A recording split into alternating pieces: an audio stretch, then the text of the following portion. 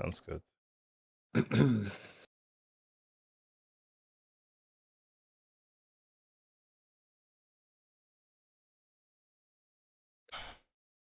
All right.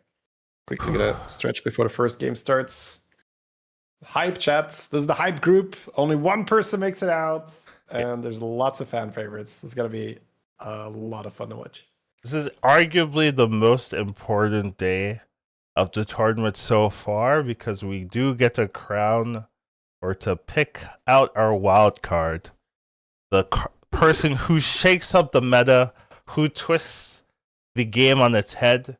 Because you kind of know what you're getting with GF. You kind of know what you're getting with sliders. You're getting crisp, clean, beautiful play.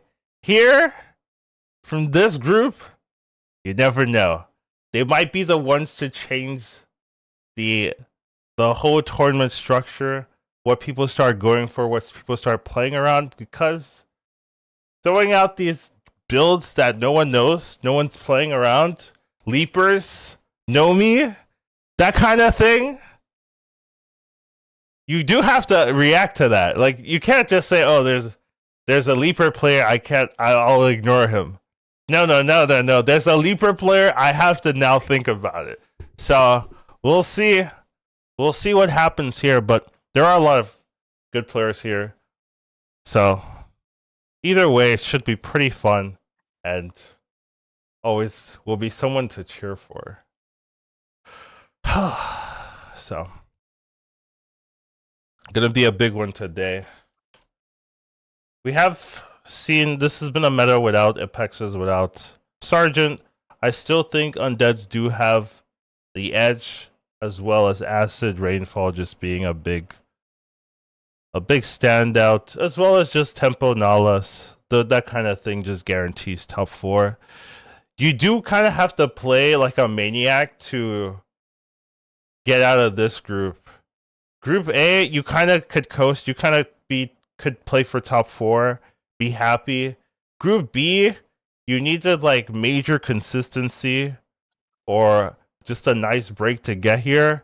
Group C, you have to be king of the jungle. You've got to dominate. There is no breaks. There is no second chances. Second place, you get nothing. Third place, you get nothing. First place, or you're going home.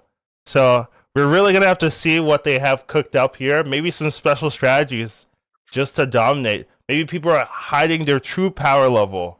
Maybe their plan from the beginning was to make it to Group C. You don't know. You don't know the strategies of these players. So we'll start seeing, are they actually here because they wanted to be here? We're going to find out today. We're going to find out right now. Group C is starting.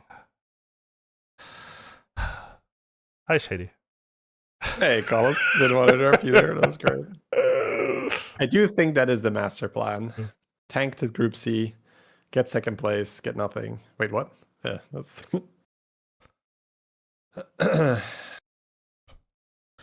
So we are first. Yeah. So this is. Let's explain why it's due to them playing the seeding matches last week. It's not like, oh, you randomly got into Group C, get wrecked. Only one person makes it out. This is because these players were the 8 weakest performing players last week. Allegedly. No, confirmed. That was actually. We have numbers, we have recordings even, so it is not even allegedly. Fair. That's fair.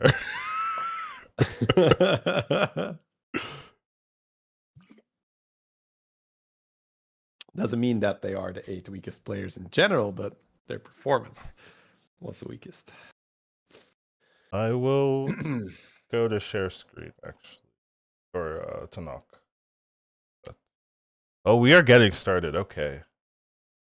Yeah. Okay. Are you in the game already? Yeah, they okay, have mine is just okay. I will have to switch to low latency thing. Okay. There's a Flurgle pickup here for top left, and everyone else is still deciding. This is a big day for them. They have to think about their hero selection. Super J Data already picked up The Syndragosa is going to be nice. ETC for Yanase. Top right is a particularly unique hero. You don't see a lot of this one going on. Dog going with the Sneed, I believe. Oliet with the Lich King. Tume with the Tog. So, some pretty solid heroes overall. Yeah, we see Cindy, so Kurtrus might have been a pick for Dog as well. Because Cindy and Flurgle make me think there's going to be at least Ellie or Pirates added to Murlocs. Yeah, Ellie's no Pirates, sure. That's why Kale, I guess, was picked as well. I did check the low latency Collins, and it's still buffering for me, unfortunately. Oh, man. Okay, I've checked it too, so... All right. Yeah, it's just saying, like, I might be slightly behind you. Okay. Let's see. So yeah, ETC, definitely the high roll hero. Beater on the Cenarius. He has the best spell, I would say. I guess that or Lasso, right? That is the what you're looking for on Cenarius, because on 5 gold, which is normally 4 gold, because you oiled it's 5, you want to be able to hero power again and grab the 2-cost spell. And then on turn 3, you want to level hero power and buy a 1-cost spell. So I hope that, it's going to be okay, chat, but we seem to have a little bit of buffering going on. Yeah, so it's Elementals in this lobby, Murlocs in this lobby, Mechs, Nagas, and Dragons. So I think this is going to be pretty heavily Acid Rainfall, and then probably some base skill Bowel Crown Car shenanigans as well. Bowel Spitter. Bowel Spitter, yes. I just say Bowel. Yeah. JJ with a nice start. Has 2 units, so likely started with the River Skipper. It's one of the best ones, and probably got the River Skipper. Excuse me. Bless you. Probably got the 1/5 out of the River Skipper. Or I guess he might have bought it from the shop seconds. Sure. Yeah. So Dog gonna just hold the Skipper in the hands because he gets Divine Shield here. Yeah, I don't know what's going on, guys. Is yours not buffering at all? Is it just like my connection? Or? Yeah, it's not buffering at all. That's weird. Like my stream is like fine. Let's see. All right. So we do have ETC using the hero power, getting the evolve a minion evolve all your minions in the shop. So we'll be able to get some 3s or 4s depending on when they want to play. You're so far ahead of me. Like, wow. Okay. I can't see. They can't see that yet. I'm just gonna hit refresh, but I'm gonna see if maybe there's some kind of browser thing. I can share my screen. Maybe that would. Not yet. I really don't. I don't want to do that yet. Okay. But we will do that because that's gonna be a little trickier to show. Right. That's true. That is. You have to make an extra scene for that. I'm a little bit. I see what you're saying.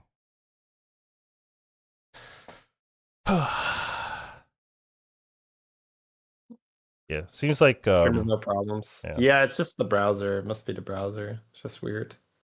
You could try switching your web browser if you have multiple. Yeah, I don't really use multiple, but I will try if that's the case. Let me see. Yeah, so makes me wonder what I should talk about here. I do see Yanase on the ETC hero powering, getting the evolved dragon. I did refresh, so we're a bit more current, but it's buffering again now.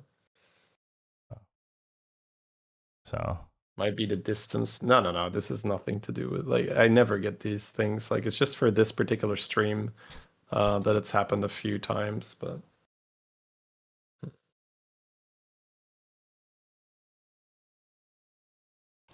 Just going for the money. It looks like Super JJ is cooking up a strategy here with the Syndragosa.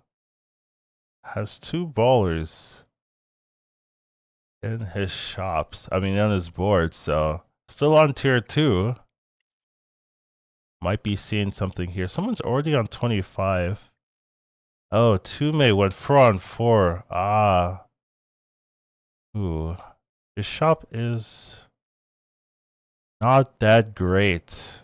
But he can't roll, so he has to take it. And really not the payoff he was looking for here. I have to just play it down for tempo. Doesn't get big hits here, so goes for a very risky strategy, going 4-on-4. Doesn't really hit the payoff Tume was looking for. Now he's gonna start at 25 HP into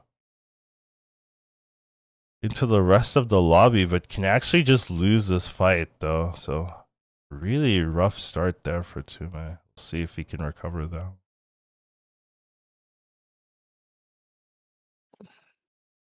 I'm gonna do one refresh, guys. Let's hope that's good here. Again, my apologies for this, but we'll get it sorted. We always have the screen share if it comes down to it. Yeah. I want to say picking up the double hooktail. Setting up for a nice mid game with that. Syndragosa still on 2 with an extra baller on the board, so probably committing to ballers from Super JJ. We've seen some good performances from this composition. We've also seen some horrible ones. So yeah, I think in an Ellie Murloc lobby, you're probably not taking first, committing to ballers. So especially as Cindy, you might be able to just high roll more by leveling. But it's not it is kind of safe-ish on Cindy. So, but I don't know if first place is all that matters. It seems like a not difficult. the best. Yeah. Hey, we are in the time warp turn. We do see Beater Babbitt with a time warp release. Not gonna take it, going for the river skipper. Okay, so different strategy than what people generally have in mind. Does have the triple scout as well. Looking at the Flurgo. Flurgo does have the beanstalk. Has the immortal, but has some other decent options. Top right. Let me just share your I don't know, whatever. Okay. God, this is frustrating because I'm trying to do it on the fly and that is just not fun. Sure, I will. Yeah, I mean I can't show your camera, right? If I'm grabbing your, because that's gonna be the conversation, I think. What I can do is add another account and have that account show while keeping the camera. That is something I can do. So let me do that. Will require a little bit of hack from me. So. No, just leave it for now. But okay, I'll share it for now, and then I'll after the game I'll switch. That's what I'll do.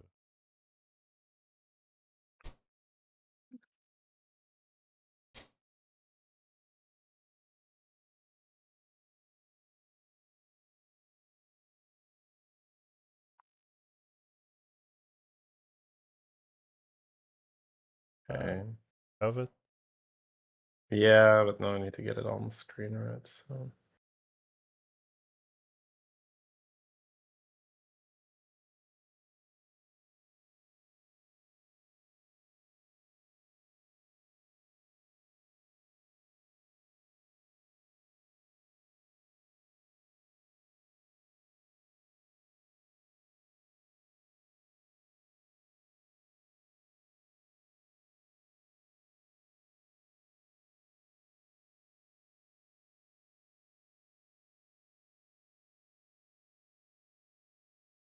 All right.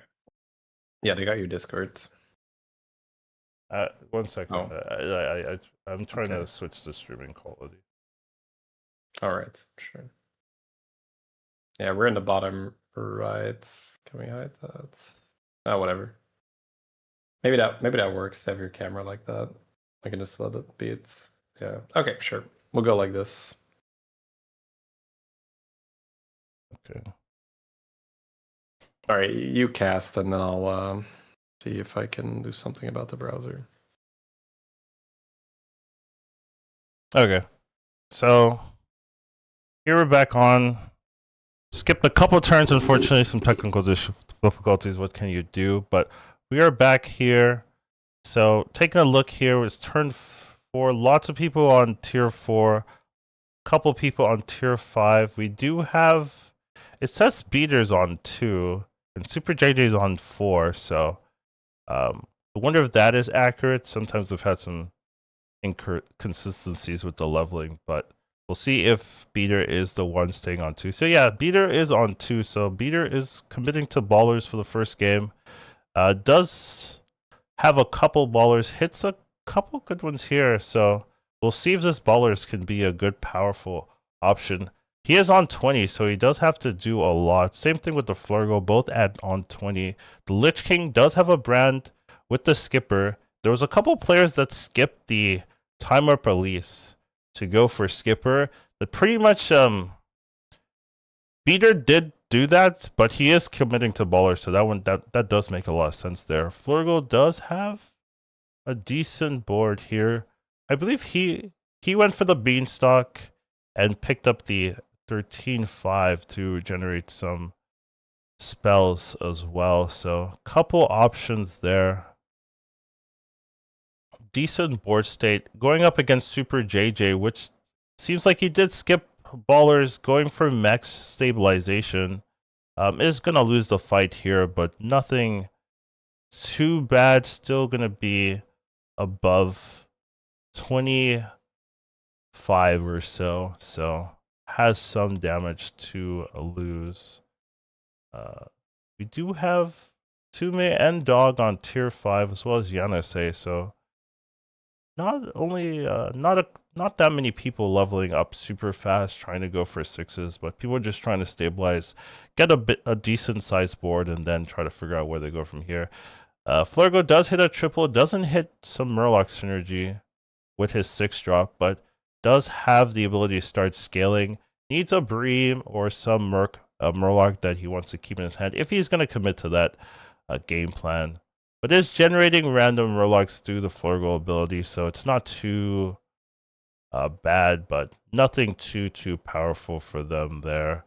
Going to look for the Scout. And sees a Tad in the shop. Also has money if they want to go for it, so can ball. Maybe, okay, hits a Tad there so it can keep going. So yeah, this is the power of Flurgle once you have an engine. Does need the brand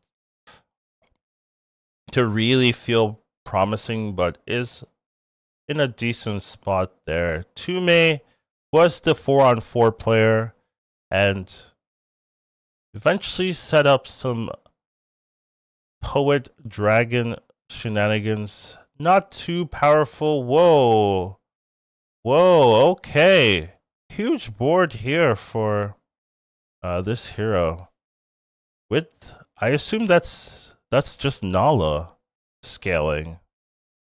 But wow, that is a very strong board for this stage of the game. Is it generating spells? Yeah, generating spells with the Death Rattle Dragon plus with the mech on the board, so is getting some spells. Has the Alikir hero power as well, so really quite a powerful board there. Check your stream. There's a second game window. Oh, what? Oh, no, that's me. There is a second game window with all right, yeah, I can fix that. No. It's just because I was switching. Yeah, no, I'm clearing everything, so I had to relog into Twitch. So I hope I didn't miss anything with the stream. No, I hope not. Okay, so we're back in the Time Warp shop. We have Flurgle getting the tier 7 minions. Gets a dragon. Same thing with the top right, also getting tier 7 minions. Gets a Psychus for him, so that's gonna be nice. Super JJ. We're back. Okay, welcome. I think I fixed it, so you can share your camera again. I'm still sharing my camera. So right. you just have to switch. Yeah. Thank you. So we're still at low latency, or I can mess around with it. okay. But let's first get on the same page. Your cam is now low quality, so I'm not sure if that's on me or if that's because you're streaming. Okay, I'll turn it off and see. Cool. Yeah, thank you so much for waiting, guys. My apologies, but I think clearing the cache probably did it. Hopefully. Okay, so We are watching. Oh, I'm on Giannis at ETC with a brand in the shop. Yeah. Yeah, okay. Right I'm here. also Okay. on Nice. ETC with a brand in the shop. 55, 54, 53, 50, 52. 50. I'm at 54, 53, so Okay, you're so ahead you of me. refresh. Then you catch up. Yeah. All right. Whew. I think we're back, ladies and gentlemen. So, yeah, I got lots of catching up to do here. But we do have Dog in the lead with a massive amount of health. Wow, that is amazing. We actually have not seen Dog much, at least from I've skipped some turns too. As well. Yeah. He's the only guy on 6 and he has massive health, so he must have had some really nice start. Yep. Whew. Okie dokie. Is that the famous desync bug? The casters are desynced? Yeah, that's unlucky when that happens. JJ not balling. I thought he did go balling. It's actually Beater that's balling. Right, so JJ getting the Electra. Oh man, this is not good. Oh, he has a Jouster. It helps a little bit, but it's scary right now for JJ because this just goes very slowly. Oh, he hit Zesty Crooner. That's why he's able to power level. Yeah, that's really nice for Dog. That would explain it. Yeah, so Dog getting a huge tempo composition in the first game, so really gonna be tough. But it's not really a comp that wins. Ooh, I like this though from Dog. The tech underdog from the hand with the Divine Shield value going to be able to free kill. So that's really nice there. Oh, and knocks out Super JJ. Oh, that's a bad start there. So we do have our first knockout of the day. It's gonna be the JJ. The J Lord off to a bad start, chat. But I mean, if you have that Electron on the board, you need to have some like Golden Drakari type stuff for that to do anything really. It was just a bad. Is the Electron end of turn? Or no, that Electron is spellcast, but you still want Drakari with the guy that gives you spells then, but still. It's you need like massive spell gen. Yeah, you're right. It's the other one.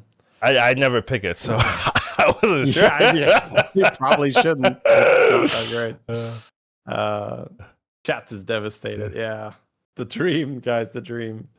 No one is out, right? It's just, you have a lot of work ahead of you, right? If you start with an 8. Decent scam setup here for Flurk, but does not does have mechs in the lobby, right? So it's a little tricky. Yeah. But I guess the dragon takes care of the shield, so that's not so bad. Yeah, I have noticed that if you are wanting to play Burlock scam scaling, you usually end up with a bow spitter on the board first. Just because you need that for tempo. And then you hope you find that second golden or so. Because if you're just holding them in your hand, a lot of times you don't have that base skill, so you lose the pressure. So you kind of need to just have it and be okay. Yeah, ideally you just have a golden one on your board, and then you end up just getting another one with golden touch, or just adding 2 regular ones to your hand. Yeah. Because then just going and poisoning 2 of your Murlocs is great to start the fight with. Reborn Leroy here going into ballers. Yeah. Whoa, that's a big baller setup though for Beater. All set 23 HP. Skipper is very good. Skipper's very good. Yeah, he skipped Elise for that. So right, yeah. If you're on 2, then I rolled Golden Tad, right? Yeah. yeah, that's true. Understandable. But the cool thing is that the Skipper I think is better even than Chenvala Buddy, because every baller is 2 cost. You could cycle Scout, maybe make money, right? You could cycle Gambler, definitely make money. Pirate's not in here, but every baller effectively costs only 1 gold instead of 2, and sometimes 0 because you're getting. Ooh, Tume takes the loss here too.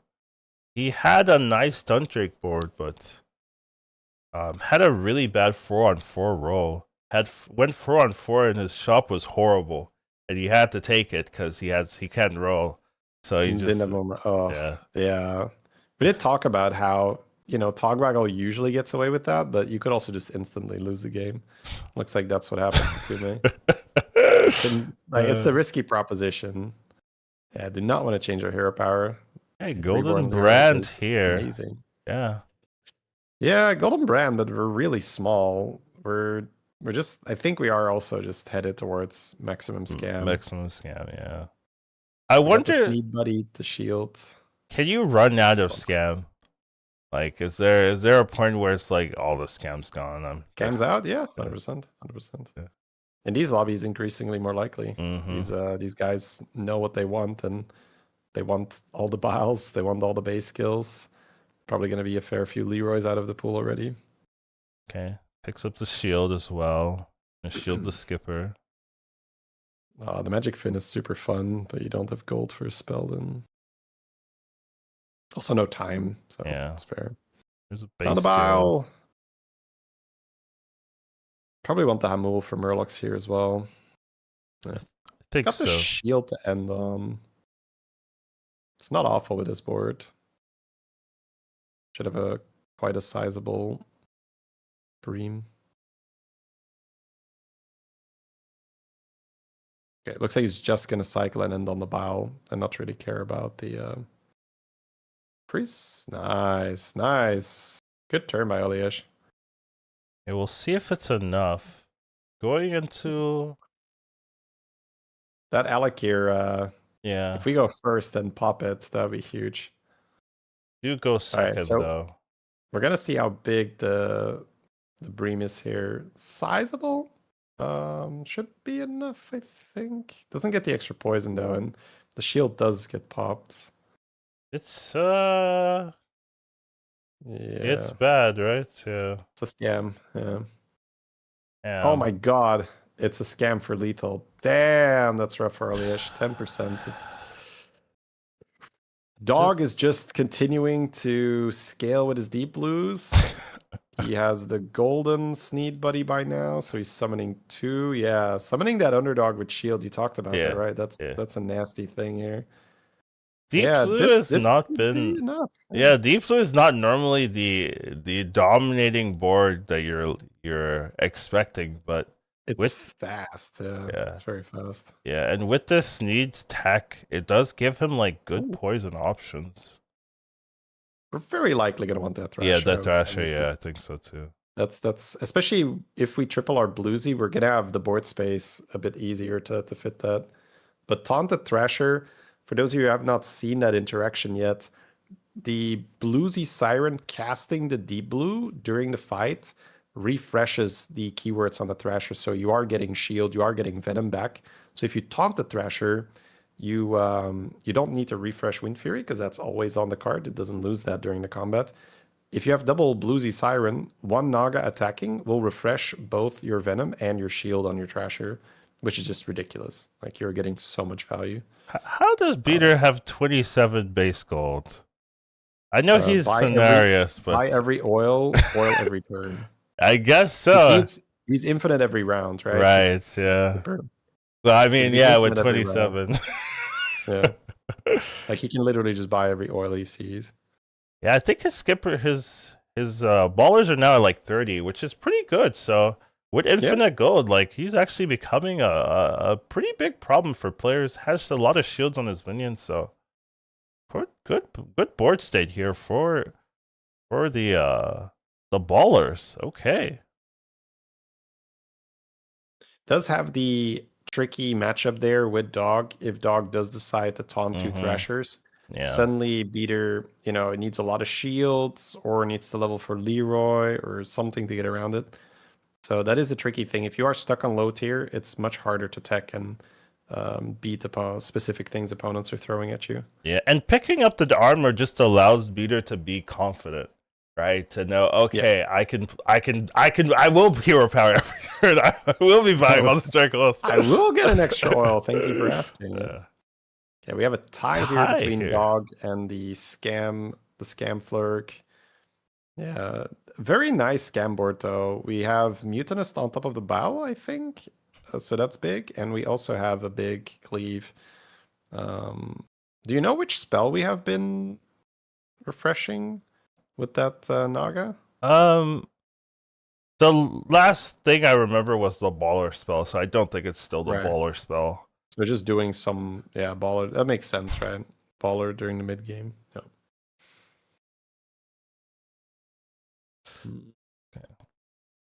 What's the name of this hero? Just Kael'thas. Kael'thas. Okay, thank you. All good. I fought him in World of Warcraft during Burning Crusade. It's like burned into my memory. This was a very fun fight. Yeah. So has the going to eat it onto his amalgam here to just give him some room to add more scam, which is very reasonable as it's likely going to be what you're looking to be against. So needs some shields. There's a mutinous spell if he wants to go for that. Still has the brand, which I would assume is leaving the board this turn if things go to plan. Probably glow skill here, so it could technically hold glow skill on the board even. Just Yeah. end on that. No, it's leaving. It's leaving. Yep. Yeah, just like valuing the cycling the glow skill. I guess the Broodmother. Okay. Yeah, wow. Broodmother to soak makes sense. Like that's gonna block quite a bit. Yeah. Actually really good call here. Because he is Alec here, so he knows that people are gonna maybe put Leroy first to block his Alec here. So by taunting the Broodmother, he gets a very good deal there. Yeah, nice around the Venom. recognition of what people are going to be doing into him. And you can see the dragon doesn't get that value that you would expect, right? Just only cleaving 2 1/1s. Yeah. Yeah, this is really, really well done by the Kael. Kael does have over 50% to win this and 32% to just outright kill the Flurg. The Psychus is not enough to be lethal on its own, so it's going to hit the 32%er here. Flurg's still in the running. But does deal like quite a bit of damage, and I assume like upped his win percentage quite a bit by those tech options. So you're really starting to see the expert positioning from these players, just knowing, oh, I need to go all in. Brand needs to go. Where some people would keep it and and die. Get an extra Leroy here, so that does make the Flurg board a lot better. But yeah, that taunted Broodmother was excellent. Excellent tech by the Kael. Yeah. I love how he still casts that on the Zesty, even though he has enough spells. It's like muscle memory, Yeah. It's got to do it. Yeah, looks like an interesting mid game here that was had by the Flurg with the ballers buffing the dragon, both the Ravager and the Gargoyle. Yeah, he honestly didn't have a good setup. Like he was just kind of working with scraps a little bit, but was still able to make it work. He did get the dragon, maybe being the saving grace, because that is something unique to his board that other people don't have access to without beasts or easy access to big Ellie. So not a lot of acid in this game. Yes, the game went too fast for Acid Rain, it seems. Like probably partially because of Dog just taken out heroes such as Syndragosa and Togwag, although Syndragosa, JJ was not really looking to go Acid Rain. Like he was not in a position where it's possible. But now we go into the baller board from Beater. Yeah. So we're going to start with this Ravager to maybe pop a shield and then get some poison value. But I don't know, there's still quite some stats on this Flurgle board. So if everything just trades well, we have the shields going into the Leroys, but still quite heavily favored for Beater. Yeah. That's a nice little hit, proccing the shield on the Thrasher before it dies into Leroy. Yeah, his minions are like 900. But, these are some awful trades. The hits are awful. Yeah. Like, straight up awful. Yeah, I think Beater we're always losing here. Yeah, oh my god, how? Okay, so nothing comes out of the base skill, so it's not lethal. Yeah. Because imagine if he pulls a 5-drop there, it's just over. Yeah. Like, that's the biggest scam. That's a crazy loss from Beater. He looks so favored, but no. Dog just convincingly not caring about the scam with his golden buddy and double underdog being summoned. I've not respected the Sneed buddy. But every time I see Dog play it... Yeah. Oh my god. Yeah, he's summoning 4. This is ludicrous. Look at his hand. Yeah, I mean, every time I see Dog play the Sneed buddy, I'm like, that hero is kind of busted. And then I play it. I gotta play some Sneed, bro. I play it, and After it's watching not like this. this though. It's not like this when I play it. For sure. That's it's like when you like my viewers do that sometimes when I have like a short, I have this crazy interaction, like I'm gonna try that, boom, 8th. You're like, oh, okay. That He didn't can happen change for the me. hero power comfortably, right? It doesn't mess with anything. Yeah. Okay. It shouldn't get rid of it. It's like the minion just explodes. It's gone. You knew what you did. Yeah, you didn't want it anymore. Yeah, I was like thinking, does it like keep the divine shield or something? But it looks should be fine. Right. No. It's kind of like curator, right? No, yeah, makes sense. This is gone. Like it's done its thing once the game started. But no, this is amazing. I would say just tech that Dog is sharing with us, being like, no, guys, Sneed is good. Trust me on this one. But because underdog is in every game, so you can force that in every game, right? So if you have Sneed Buddy, underdog is in. So if you just hold 2 underdogs, you golden your Sneed Buddy with eyes later. You maybe even reborn it. This matchup is bad though. It's crazy. Because he couldn't get the divine shields, he might like his minion might go just straight into the Leroy. Right. Yeah. So kind of a rough one. The Sneed Buddy just carries though, right? Maybe. Yeah, 50 only, yeah. Okay, it does take care of that. Gets to reset. I would say we're probably okay, judging by these first 2 hits. Yeah. Like also the base skill here gets no value, killing the weaker minion. Yeah, there's 2 shielded underdogs coming out of this thing. That's fair. It's Jover. That's a good hit. There's 2 more in there. Is it 2 more underdogs? No, okay. I was no. But 2 more things. And a Leroy. Okay. And a taunted Leroy. Jesus. And a Green Thumb. Oh my god. Okay, so he needs to swap his 5. Green Thumb needs, but what does he even remove? I guess he needs to cycle his 6-drop basically. It's like we talked about this earlier as well. Beater is leveling. Right, he is trying to counter what Dog is throwing at him, but it's just like, yeah. But do you even want a blaster if you're Dog? Because you have your own like shields. It's not Sneed Buddy, it's Sneed Hero Power. Yes, but it's also Sneed Buddy kind of. But I get you. It's like Sneed Minion, Sneed Underlord.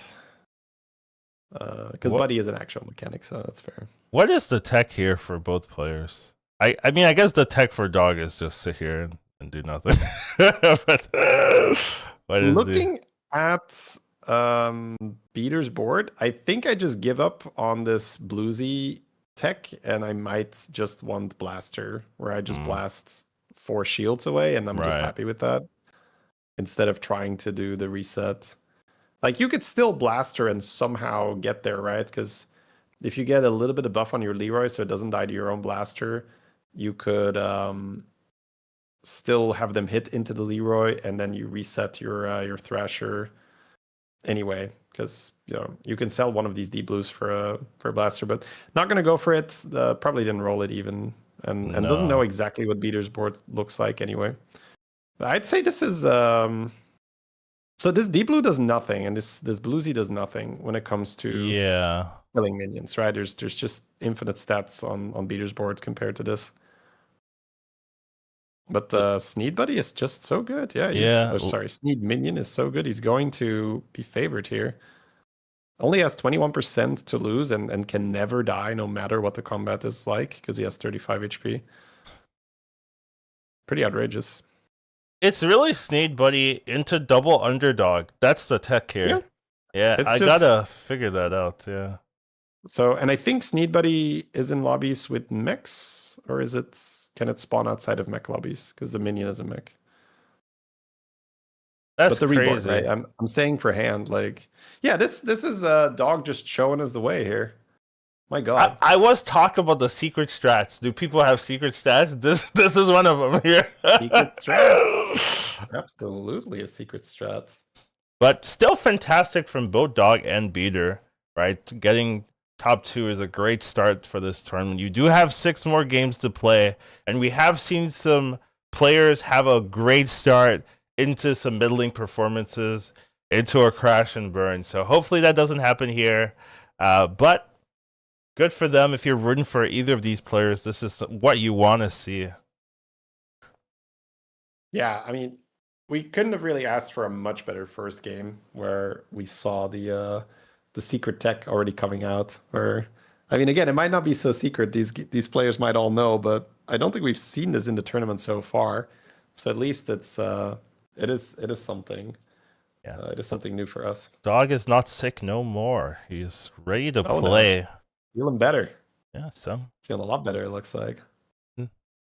We do have some top 4s from the Chinese players as well, and then we do have a bottom rounding out with Oliak Yanase, Tume, and Super JJ. So they do need to recover. They do need to get back on that horse, but was a pretty cool game. We are seeing the replay. We did miss a lot of it, so honestly do want to see this replay at Tume Hero Power. Can you check for the cam? I don't know if it's like if you can maybe just reboot it because it's still in like pixelated quality. Oh, is it okay?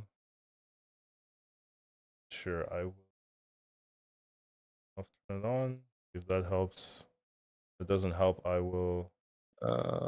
Yeah, that did it. Oh, that good old turn it on and off again. Classic. Okay. I was gonna do more, but yeah. I mean, do more. It's fine. Make it even better. I'm just happy that it's just my browser that I just needed to clear out everything. You have it off low latency? Let's try. Okay. Let's try turning low latency back on because then we know we're going to be synced, right? Oh, no, low latency is on now. I guess that's the default, right? And it went default, yeah. So it's on low latency. Okay. Cool. All right, let's see what's going on here. There's a 3-minute break, so something happened. Something happened between game 1. Right. They're seeing if that sneak play was legal. They're checking, like, wait, that doesn't look like he's able. Like, is that? Can he do that? Is there a rule against that? The cam on the stream looks perfect. Yeah. That's because I'm getting it through Discord, and he doesn't route his own camera through Discord. Well. Yeah, so we're gonna have 6. Yeah, maybe I do. Maybe I will. They can't tell me what to do. Yeah, so we have 6 more games after this, guys. 6 more games, and at the end of that, only one player, the top player, is going to advance because we already have 7 qualified players. Here you can see the 5 that have already qualified from Group A, and then here the 2 from Group B. That's Sword and Say. And then today we are going to get our final finalist, I suppose, who is going to play in the LAN tournament, which I think Slider said was February 1st. So February 1st, okay. We have a date to aim for, which is, I would say close enough, right? I don't think that's like too far where the hype is gone. But it gives the players enough time to sort out travel and maybe get in a little bit ahead of time, get rid of jet lag and stuff. 3 weeks from today, then. That's what that means. Okay. Yeah. So that's fun. Cool. They have 3 weeks. They're gonna be playing in a completely new meta, let me tell you. 3 weeks? Oh boy. Everything's gonna change. 3 weeks is not I don't think it's mid-season. Right? Yeah, I don't think it's mid-season. Yeah. So it's likely going to be patch where it's Apexes and Sergeant back, but in some kind of nerfed version. Yeah. Maybe some other top tier strategies nerfed a little bit. Maybe Acid Rain gets hit one more time or so. Yeah, these are indeed considerations where hopefully it's not too close to the top 8 where the players do get to practice a little bit on that new patch. But we do not have tournament servers or anything, guys, so whatever the live patch is, the players will be playing on. So if there is a patch the day before the tournament, then that will be what they're playing on. But I do think Blizzard is sponsoring this tournament as well. So it seems unlikely that they're not at least, talking or being aware when that patch will be. So probably going to have a little bit of time for the players to get adjusted to this and practice the patch. All right, quickly going to stretch, and then we go in. Yep. All right, so hopefully we got the technical difficulties out of the way and we can have a smooth rest of the game. So it looks like we are moving in. We have a new caster. Oh, you guys can't see it. Okay, we do have a new caster here, so that's pretty hype. So third one, if you're listening in, maybe some more color commentary. We'll see how it is. But I personally wouldn't hold my breath. Blizzard has changed patches right before tournaments before, and these are tournaments they for sure knew about. So if you do see like the players having 1 or 2 days to practice, I wouldn't be too surprised. We are moving into the game number 2. We're back in it. So looking at the heroes, no one is really snap picking anything. There's a lot of different decisions. People are really trying to figure out what's best for them. A lot of people using their rerolls. So there are four rerolls available, and a lot of players are maxing that efficiency, just rolling it, trying to find the best hero for the win. We do see Super JJ on the Gale Wing. We do see Nambundo. We see a Jailer on the NSA that has been a very powerful hero as well. Yeah. Jailer's been fantastic in this tournament. Dog is sitting between the Sire and the Scenarios. Gonna go for the Sire. High risk hero, as the rewards can make or break your game, especially if you're looking for top 1. Yeah, I think they're playing on the NA servers, guys. The reason why it's in Chinese is because you're not watching the spectators. POV. You're watching the spectators feed. So the spectators have their clients in Chinese. Yeah, so Reno, Deathwing, and Galewing is the Finley options here. Not Deathwing, so probably just Galewing. Yeah, gonna go for the Galewing. Reno not being a power pickup anymore. Yeah, no pirates, like no golden deckhand, no golden plank. I think that's fair. Yanase misses on the tier 1 undead, also doesn't get the crab. So next roll, if he gets the 1/1 skeleton that he can hero power to summon 2 more 1/1s and then hopefully just get another copy, would be fantastic. Let's see if he does get that. Does not. Nope. Yeah. That's probably really has the level, rough. and that's not the Jailer starts we are used to so far. I think most Jailers we have spectated so far have hit an undead, at least on turn 2. So quite interesting. I mean, you could technically roll on 1 to try and get it, but now then you're entering the territory of, oh, I could be dead. Like turn 3, I could be out of the game. So that sounds awful. Yeah, so we do have undeads, elementals, mechs, nagas, and dragons. He does roll and does hit it. Is he gonna sell hero power? I think you do. Yeah. Okay. Does play for Jailer. You know, he is playing Jailer, so he's gonna commit. You just lose. Yeah, I was breathing because like if you roll and you miss, you lose. So that is yeah. Okay, actually loses here. Giga 1v4. This whelp is just like, oh guys. I guess it's technically 2, right? This neat minion summoned it. Oh, we finally see a cat buddy. Oh man, this is the nuts, right? This is what they're all dreaming of when they slam ETC on turn 3. They're like, come on, cat. Come on, reform. Is Sneed dog again? Or who's Sneed? Did someone learn? Tume, I think. Oh, okay. Tume had it. Okay. I think he just saw it as like, that looked pretty good. That did look pretty good, so I do understand. Yeah, Sire. What was the Sire? Oh, this is not Sire. Okay. It's the buy 3 and you get a minion. Okay. Oh, this is Kurtrus. Kurtrus, yes. Yeah. He looks like Sire. No pirate, just Ellie's. Skins debating me. Yeah. Weird. Now, the worst part about the skins is that they also have different names. So, like, there is a Jailer skin that is just like called like not Jailer, it's like Azugers or whatever. Azugers the Thunderlord. Yeah, I hear you. Yeah, I don't know. But the worst one that I've seen is there is a Deathwing skin that is called Jailer Deathwing. I'm just like, okay. For crying out loud, you're calling it a different like If I'm just like not paying attention, I could think that's a jailer, right? Yeah. Anyways, So two mini players rant with the over. 3-on-3, and they are Yeah, two really Gale Wings this deciding. game. Yeah. That's so on point by the spectators, like hitting the Gale Wing turn, specking both the Gale Wings, seeing Yeah. what their discoveries are. Really well done. We got a Zesty Ooh, here for yeah. Oliash, so Zesty big makes it tempo. good. Ooh.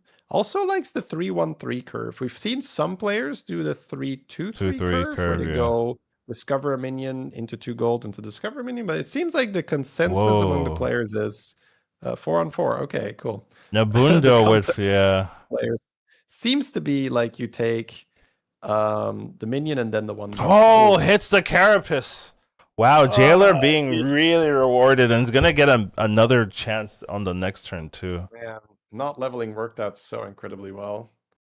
That is a crazy, crazy start for Jailer. We have a turn 4 Carapace on a board where we're going to have a ton of tokens by default. It's pretty silly, guys. Elementals are in, so what Nobundo wants to hit here is the Baller spell. Like, if he hits that, suddenly he is chilling. That 4-on-4 will be no problem because your board is just getting filled up. You're getting a lot of money, you're getting a lot of stats. So. Oh, and this is the tie. So gonna be taking that 4 damage here. Yep. So I hope they show the Nobundo. Yeah, I'm just so good at this. Yeah, this is. They are good. Yes. Yeah, I think you do have to go Elise. And then another triple here for Jailer. Yep, that makes sense. Air Elemental's nice if you want to commit to that, but maybe you don't, and you're just gonna leave. I think it's one of the other two. I think you Avenge or just take your 1 LE per turn. Because I think with Jailer, Dragons are in 2. I think you're okay just pushing Carapace. I like the volumizers a little bit more then. Has a bit more chance to farm more, right? Yeah, I like that too. Yeah. Potentially tripling as well. Okay, we'll go for the guaranteed Genie because the board is not super Avenge friendly at the moment. True. It does have a handless in the shop, so I'm not sure if he's like wanting to freeze that.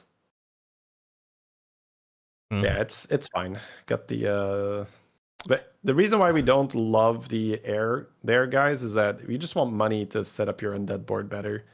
And buffing our rightmost trap doesn't really help too much with that. Yeah, he actually doesn't have an Avenge board at all. I guess you have to eat your undead that summons, so you lose it overall. Yeah. Yeah. Yeah, if you don't hit other undeads. Okay. Does not get the Carapace. Not ideal for Yanase, but that's because we have a 4-on-4 Nobundo that did not quite hit what he wanted. Yeah. And now we got the time warps here. Ooh, options. Wow. Reborn on Jailer is not crazy, yeah. Yeah, I could see both. So. Ooh. Elise hero power. Sorry, Sylvanas hero power can just get an Elise for 2 gold here. Yeah, that's really powerful. For the Nobundo. Also has a really good shop too. On there. ETC. Either rabbits with the Putresites. Oh, on the Lich King, so can reborn it. So that's huge. Ooh, has a reborn Geist as well. Beater could actually just buy the Soul Splitter and the Geist here and just start milking, start farming already. It's gonna do that. That's exactly what it's gonna do, yeah. Wants to hit the Carapace now. Not a lot of good hits for the other players. They're really thinking about it, and it's really not obviously strong. So that's a little bit sad there. Gonna go for tempo for top left ETC. Ooh, double Cat Buddy. Oh, wow. Yeah. On ETC, that is great. I'm gonna go Shudderwalk for money? For Oliach, yeah. Okay, looks like the Elise is, sorry, the Nobundo with the Elise is on the board is going to start to get the 5-drops here. The Ghoul of the Feast, the middle one, is very good at this stage of the game. Yeah. So it depends a little bit if he can build a bit of an Avenge board. Even if you don't, I think, yeah, I think I agree with it that you still just take it. And if it only procs 2 or 3 times, so be it. Okay. Can take the Genie, which is probably better than another Elise. Yeah. Okay.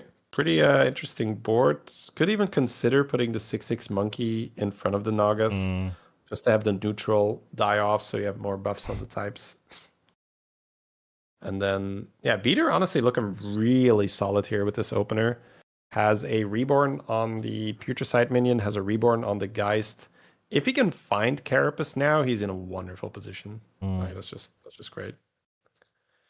Jailer as well. Just this board is nuts. Like, and he Yeah, has a Time time warp Release release gave him a too. golden. Yeah, and he has another Carapace in the shop frozen. He's getting 2 spells per turn, and he has even some spell buffing already Yeah, on the board. as well. So the Carapace is going to get +1/+1 every turn. Jailer's just been fantastic. If you don't instantly lose the game turn 2. Yeah, if you can find that little skeleton, it's just not fair. It's too good. So Tume also Right, going for the Tume Putricide buddy, for but the Sneed here, yeah, right? Yeah. Oh, Putricide Buddy. Yep, yeah, yep, yep, yep. but doesn't True. have Reborn, so it's a little different than Beater's strategy of Yeah. reborning it. It is kind of nice with that Sneed Oh minion on the right, board. yeah, Where that's true. you can pull your creations. That actually Well, makes him actually, so much stronger. yeah, that is kind of like Reborn. I'm not even sure the numbers are accurate here because It's probably not. like maybe it's not accounting for Yeah. the Sneed Buddy. Sorry, the Putricide creation being pulled by the Sneed minion. I did not think he was winning that. Oh man, No. yeah. And then he just gets an extra unit on the board, and you're like, Yeah. oh, that's pretty good. All right, at least for Tume on 4 gets a Soul Splitter, likely. Whoa, not taking Ooh. a Soul Splitter. Interesting. There's an underdog. Maybe, yeah, I guess just trying to set up underdog and then later on eyes on your Sneed minion. So. ETC with good money here, but will sell out of 1 Cat Buddy. Oh, must have been the Switched dragon. into Test Hero Power, Oh, I'm that's guessing, Tess. right? Okay. I thought Yeah. it could be the dragon. The dragon buddy that the buddy that takes the highest tier. Yeah. No, I think you're right. I because think that makes way more sense they're than all Test high Hero. tier, and I'm just like, how? Yeah. That's... I think you're completely right, Collins. I think he did roll the Togwaggle buddy. That's the one that does that. Yeah. So Very, very good. nice board there. Here we see Dog struggling a bit here. Has a Golden Elise and 2 brands, but doesn't have a good use for it and isn't particularly strong right now. So I'm gonna try to recover here. Hoping to milk a lot of spells with our Spirit Drake this turn to buy the plank next turn, to maybe get our Hero Power proc on the plank, and then have double plank with a bunch of spells to stabilize. Yeah. I think that's Dog's reasoning here to try and come back in the game. The issue is that gonna drop below cap here. Yeah, everyone has their board already, right? There's a couple players with those Putricide creations, which actually is quite a good amount of tempo, and then also some Carapace boards being set up very well. So people have already set up, and you really don't want to be behind when people are at this stage of the game. So we are getting pretty good combat here, so not taking that much damage. But it is I guess there's like 1 Carap. Yeah, there's Carapace being played, so the skeleton actually lives. Never mind. Still taking 8. Yeah. This is risky for Dog. Needs to have a phenomenal turn here. He only has 2 spells that he generated, so it's not great. Yeah, we need to see that Kurtrus Hero Power triggering on the plank that he just bought, or if he buys a Nala this turn, the Nala. That's likely how Dog gets back into this game. If he does not get either of those things, then it's going to get tricky. There was a buddy on the previous board that was really good. The one that gains health for every buff, every health from the board. So he has Carapace, so that could really give him a ton of tests. Pyramid Buddy. Yeah, Pyramid Buddy. Yes, that's the one. Yeah. Yeah, I just wanted to mention Pyramid Buddy is really good here. Also, with Sergeant was insane as well. That's Sergeant Pyramid Buddy was just thousands and thousands of health. So we see Dog. It looks like Dog did proc on the plank. Yeah, very second good. prank. So now 2 planks to get big with. Is going to take the triple. Does not have a lot of time here. That's good. Oh, he's on tier into 4. brand. Okay. God, right. I did not even realize he was still on tier 4. Sells it immediately. Oh no. Yeah, all in here. Oh, he couldn't sell to get the 4-cost spell to be a little bit stronger and had to waste 3 gold. Does win the fight. This is one of the setups where Dog is now. I mean, he wins the fight, but he's at 8, and there's one very important detail I missed. He did all of this on 4, so he's just very far behind, right? Yeah. Like, yeah, you still have to spend the turn to go to 5, or you have to accept Stay the fact that down, you're going to be yeah. on tier 4 for essentially until you're dead. But like that's not top 4 material, right? If you have to stay on tier No. 4 and spam with 2 planks the whole time. So yeah, Doc's position is actually a little worse than I thought it was. It was bad, Hey, but it was even it was worse than you bad, thought. and then it became worse. Yes. Now, greater time warp can maybe change that, right? Have to see what Dog is offered. Does he hit We have Nala? Yeah, basically. yeah. We have a Deos for Tume. So still has his buddy, still has his minion on the board, looking for that Eyes of the Earth Mother later to try and summon 2. I believe ECC took the Time Warp Geist and the Evolve to 6. Speeder's still deciding here. Can clone or... what else do you take besides the clone here then, actually? I don't really love the other options. Okay. The Deep Blue summoning is actually not like completely awful because like it actually stacks quite quickly, but he's gonna go for the tier 6 spell. The extra stats on the tier 6, yeah. Yeah, Oliach has a similar problem. These are not the best. Just gonna go for the money. Go for the money. Somewhat understandable there given the options. So not happy about it likely, but money can be useful. He does have Shudderrock hero power. Yeah, it's like 4 extra gold per turn versus a completely game warping card. Yeah. Is, you know, it's hard to compare those two. Also, he is on 14, right? Which means that he could just die here, and even if he finds armor, it's still very sketchy.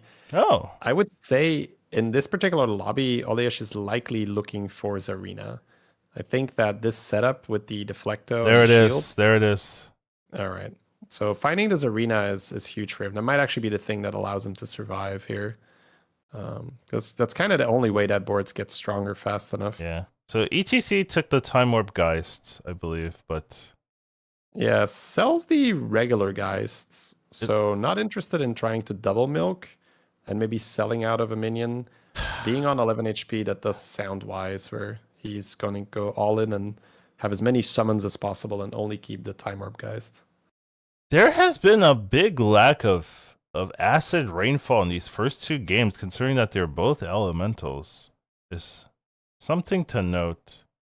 Like, it's very fast. So I think it's like a crabs in a bucket type thing where if everyone is like full tempo, then you need time to build your rightmost chop, right? For your value. So if you have people that are playing Zarina, if you have people that have that early tempo with the deep blue like Dog had last time, you just don't have time to set up for it. Also, undead are really fast. So Jailer being in the lobby probably doesn't help in allowing you to set up the acid ring. Yeah, I do also wonder if players are just playing safer, comparative to the Group A lobbies where 5 could make it out, so you're a little bit more comfortable, a little more free.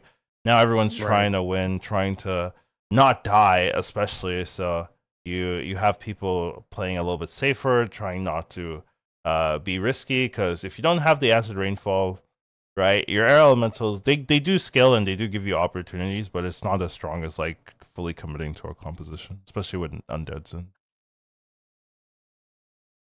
Oliash is going to scam Dog here. Yeah. Dog having a 70% chance to win and will be eliminated. He had 2 Reborn Leroys on the board. I wonder how that happened. He evolved into 1. And then I guess he's Lich King, maybe? No, it was not Lich King. At least not from what I could tell. Anyway, it's doesn't matter. We did say Doc's position was bad, and then it became worse when I realized he was on tier 4. But we do have that Zarina for Oliesh, which we talked about on the previous turn. That's pretty much the only thing that could save him, and he did roll it. So that's also the reason that he was able to take out Dog. Bye-bye, Leroy. Now, looking for just a few more spells. That Shell Collector is honestly pretty good. It's just 1 gold, and he can hero power it for an extra spell. Looks like he's not going to do that. Either forgot about it or really just wants to get more value. Stun Drake Divine Shield is very, very interesting. That is very interesting indeed. I do love running this Tinkerer in Zarina comp because you just never know. Like you might roll a new Zhao, or in this case a Stun Drake, or even an Underdog Shield, right? Can be very good. Not getting the second Deflecto as well. Could have been. No, JJ is not first on the leaderboard here. JJ is about to fight Oliesh and can die. So I have to see what JJ's board looks like. The overlay is a little bit behind right now, or just has the wrong Just for him. tracking the wrong hero. It's just for him. It's behind. Everyone else is Right. He's not on tier 1, guys.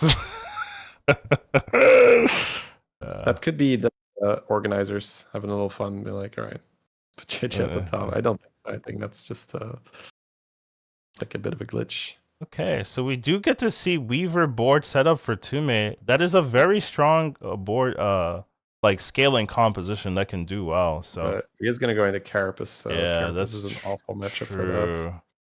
The Tume not checking for the new hero power on Sneed. I wonder if that's just a lack of time, or if he thinks he's going to lose the minion. Oh, that I was afraid of. Yeah. Because he can quite freely check that and maybe get something really Brook on and remove shields, or get a Drek or something like that. He does have the DUOS, so that does do a lot, and he is learning from Dog in the previous game, because there's a crazy amount of summons here. Yeah, not summoning underdogs though, but still it's better. It's better. Yeah. It's also better to summon undeads with the setup that he has. But yeah, I mean the two Broodmothers were unpopped, so we're never really gonna get there. Oh, gets to steal some. Oh no, hand is full. Hand is full. Not get to steal something. Does have 2 Broodmothers now, but the it's not Carapace, so they don't really do much. It's just pure undead scaling. So let's see what happens here. Looks like JJ has been eliminated by Oliesh. So JJ's board was not able to overcome the high damage Divine Shield on Zarina. Now, Zarina in an undead lobby is not ideal, because every time you do fight an undead player, you're going to be having a bad time. Same thing for Carapace Dragons. So I would say from this point on, Oliesh is just kind of trying to dodge a minefield of bad matchups, where there's at least 2 players where his board doesn't do much. So Bundo's setting up the undead transition as well. There's also an asset here. Yeah, but he's on 11 as well. This is scary.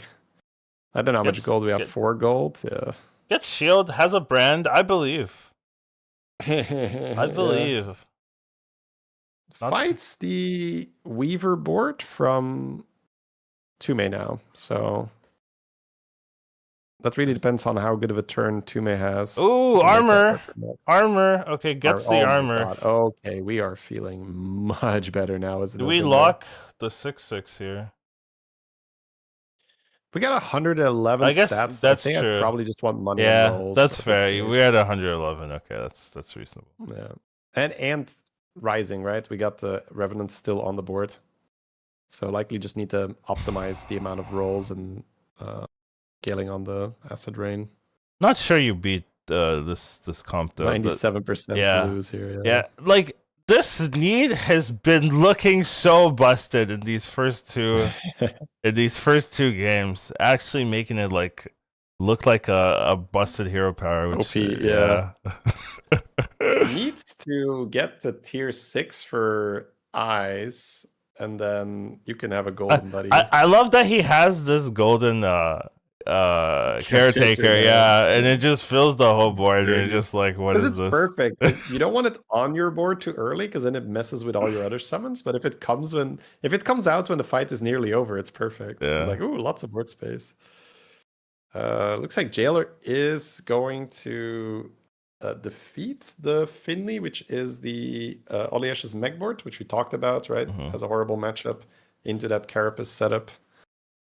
Still milking the spell power right now on 25 HP. Feeling pretty safe. I like it. Yep. Keep milking. Milk till you're dead. Probably want to bank the or win the game. Sorry, let me clarify. Preferably win. Yeah. Milk until damage cap is off is a far more reasonable proposition, I would say. Looks like he might just be holding those and keep the spellcraft for 1 more turn. Yes. Wouldn't be surprised. Let's pop all the Carapace here and then just pass. Hope it's enough. Yeah, so he He did is pretty well for yeah. Good. he is copying the carapace, so he's getting quite a large amount. No Tituses on his board, but other than that, has a pretty nice board. Beater with this unique strategy, taking that Azure Drake, and it actually does give him a ton of attack since he has that Geist scaling, pumping his attack. So his minions have huge stats, and Carapace does make all the dragon summons also quite large. So kind of a nice setup. You don't see that dragon being used too much. That spell power isn't all that popular in the game. So finding a cool window that can take advantage of it.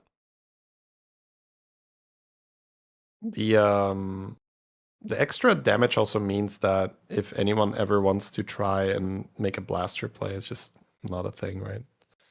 So, sorry, I was a little distracted as realized probably, yeah, never mind. Yeah, I'm looking at this Tume hand, and I think he thinks he can't switch hero power. I see what you mean. Crazy. Yeah, yeah, you're right. That's true. Now he's fighting Zarina, so that's like his best matchup. I would be scared too, you know, because if that Sneed stops working, I'm screwed. So I do understand, like, hey, I don't know for sure. If I do test it and it doesn't work, I throw my hands up in the air, and this tournament, like, you know, I'm tilted for the rest of the game. Yeah, it's kind of over. Ooh, those right, straight shots could have been insane. Yeah, not gonna get it. Well, even if you don't reborn the Sneed Buddy, the Caretaker summon's guaranteed. Yeah, but you get another minion. Oh, but that minion's not that. Yeah, but I'm saying if Caretaker summons, like, you lose. So sure, it's like look at this board now. That would explain the 98% to win. You know. Yeah. If you do the math, Caretaker summons 6, right? So yeah. if you account for popping a shield, Caretaker itself kills 8. Like 3.5 minions. Yeah, it's kind of crazy, right? It's 6 plus the Caretaker plus the shield, so it's eight different swings from Caretaker. It kills 4 minions, right? Yeah. With Divine Shield, you mean? Yeah. Well, which is his board, right? Yeah. It's full Divine Shield, yeah. So it's pretty insane trades. Shaler apparently favored here, but taking the loss. Not sure how accurate that was. Maybe Titus getting sniped on one end and not on the Lich King's board. But that is Beater dodging a potentially bad fight here. So the Finley does get knocked out here. Yeah, that's... We did say Oliash, you know, he saved what he could going for Zarina, but in an undead lobby, you're just kind of waiting until you get a bad matchup and die. It's just not much you can do about it. Was looking at the blaster for a second for Yanase, but decides not to go. And yeah, now you can see finally someone's playing Acid. Yeah. I was like, when are these players going to be aciding? You know, it's been 2 months of lobbies. We finally have someone brave enough to stand against the undeads, because you need the one issue is you need to have huge acids if you want to beat undeads, because he has like 600 health, which is good. There's nothing that prevents the undead boards from adding a Leroy or 2. Yeah. Right. So you're not in the clear even if you're huge. So it's just a little tricky. Looks like he is going to use the Brood Mothers to hopefully block any kind of scam. So likely going to see double Brood Mother this turn. Or maybe even an Oiotron if he wants to taunt. Different options. Did sell out of a Weaver. Looks like he was going to buff with Weaver until he hit that Acid Rain. Right. Oh, double Carapace is actually quite smart here if he is going to go Brood Mother. Oh. Right. Sells out of the Weaver for the taunt. Pretty yeah, that seems fair. Going all in, and then with the Carapace holding 1. Okay. Oh no, just casting it last. Okay. Makes sense. Pretty cool tech options here. Don't know if it's enough, but it was cool. Yeah, 90% die. Yeah, this Carapace board milked so much that you're summoning 500 damage. Sorry, that the dragons on the board are already 500 damage because of the Azurites. Yeah. The Azurites are making those boards there. So it's like he has Leroy's and then like or poison minions, and then he's summoning like 100. And then he summons more from that. That's true. Titus does get hit, but the Carapace is so small for the Nobundo's side that it doesn't actually kill the Titus. Those are base value Carapaces he played, so yeah, not too impressive. Yeah, the dragon is always just too much damage here. Mm-hmm. But will it always be lethal? I guess so, yeah. With the 4 damage, it's 11, yeah.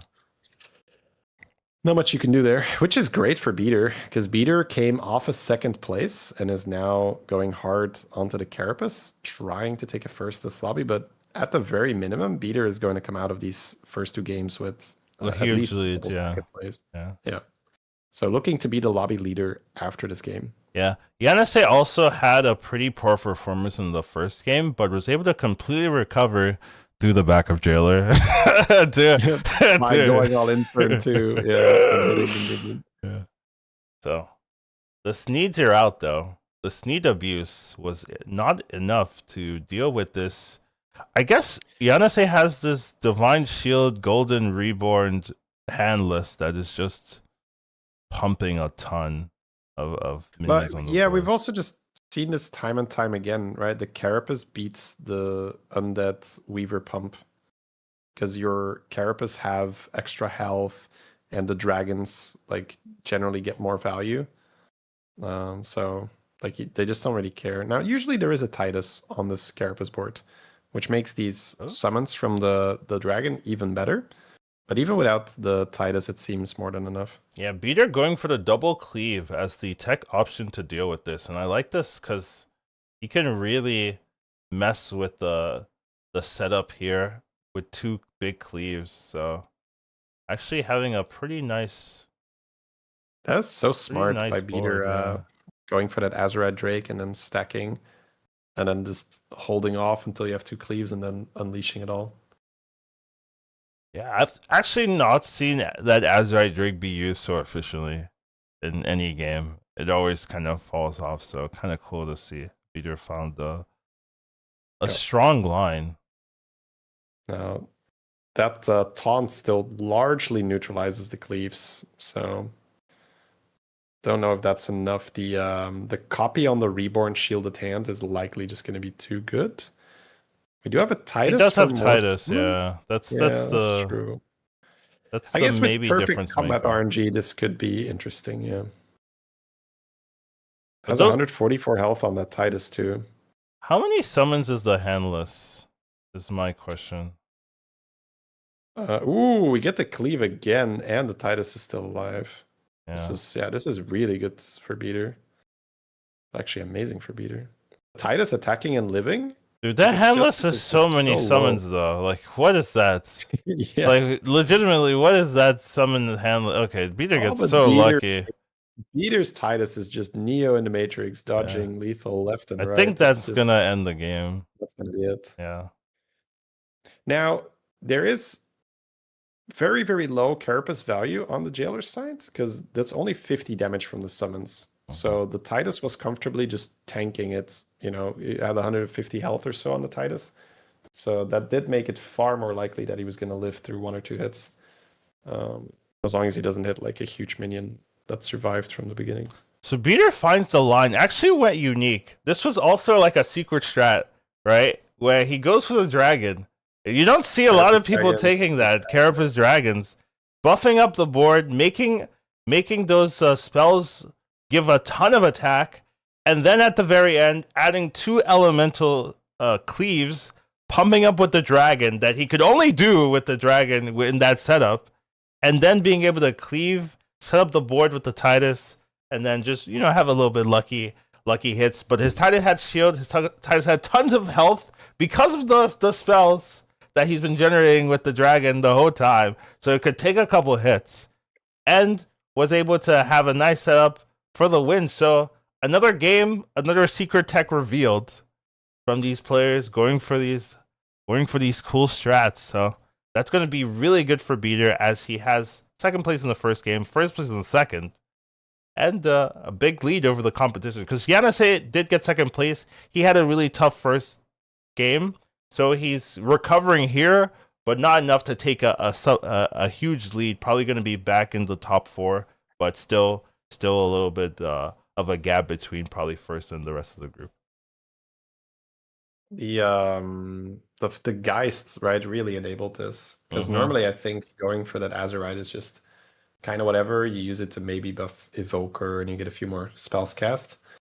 It's pretty hard to do a spell power buff with that dragon, but if you can get it set up like Meter had with the Geist here, suddenly you can make 500 damage cleaves out of nowhere, which is pretty cool. So here we're looking at the results over the first game. So nice mix of group. Should be a large shakeup. It looks to be very even over the second place. Yeah, it's so even. It's so even. Holy moly, it's even. Convincing lead here. Yeah, Beater having a bit of a bad start like last week, right? Tough to get started, but not today. Second place into first place. Beater must be feeling great right now. Yeah. So 3 players in second and 3 players in fifth. And then there's 2 gaps between. Yeah. There's a gap between first and second. And there's a gap between 7th and 8th, unfortunately. We're still going to be cheering for JJ, absolutely. Hoping that he can get some first places. All right, I am very quickly switching to the next game. It's better to play safe. I mean, you can't really play safe in this game. You have to take some risk, because if you just try to play safe, you go 8th. Right, so without risk, you don't get much done in this game. I don't think it's good to play safe, because the players are so strong that safe play means weak play, and weak play means dead. It doesn't matter if you think you're going to be strong for a fight. If you don't have a strategy, you're going to lose. So what you want to do is you want a board that can not take damage early, and then with that board, you want to find a line that can give you endgame potential. Like, if you look at your board and you think, oh, this board doesn't have endgame potential, it's not a board worth investing into, it's not a board worth keeping, because a board without endgame potential is the 8th place board in these lobbies. So you have to look at your board, say, okay, I have this dragon can scale, I have the carapace value, this is an endgame potential board. If you just have random minions that are high tempo, people don't die quickly in these lobbies. The people die in the position they deserve a lot of the time. So if you just have a weak board that's trying to stay alive, even if you're playing Patchwork with that 30 extra armor, you're still going to struggle, because people will just keep killing you, and there is no breaks. There is no early death. There is no player that's going to give you an easy game. So you have to keep fighting. You have to keep making out the best advantages. Sometimes Time Warp can swing things around, where you don't have a board, Time Warp gives you Nala, and then you just have a huge Nala in one turn, and then you win the game, or you top 4 from there. But a lot of times, you can't really bank on that. That's not a consistent strategy to go for. So you have to be looking at your boards. You have to be looking at the minion type, saying, what can win me the game, and go from there. So safe isn't really the line. Right. Game 3. So you'd have to be something specific like Jeeve did, like the tier 3 Hooktail George hero power. Like, but he could play safe. Yes, that's a very specific situation. A different story. Even then, I'm saying, like, you have to really, really hit a specific strategy in order to, quote unquote, go safe. Yeah. Anyway, let's see. So Super JJ with the George might see some underdog shenanigans to make it around. Dog running it back with the Sneed. He's like, let's go, baby. Sneed has been very good, though. Yeah. ETC for Bayou. Yanase deciding between Thorum and the Nobundo. Really deciding. Thorum looks like what he's valuing right now. So kind of a high roll. Switching to Silas at the very end. Also a pretty powerful hero. Does have a bit of risk. You do have to be getting those tickets in the right spots, but has good rewards being able to get the high tier minions of your choice. Does have really? Ooh. Sure. I mean, the ticket on the other two had also been quite nice. So but I mean, not losing fights, or likely not losing fights, is fine too. Ooh, Daryl for Beater. Okay, Beater. Yeah, I'd like to see this. Yeah, Daryl's a safe hero, but not a strong one, in my opinion. Especially in these tournament lobbies where that extra value isn't as good as maybe some of the other tempo heroes. So we'll see how Daryl can make it work. Yeah, I don't know if Beater has some specific experience with this. We see the hold here on the buddy, on the Yeah, Murloc, because he knows that he has Sneed will the mess you sneak up. minion Yeah, anyway. yeah. So he can only, take, I guess, yeah, he can only take more damage really Yeah. by playing it. So this is a lobby with Pirates in and Murlocs in. So it is and LE. So it is a heavy cycle hero. So maybe for Beater, like you're getting that extra 1/1 value with all the cycles. It might end up being pretty good. But this LEs are in, Pirates are in, Quibblers are in, Murlocs are in, and Dragons are in. So 3 LE games in a row. We'll see if there's a larger Acid Rain presence in this one. Yeah, the Silas and the Kurtrus, I would say, are the two big winners of that kind of a lobby, because you have the ability to buy tickets for cheap if it's on a Gambler, if it's on a Tad, if it's on a reroll Elemental. And same thing for Kurtrus. It's much easier to proc your hero power and buy 3 things if, there are these cards in the lobby like Gambler and Tavern Tempest. Yeah. JJ's staying on tier 1 and getting Rewarded, here with yeah. a fantastic job. This is an interesting one. Yeah. You might want to just cycle the 1/1 and freeze, or you might want to take the triple for a 3.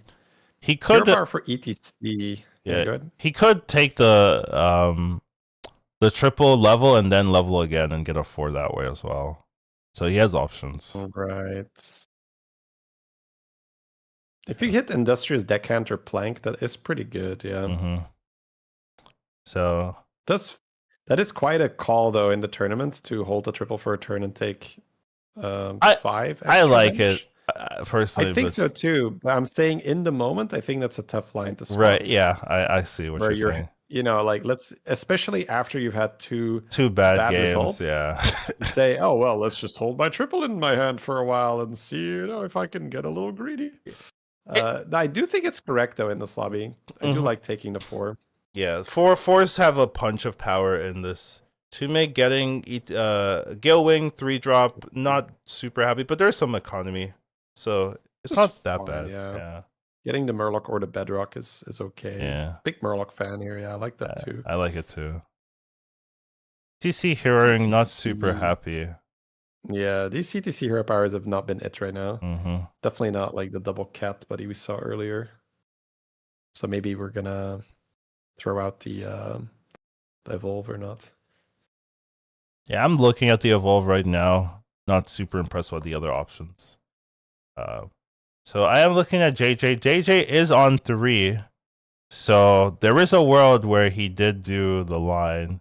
Beater also getting a 4 with the Daryl. So finding a triple early. Hitting a decent one. Gets a Divine Shield. Here we have the Kurtrus with 3-on-3, I assume, and then bought 2 minions. Something like that. Yeah. Your dream here for Kurtrus would be like Gambler and 2 good 3-drops, right? And then you just like triple your 3-drop or something, or just get another proc, or even get the Gambler extra would be perfect. Yeah. Unfortunately, has to settle for the cleave plus fancy banana. Yeah, taking a lot of damage. Yeah, you get a good minion here with that Murloc, but man, you could technically level. Go to 31 and then next turn try to copy, because I mean, you can also buy the spell, buy the Murloc, but then your 3rd minion is bad and you're not proc. Yeah, I like this too. It sucks right now, but at least you can dream of copying a Plank or a Deckhand. So many people going 4-on-4, and we see probably a ballers from Liana say so. Really leading into that strategy. Another thing we haven't mentioned is Oliek on the Patchwork, which is not the hero you really want to be playing. Yeah. So. Oh, Kurtrus sell. How did he buy that? Did he have a coin? He had a coin. He had a coin. So he sold. So coin, and this is actually amazing for him. Now that does make it harder for him to triple buy next turn, but who cares? Getting a deckhand is really guaranteed. Nice. Is very, very good. So Super JJ. Whoa, okay. Yeah. Okay. JJ freezing, leveling, going for a 5. Leaves to, I don't know, stretch, get a snack, get a drink. That's even riskier than the line I was suggesting. Well, no, the line you're suggesting holds the triple in the hand for a while. Like he hasn't for been one taking... turn. For one turn, you hold. Yeah, no, I agree, and I like it more. I'm just saying that this doesn't feel as risky because your board isn't empty Right, at any right. point. I guess that's true. Yeah. So, but you do delay the triple longer. True. All right. He's going for a 6? I don't think so. Oliak with the big winner. That's huge. Beater has some options. Same thing for Kurtrus. Look at Kurtrus here. Can steal the shop and has two thingies already. Yeah. Like this is gonna be insane. Skipper for a beater, so really likes the Skipper money generation engine. Skipper for 2 main, no, not taking that. Going for the Sylvanas hero power, which is also quite good, so I like it. And maybe just getting the Murloc to buff the board. This Kurtrus is having an amazing turn. We talked about it last turn where he was gonna take some risk by going to 4, but he now already bought 2 of those Tavern Tempests this turn.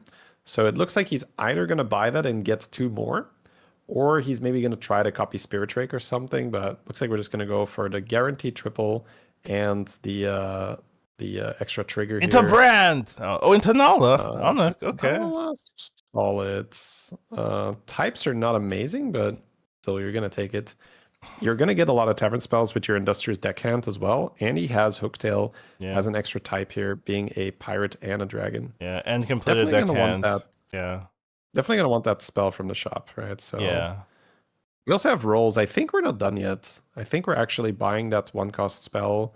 We're then popping the book for free rolls, and we're gonna keep going. Yeah, I think so too. Because you have 3 keeping gold 31 as well. would be great here. Yeah. Yeah, roll. Yeah, I like this. Sell that one. Roll. Yeah. That Quillbore summons a spell. It does. I'm kind of okay with it. Also a type. Yeah, exactly. Yeah. Oh, keeping that. Okay. Is he gonna perma shield that? What's he doing? Yeah, I think so. No. Oh, he's perma shielding the other one. Okay.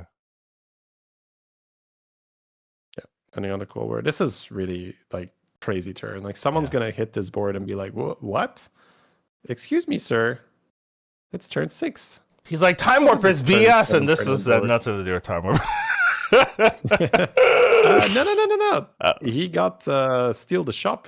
Oh, did he? Oh, okay. I thought he bought those organically. Well, he bought the 2 elementals. Oh, and then stole the more money. Okay, that's why he had so much gold that he did. Yeah. So he got like winner. This was winner. Yeah. Yeah. Okay. Winner. That explains the prize big winner. Yeah. I don't know what it's called. So Yanase, having a good baller board already, found that Time Warp Skipper. So Yanase is going to have close to infinite money, which is crazy to say that on turn 7. Golden Buddy available for ETC. Yeah, has the Death Rattle if he wants to golden that. Here we see Dog. We haven't taken a look at Dog too much. Yeah, Dog last time had this great Naga start. This time he does not have that much tempo, but has already found Visionary Shipment, which is fantastic in pirate lobbies, and has an Arid Atrocity in his hand, so he can get more value from his Sneed minion. Yeah, he's looking at the Nest Matron. Okay, gonna skip that as well. Needs to find some type of clear direction. I wonder why he buys that Tavern Tempest. I guess it's because he has the shield elemental on the board and just wants to add more stuff. Interesting. Yeah, this board is a little weak here, but maybe he can find a good line. Does he summon the... Yeah, he does. Okay. We should play one of these, right? I don't think we want to keep that 3/2 dragon on the board. But maybe he really wants an extra gold for next turn. Yeah, we got the...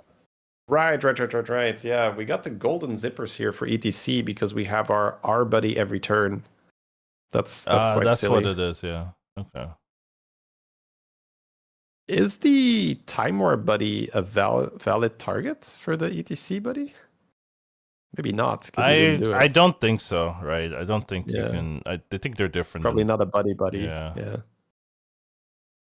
Just looks like a buddy, talks like a buddy. Tastes is like a actually not buddy, actually. Yeah. Gets the tie here. That's great. 17 health. That's quite important. Yeah. Hmm. So, yeah, now gets to golden anything they want. Now this is a Sneed buddy. We were talking about him earlier. Yeah. The Sneed minion. With the zippers. This is insane, right? Yeah. He can get full hand of Wisdom Ball cards. The only issue is you're on 17 and you need to find something to actually make your board stronger. So how do you do that in this lobby? I mean, Nala is sort of your fan favorite, I guess. Yeah, I mean... What are the winning really lines? I think it depends on what comes out of this big zippers turn he gets, because I don't think he has the direction right now. I think he needs the zippers to just give him lots of stuff. The Kurt just had a phenomenal start, right? So he went straight to tier 6 after that disgusting turn on tier 4.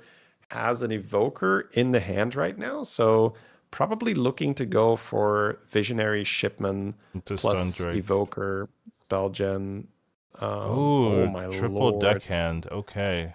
Crazy here. Just squeezing in a little bit of extra value because we got the Nala anyway. Now you get the Murloc on the board too. Yep. Yeah, really I would nice. say the Kurtrus is in a fantastic position here. So it just depends a little bit if somebody is going to have this huge Acid Rain board, because that evoker comp can likely not keep up with that. Dog finding a line here with the elemental scaling, ascendant scaling. Also has a rainfall in his hand. Is generating some that's actually really nice too. Generating a bit of scam, giving the acids some poison as well to give him a little bit of tempo too. So finds a line, is leaning very scam heavy, but the ascendant does give him a bit of tempo as well. Ooh, that hit was bad, but it doesn't matter. He's so strong. I think the moment he took Sneed Buddy, we knew he was going to be scam heavy. You think so? That's what I couldn't tell. I think from the moment he took Sneed, his goal. He's going to try to run it back with the eyes on the buddy, reborn on the buddy, and then just summon a full hand. There is armor for Dog if he wants it, but he is a 27. We might not actually have the means to reborn it. We need to see if there's a mech or undead in the lobby. I don't think so. Yeah, so Super JJ taking that Murloc. I'm not sure exactly what it does, actually. I don't know the name. Looks like a Mercules. Call it Time Warp Mercules. I don't know. What does it do? But yeah, Buffy Murloc. I don't know. okay. Okay. Beater with Daryl on tier 6, but I will tell you this, guys. I have had to take I have a free-to-play account, right? That I play on if I just want to chill, and I've been forced to take Daryl a few times. You do not want to keep that hero power if you have Tethys. Like every time you play something, the game will tell you, but first look at this beautiful hat that I am playing. But first look at this beautiful hat that it is a miserable experience. So I'm hoping that Beater can very quickly change hero power. Right now it's still okay. He's got 80 seconds on the clock, but if he gets Bran, if he gets even more money generation here, I mean, he already has Skipper, right? I think it's already a problem, to be honest. Like if you have Skipper and you have Golden Tethys, I think he's already. But he's getting 1/1 in value. Like whoa. Oh yeah, it's like how could you let that slide, right? You gotta get. It does look exceptionally slow. I will agree. It's miserable. Like really, just. If you want to have a good time, pick Daryl and go APM. It's now you still do it because APM is strong, but now with the switch hero power spell, that's a legit concern. Like he really wants to switch his hero power as fast as he can. Kurtrus finding the DUOS and mainly just using it as a brand, but might be adding that Broodmother later on. And then we have Stuntrake being farmed up by the Evoker plus Broodmother. Yeah. Now, because he doesn't have a Poet yet, it's actually totally fine to hold the Stuntrake in the hand and use the Eudora instead with the DUOS for tempo. But likely is going to want to transition a bit, get a Poet, put the Stuntrake on the board, and let the Evoker buff the Stuntrake and then finish it off with what's he locking? Broodmother tech. Is he trying to go Acid Rain? I have not seen it. It's possible because Acid Rain is higher cap. Oh, this is great by Yanase. He's on 43. He found ETC's on substrate 2. and he's now milking the scout. Yeah, I mean, he is tier 2. I mean, he is ballers apparently. Still on tier 2, so. This is the unfortunate reality we spoke of when we saw the DTC board, where we said it's crazy that he has the golden zippers with the Sneed Buddy, but if you don't find direction, it's going to be tough. You are summoning a lot of stuff. That is a lot, and he copies it. Okay.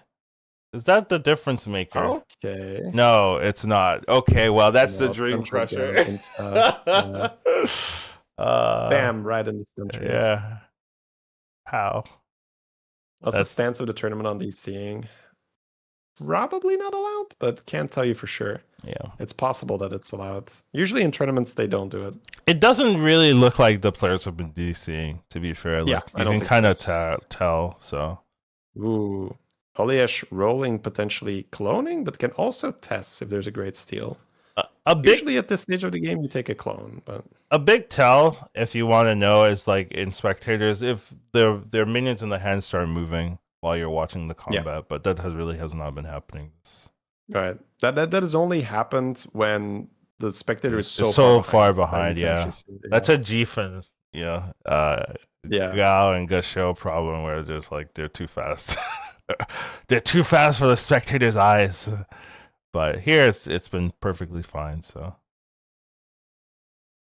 Man, this is not where Oliesh wants to be. This is some really mediocre mid-game dragon setup. Yeah. Meanwhile, you have the infinite setup here by Beater. You also have Kurtrus, I think, going close to infinite. Is able to use all of his money, even with the hindrance. Daryl debuff. Yeah, the Daryl debuff, yeah. Very impressive, very impressive. But Beater is a super impressive player. Yeah, right? He does not waste any time. Here it is. Still have 37 seconds on the clock, and that is a panda. So, but no Bran. Okay, never mind. That's acceptable. Yeah, this Visionary Shipment plus Evoker comp is very, very fun to play.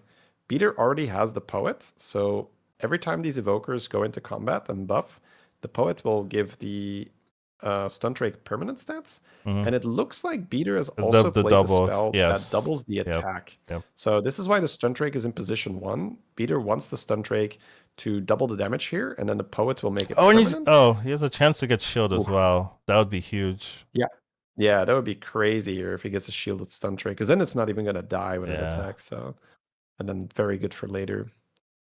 Going into the scam set up by Dog, but these are really, really baby Acid Rains, so... he gets the shield too! Oh my god. Yeah.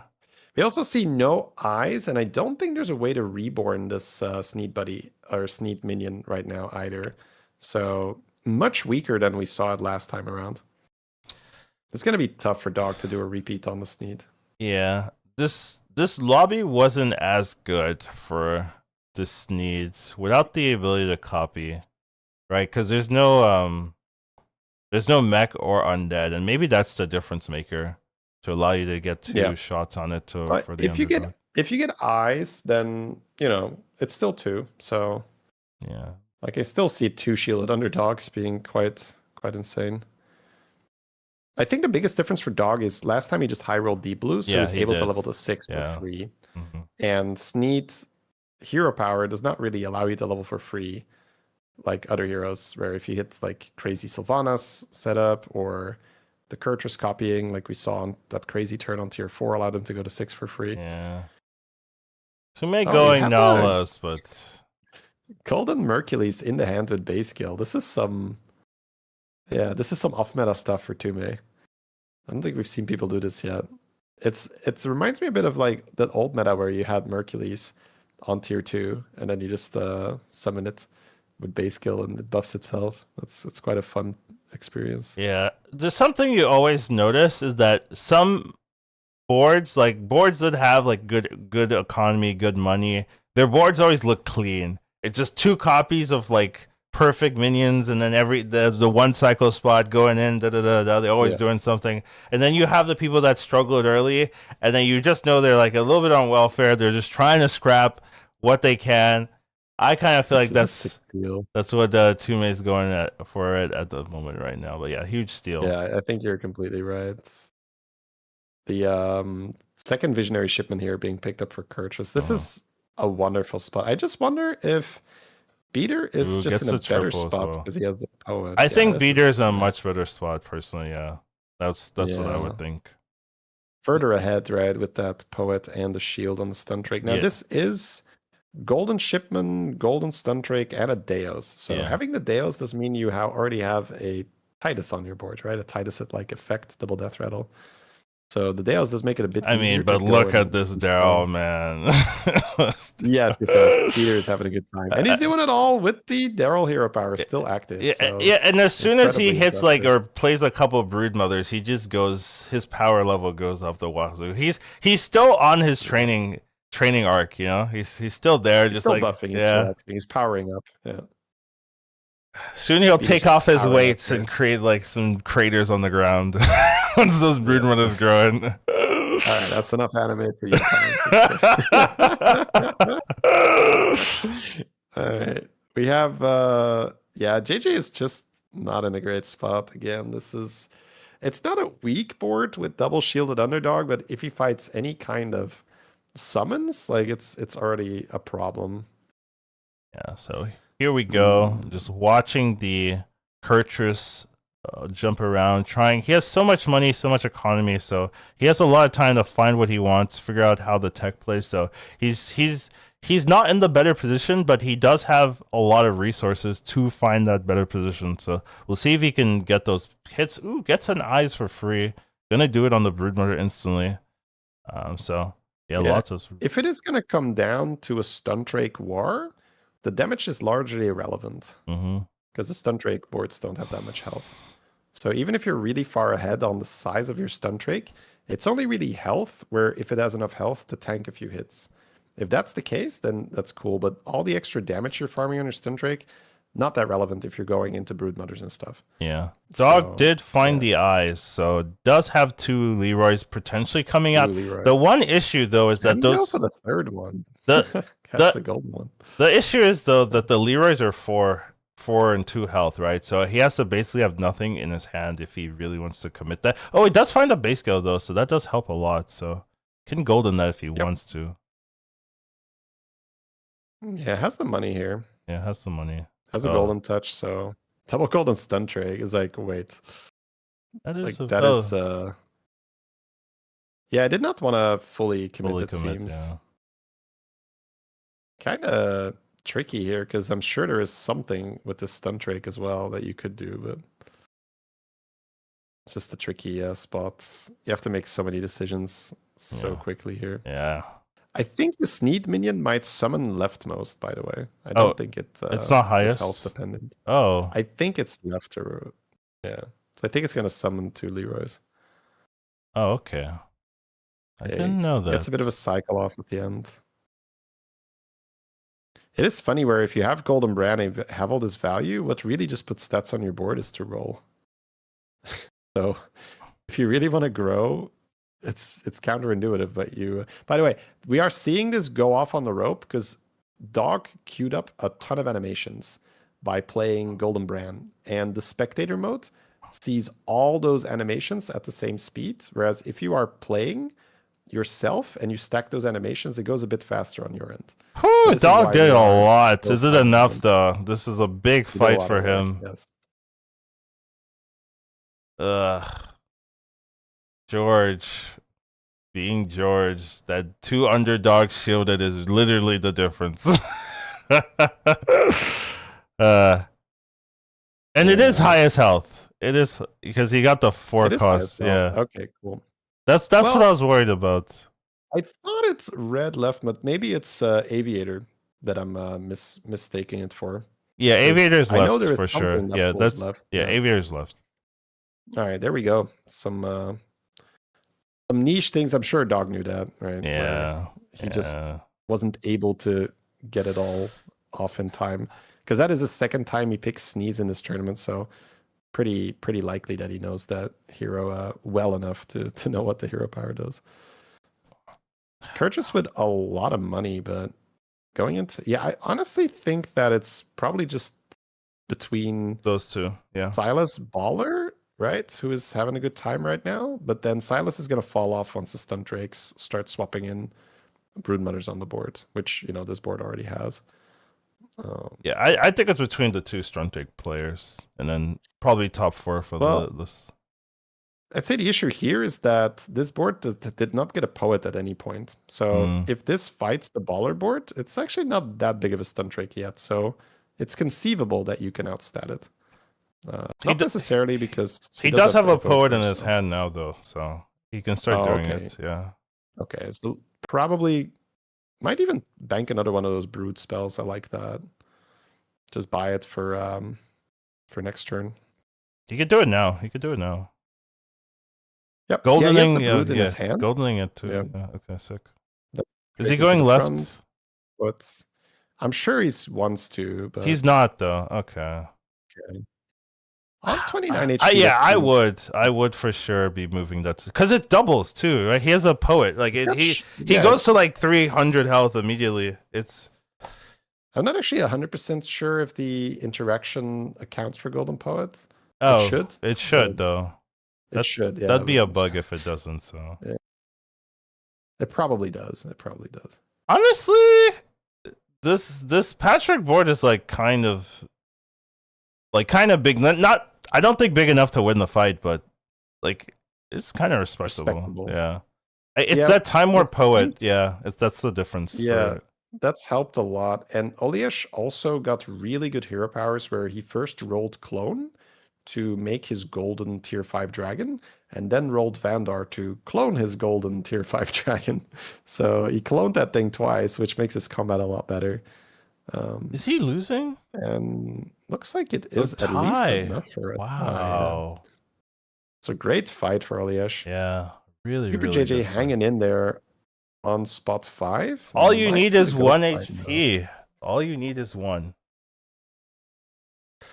So let's see if the Kurtrus feels comfortable putting the Stun Drake first now and getting the permanent extra attack on it. This matchup's harder. Going into beater now, so we'll see. Yeah, but it's shielded, so I don't know. And you can only take 15, but on the other hand, you know, it's not because you can't take 15 that you want to take 15. To be fair, he's at 400 stats, so the thing is already big enough. Just needs to Titus now to really very fair. To really feel good like about it. The Kurtrus, like we discussed, does have more resources, so was able to spam more spells.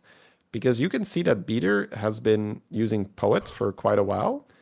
And there's only been one turn of the Kurtrus using Poet, and he's comparable in size. Ooh, has a golden Titus just in this. Yeah. Does he sell the Tethys here? Oh, he sold something. He sold the Poet. Okay. He sold the Poet, yeah. Yeah, might not need it anymore. Yeah, he's going all in here. With he eats hits. Hits. Okay. Yeah, wants to win this fight. I think goldening the 1-drop is actually really good here. Yeah. So Beater's just gonna go for the triple golden 1-drop maybe. Oh, and Eudora. That's funny. Yeah. Oh. Yeah, I don't think Eyes on Broodmother is even that good with Titus. I think that the 1-drop it might just be better because you just summon more stuff. Because it's so hard to fit. Yeah, with golden Titus, I think so too. Now, the argument for goldening the Brood is if your Titus gets sniped, you get more value. And your Stun Drake has shield, so if your Titus gets sniped, you do get way more stuff. What if your 1-drop doesn't die? That's the other line. Yeah, it needs to taunt that. Yeah, he does have the taunts in the hand, but he was really on the rope there, but gets the best possible hit. Yeah, that was the best hit. Well, I guess the best hit is snipe your 1-drop, so there's even space for one more dragon. But let's not be choosy here. Like, loses a lot of summons here because the board was full. Right. Man, that is such a counter where if your Broodmother pops into someone else's Broodmother, your 3 health minions attack into 1 health taunts, and it's like that old Scallywag build where suddenly your board is full. He still gets a ton of summons afterwards, though, so it's kind of funny. That's true. Oh, that's so lucky. Oh, Yeah. it's the best hit. Yeah. It's a Well, it's a does it tie though. No, matter? it's a tie. Yeah, it doesn't matter. Yeah, Yeah. that is the one thing that is quite different from the Scallywag build. The little summons cannot get buffed. So if you do not have Broodmother summons on your board, you're just making your guy like 12,000 damage or so, and it doesn't really matter Yeah. when the opponent has, 500 health left. JJ top 4. Let's go. Let's go. Beater still going strong. This is looking really good for Beater. That's a great tournament start. Oh yeah. For overall, you jump back from the game and you say top 4 3 times in the first 3. Yeah, Yeah. that's good. That's true. Very true. But Sick moves here by Kurtris though. He's making sure that he doesn't lose to the stats. He just made Golden Bow, regular Bow in his base skill. yeah. Can make Golden base skill with that eyes. Yeah, I could also just It's also buy in the it. shop. Yeah, also. I don't think so. I think you eyes it and then you can buy the other one and hold it. Can even taunt that one in the shop, but I wonder if he does that. No, just taunting everything else. It is a bit weird because you have 15 gold left. So if you play that base skill and eyes it, it's hard to keep cycling. But I do think it's better than the other line. Yeah, now you're in the spot where you're like, I have a Deos and I have battle cries that I can't cycle. But I agree with it though. It's better to do it this way. It's just awkward. Oh my god, double Magic Fin in the hand as well. The Kurtris just has money on top of money on top of money. So much money. All the money. Yeah, I do think that the baller board is going to suffer into these one-trick boards. I mean, That's 1,000 huge, health though on all of his minions, so actually been having a really good time. Yeah, I know. I have to keep in mind that on top of all of this, there's also base skill with Venom. So, but I wanna pretend there's a chance. Give the viewers something to root for. I want to pretend that the numbers matter. Yeah, the numbers matter. But yeah, this is just an insanely good Stun Drake board. So, going to be causing problems for this baller player here. No, I mean, has the DUOS, right? So it doesn't even really need the really Tidings. nice scam board for JJ, but unfortunately, Stun Drake just hard counters that. How many underdogs do you need in your board? Yes.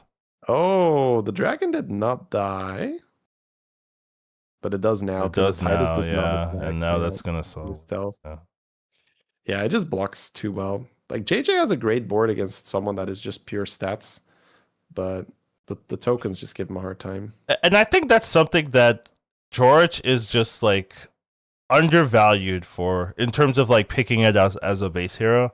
The fact that underdogs in every single match, and then you go to tier 4, you find 2 underdogs, you hero power them, that kills 4 minions. You haven't really done much, and you kill 4 minions like almost guaranteed. And then you have like the rest of the time to build the rest of your board, but you kind of chunk away a huge part of your opponent's board every time, as long as they're not playing like these huge summon boards like dragons. So that's maybe the matchup dependent. If dragons and undeads are in the lobby, that value goes off. But in those generic lobbies where you're not having a bunch of summons, like having 4 minions off the table from the get-go is so big. I think it's also why the George hero power is so coveted on the first time warp. Yeah. For the high level players, we see a lot of George being picked up on turn 6. And this makes it very easy to add 2 super strong units to your board with a shield underdog. Yeah, I'm picking it up now too. I've learned. Yeah. I mean, I've learned. Like, I actually had a game, I think yesterday before the tournament, where I had an awful start and I did like Hooktail George for a turn or 2 to stabilize, and then I won the game from there. So that was just Chief giving me the win. Yeah. I was gonna say that I think we are looking largely at Silas just trying to get anything done, but probably just Silas gonna die to the Stun Drake board now, and then the cleaves are interesting. If you could get an Avalanche eat onto a cleave, would be really, really nice. But no, not gonna take it. Yeah, don't have the time for it. It's so tough. Yeah. Peter also rolled the thing hero power, right? The scam hero, the copy or the sneak hero power. So He's likely going to say, I'm going to copy my Golden Whelp as a 3/3. And then with Golden Titus, Eudora also to buff even more. So not respecting the Silas player at all here, just using the Eudora, get a little bit of extra Oh buffs on yeah, the because board. he has a Broodmother in his hand, so just like, nah, I don't need it. Yeah. Oh, and he's gonna actually reborn even it. just gonna That's revive the wow. Eudora. No to cure respect. disrespect. Yeah. Peter is just saying, here, man, could you help me scale a little bit? Because I've got the real match coming in like 2 minutes. So I just want to make my board a little bit bigger for the guy that matters. Yeah, thank you. That's great. Appreciate that. He could get Now, the Titus snipe the though Titus here. is open. Yeah. Yeah. This could backfire. There's no extra taunt here. But the worst minion gets hit for the Silas, so that is not going to happen. No snipe on the Titus means, yeah, this is just super buffs. Now we do have shields here, so both of these minions are not going to die attacking into the taunt. I think there's a chance he lives, right? Because yeah, they're gonna go into the shield.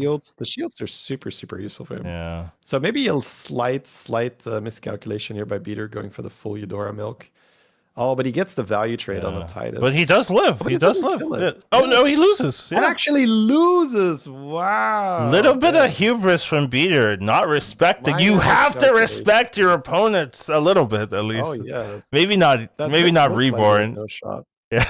Now, on the other hand, it could also be that Beater needs more time this game, and he knows that he needs more stats. I don't know. Oh, the 5-head. The 5-head. I need more time. Well, not necessarily keeping your opponent alive, but saying I need these Eudora buffs to beat the other stun trait guy. So this is a possibility. But now we're in the realm of Beater could get a third, because if for whatever reason the Kurtrus just has an amazing fight, right, and the Titus does get sniped straight away, maybe you're taking 20 damage. He needs more summons. He doesn't have Poet anymore, right? Like, so this the 6-drop dragon isn't really doing all that much. I mean, I guess it's still going to be buffing like 100 to the board, but he did sell his Poet quite early. Like. I mean, if it's a Titus, okay. Titus is really good. Both. He could also just play both Broodmotors and sell the Evoker. Those are the options. Sell the gonna sell the Titus. It looked so yeah. I don't think you want the Titus because he's already summoning enough whelps, right? Sells a Broodmother. Oh, wants to cleave. Oh, and then gonna put the Evoker, okay. On the cleave. Okay, that makes sense. See, Beater always planning. Look at that, beautiful. And the Darrow buffs come in clutch. Oh. Oh, that thing has 2,000 attack. Oh, that thing has way more attack than I was expecting. The Evoker. Yeah, the Evoker has 2k attack. Yeah. Okay. I thought it was like 1,000 or something, but no, it's. Well, it was next to Poet for a bit, and then it just gets 1 or 2 procs from Stun Drake. So right, that's true. Once your Stun Drake has any kind of damage, it's super easy to get it. Shady doubted the hats. I did. I still do. I don't like him. I've had too many bad Darrow games where I couldn't APM because the hats are in the way. But Beater is a much faster player than I am. 4 HP, so it gets to keep that alive. Man, this base skill is just not better than another Broodmother, I think, which is hilarious. It's because you're just fighting whelps. And actually, the whelp could even let your Murloc survive the trade, and then you don't have enough board space to summon. So. The difference, though, is he has atrocities. Yeah, he has atrocities. Ooh, okay, no, that's good. He might just want to sell the Bow Spitters and summon the atrocities. If the Deos lives here, he's getting so many. Yeah, and the his Deos has shield, while Titus does not. So there's an inherent weakness in the matchup too.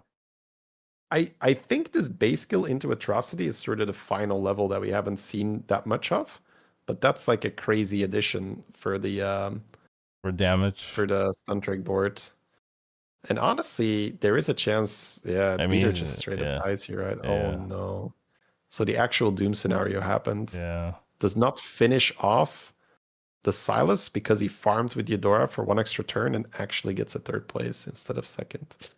He's not gonna feel good about that. Like, he might be kicking himself for that. But that is how it is, chat. I honestly felt like he couldn't lose that. So I would have been right there with him. I would not have feared the baller player because you have such a good counter to stats. But got a bad fight, got the tie instead of the kill, and then got a horrible fight into the other stun trick player, which, yeah, go ahead. Let's put it in perspective here. We're sad that Beater top 4 3 games in a row and didn't get an extra point or two. You know, like he's still dominating in here, but it's gonna feel bad. But you shouldn't be worried overall about the state of his gameplay. I really think that the Kurtrus with the base skill play was just really good, where the base skill feels bad when you look at the Venoms, but then you see that he also has Atrocity in his hand. I was like, oh, Atrocity in that mirror match with DUOS is fantastic. And then if the Stundrake mirror had continued, we might have even seen him drop one of these Bow Spitters. But because he's going into stats now, that doesn't make sense, right? So he's obviously going to keep. And has Voon too to give some huge attacks to some other minions. Vol'jin, as well. yeah, Vol'jin. Vol'jin, pretty good. Yeah. Could make a bigger stun drake. Usually that's what you would do in this spot, but reasons that his stun drake is already big enough, and would rather make the taunt big enough that it can just one shot anything it touches. Yeah, I mean it's 2K stun drake. Like that's bigger than anything. The opponent has with a 99.8%. Yeah, I mean, just props to Kurtrus here. This is I've just locked you out of the game type situation. Like there is no move that Silas can make here. Like it's over. Like double golden base skill, triple scam in hand, atrocities in hand, double broodmother, golden stun drake, DUOS, everything has shield in the back line. It's over. Yeah, and he pulls the ball spines first, so he gets like the ordering is perfect too. Poison. Yeah, it's one of those boards where you say this board is done. Get out of my game, kid. That's what you say. Yeah, exactly. Yeah, the stun trick gets sniped and it just doesn't matter because there's Venom. So GG. Crazy game. Extremely well done by Kurtrus. Just using the power of Kurtrus in the Ellie Murloc Pirate lobby. Lots of money available in that lobby. Golf claps. Well done. So, once again, we do see a Dragon lobby being reliant on the stunt drakes, even 3 elementals in a row. Acid Rainfall not really being a big contender in any of these lobbies. So, might be something to look into, where in these high tempo lobbies, if you don't have the time, if you're only playing for first, everyone's just leaning into that stun drake game plan because it does win the lobbies. It does beat a lot of other compositions if you have a very clean stun drake board. So the acid rainfall is a little bit slow. You take a little bit extra damage if you don't have a really, really clean setup, and stun drake wins anyways. So you may as well be playing that from the get-go. So, kind of interesting to see. The acid rains were on dog sport this game, but they were like 100 or so. They weren't very good. Right side buff.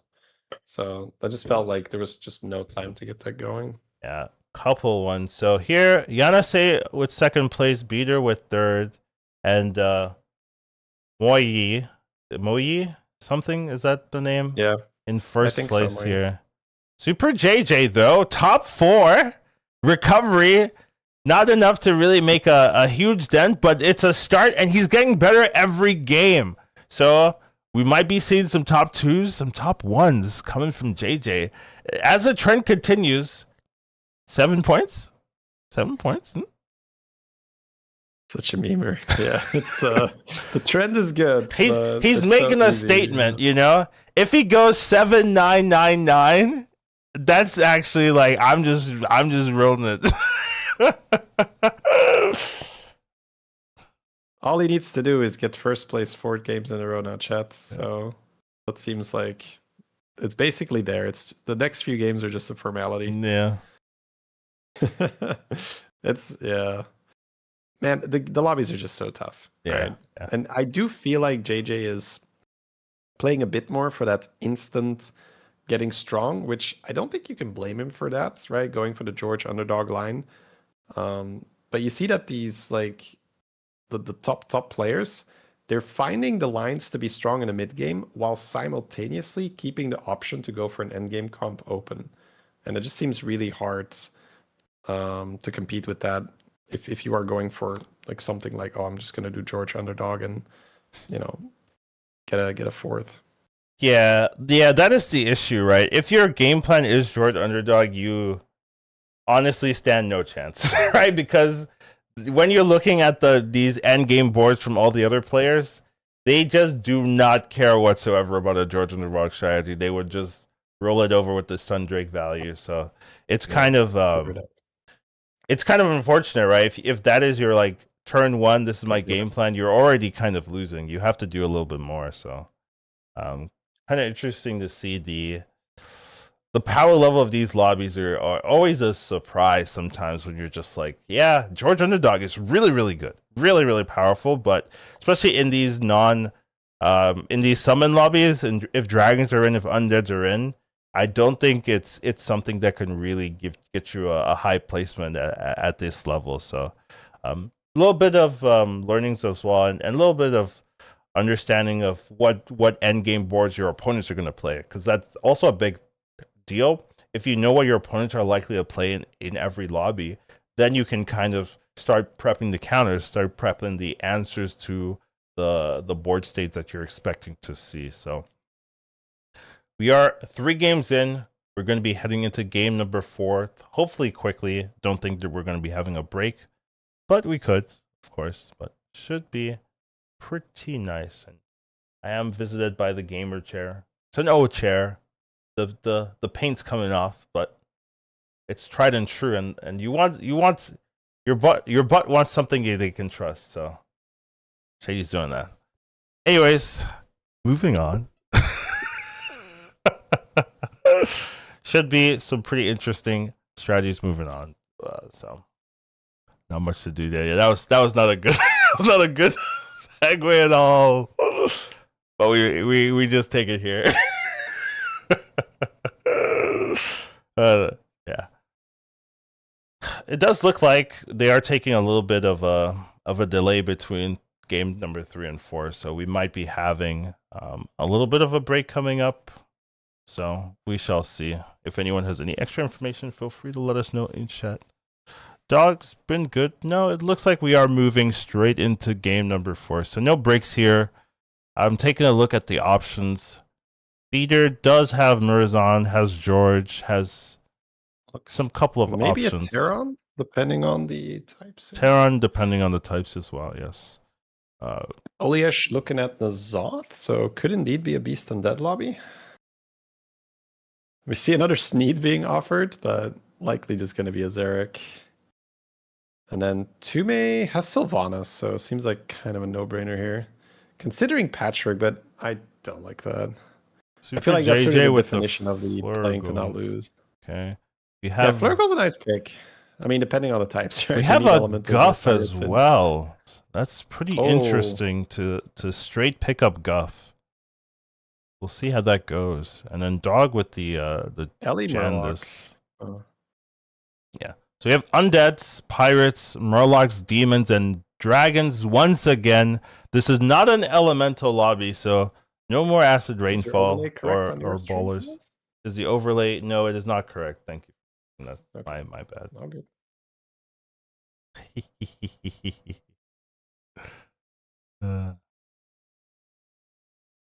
Yeah, so Tume skipping a Sylvanas to go into the Patchwork.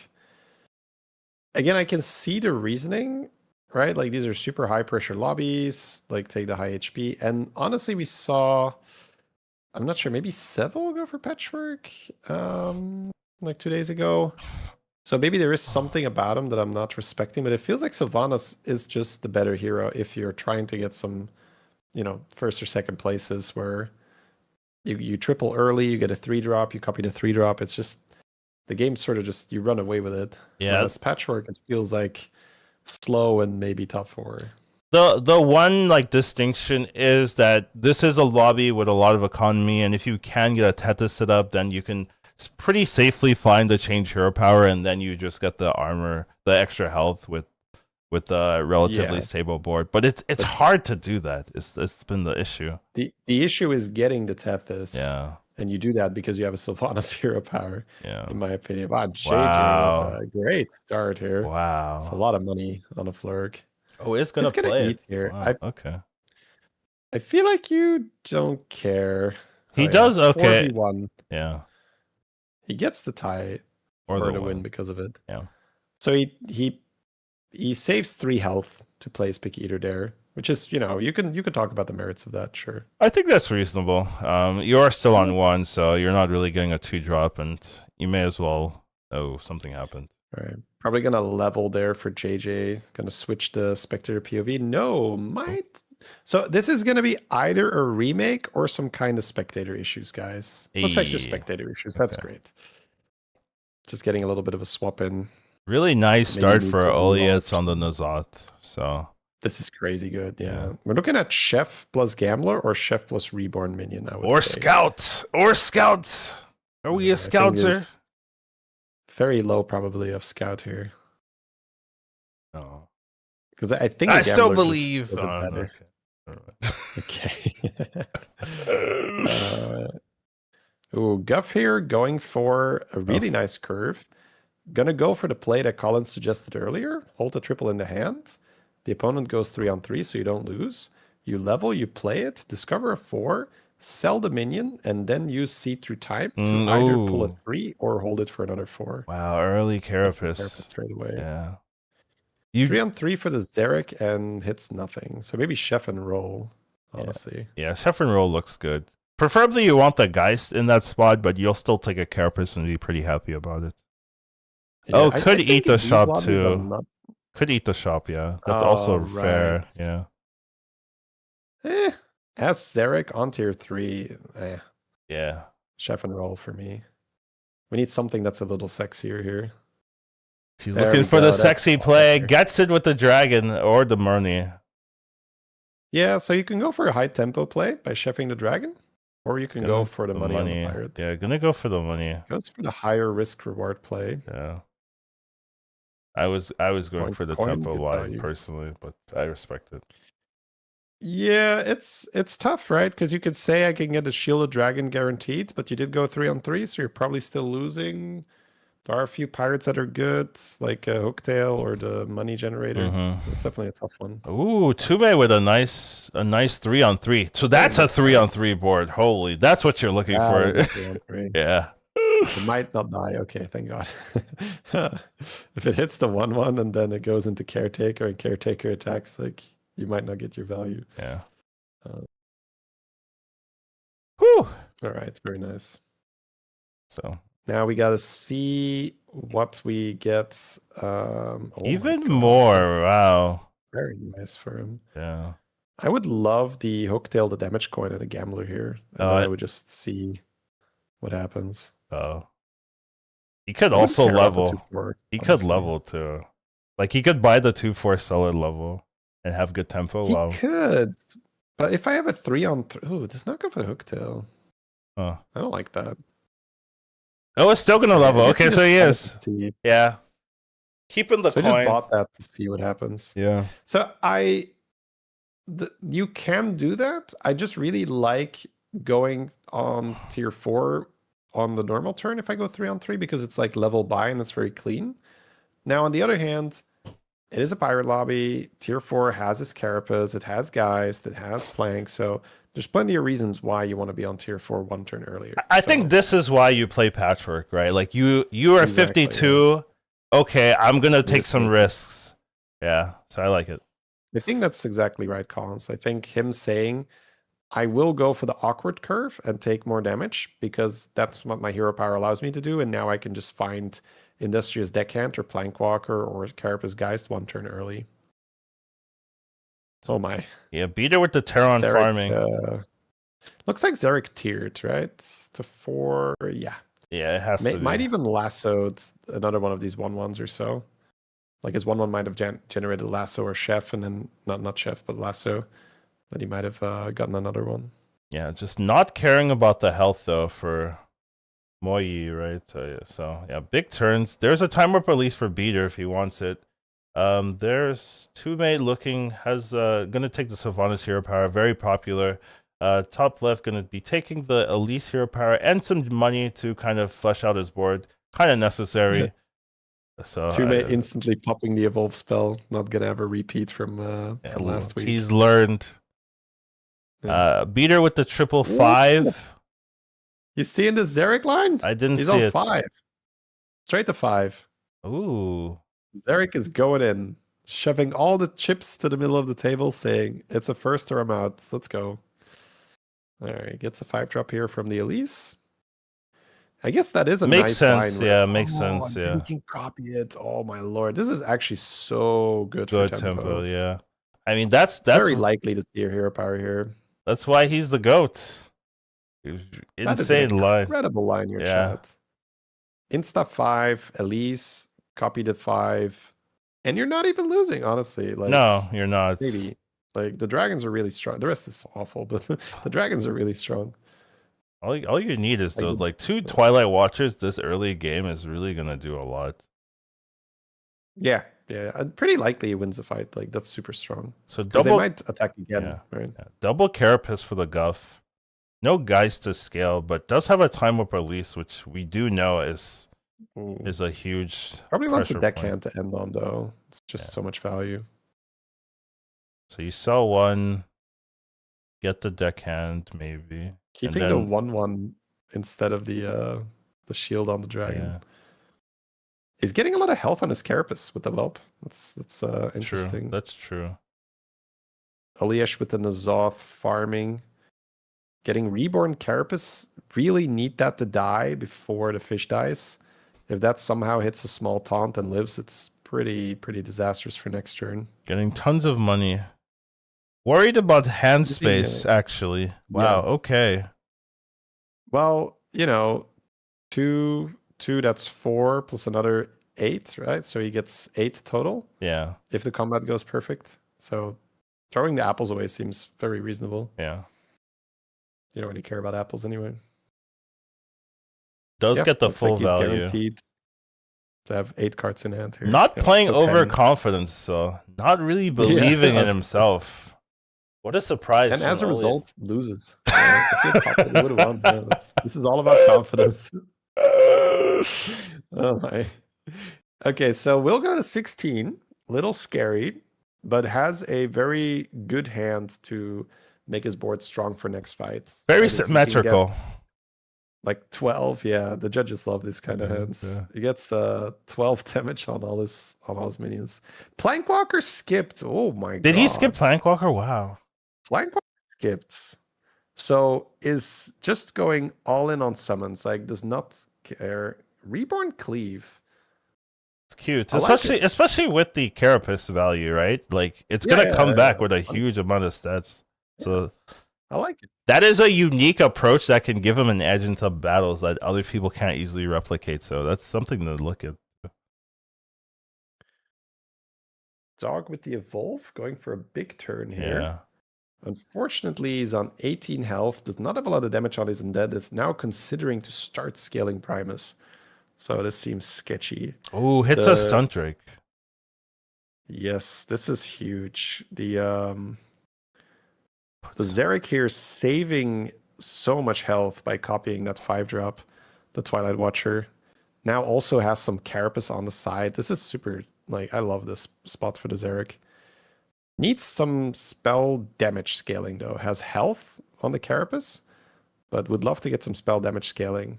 And either then continue into Carapace and do Carapace Dragons or just play Stun Drake. Depending on what happens. 4K no los dos is probably what he's thinking right now. But yeah, very nice board from this.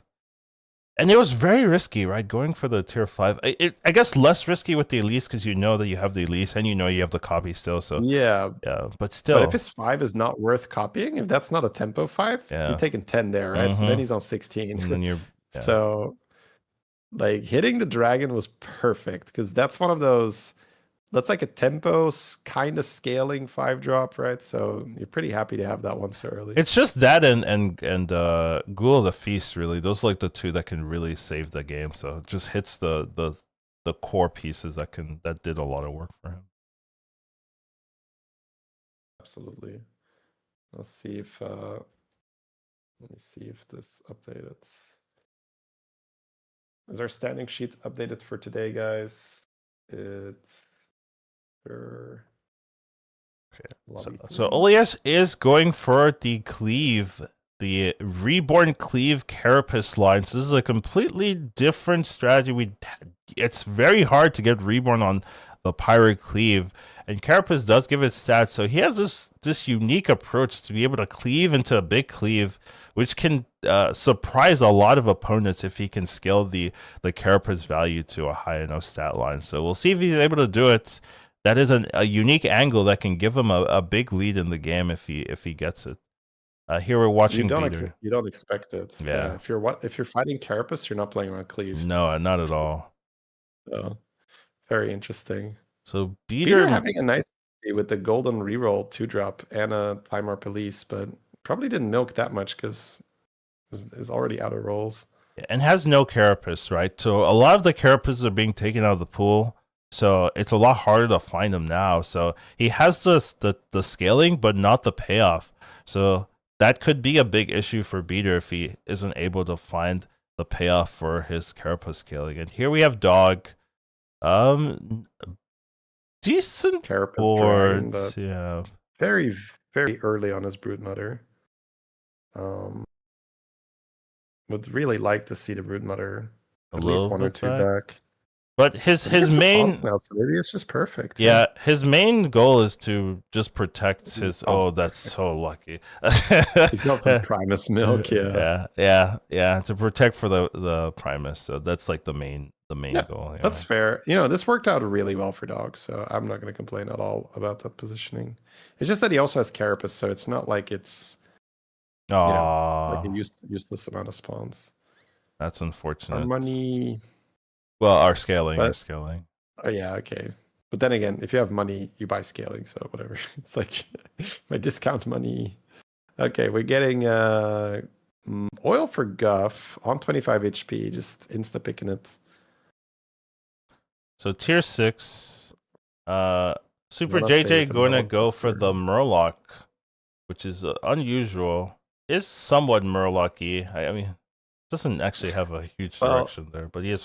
Yeah, I was gonna say JJ's minion buffs based on the stats in hand, and his hand is empty right now. So okay, I'd say JJ has a long way to go before that time warp. It's gonna be good. Tume hits the Golden Titus, and also has a Stitch. Yeah, Golden Titus with Stitch. Tume is totally in this. Yeah, Tume is totally and a Psychus if he needs it, but no, gonna go for Tavern buffing. Here we have Moi.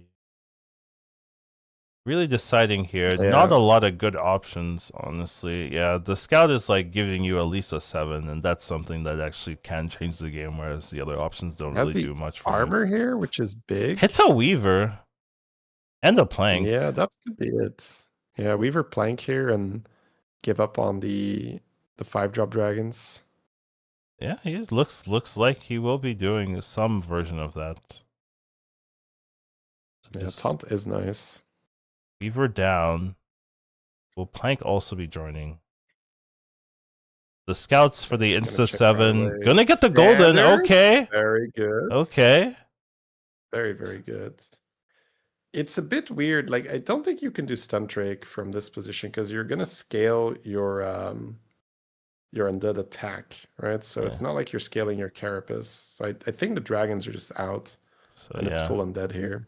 We'll be leaning into the undeads with that role. So we did talk about it where he didn't really have a good scenario with the Time Warp, but took the only one that could give him a shot. And then he got a card that actually changes the game, right? The Sanders being able to double the Weaver. So now his scaling is pretty good. The Plank makes sense. And the spell also gave him the Weaver. So the 2 Time Warp picks were actually massive. Yeah. It looked really bad, but then he picked the ones that mattered, and it did actually work out for him in his favor. So actually, really good play understanding. Like these are the only Time Warp cards that actually changed the game for me, so let me pick them. You're totally right. He had 0 Weaver, and now he has 3 Yeah. after the Time Warp. Well, a golden Well, one, so 2. technically Yeah, 2 technically worth. 2. But if you want Golden Weaver, you need 3 of them. So he skipped the queue and got 3 Weavers immediately. That's pretty sick. All right, so we're taking a look at Beater. Beater's board is still pretty good. He's been holding on to some tavern scaling. He does have a Carapace. That was the one thing we were worried about Beater before we switched away from him. Time Warp Geist. Oh, it's a Time Warp Geist. Okay. Well, no, but he didn't have Carapace though. Yeah, but I'm saying like on top of everything, it's also Time Warp Geist. So like it's very strong. Like it's one of the better, I would say, Time Warps in Undead lobbies from what I've seen. Dog's still going like full tempo, trying to be strong enough to stay alive. It looks like he has the numbers. Yeah, he definitely does, because Beater has run out of summons, so we'll be winning that too. Yeah, I think the Carapace is favored, but not yet. Not yet. Needs to get those Broodmothers. I think like so, without too. the Broodmothers, it's just not enough. Also has the Terran hero power, right? Obviously being Terran, so will be much stronger later on. Would love to get an armor now though, because he is going against Tume, and Tume did have a really nice undead board. He's still on tier 4, so would be tough. Would have to level and roll. Yeah. So little bit of that welfare. is nice to see though. These like these are just situations that I very rarely find myself in. But I guess it's also because in ladder, they don't pressure. Yeah, that's I was playing solos yesterday, and it's just like, damn, this is so easy. Yeah, it's free. Yeah, it's crazy. After watching the tournament, everything feels like, what? You don't have golden Nala on turn 8? Yeah. What are you even doing there? Yeah. Oh my. Ooh. Tume has just a ton of attack. Summoning, like he's casting the spells for free from the Ghoul, because he's generating that with the Stitch, and then the Weavers are buffing the board with those spells. I would say the only thing that's lacking a bit is he doesn't, I guess he has the Handless in hand, right? Yeah, if he can Reborn this hand, that's pretty good. They are all dying. They're all like blowing up though, so it's hard to play. Yeah, just gonna play them. Okay. No, the death rattles go off, right? Yeah. It's actually not so bad.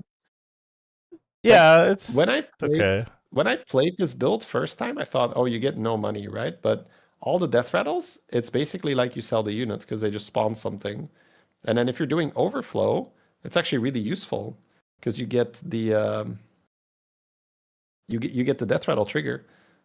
So if you have like a golden Titus, you actually get a lot of stats. So that Ghoul has really impressed me over the last few weeks. Does sell it now because he wants just pure tempo, which makes sense, right? Yeah. That Stitch is gonna do a lot of work. Oh, the Cleave though. Oh, the Cleave was going to do a lot of work. This is exactly what we talked about, right?